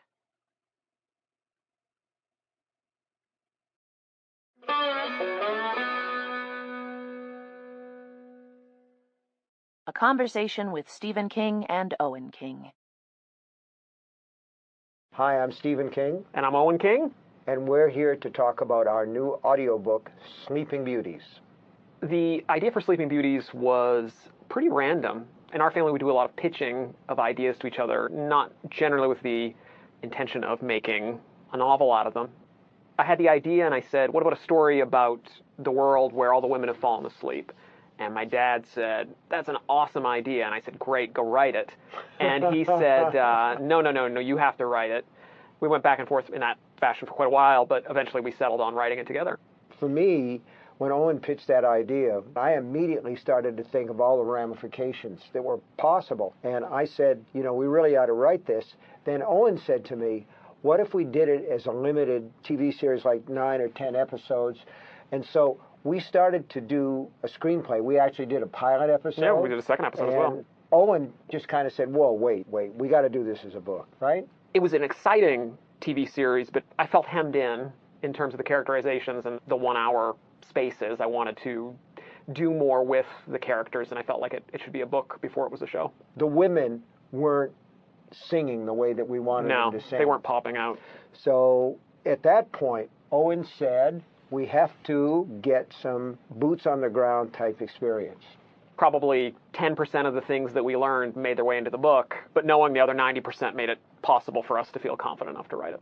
We did, in fact, tour a women's prison, Goffstown State? Goffstown, yeah. In New Hampshire. Goffstown, New Hampshire. We were fortunate enough to be allowed to take a tour. The warden took us around, and we saw the grounds and got a feeling for how the inmates lived and what the routine was, too. Exactly. In terms of intake, and we saw what they called the soft room, where women who are agitated, who come in, they have to sit down. We saw the library. We saw some of the places where they work. To me, it energized the process.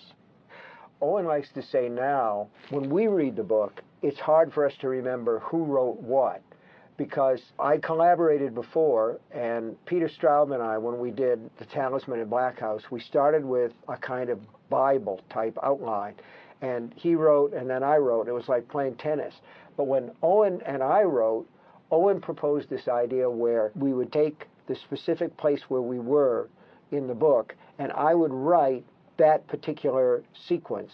But in the middle of it, I would leave a donut hole, an empty place, and then before he went on to the next part, you'd fill it. Right, so you'd tell me what you wanted, or I would tell you what I wanted in that space. It's like, I think that Clint's going to do this right here, you write that, and then you would write it. And that was to throw off anybody that was naughty enough to try to figure out who wrote what. But then ultimately we rewrote each other quite a lot. We went that way back and forth, and finally we had a first draft. Then when we rewrote the book, Owen rewrote me, and I rewrote Owen.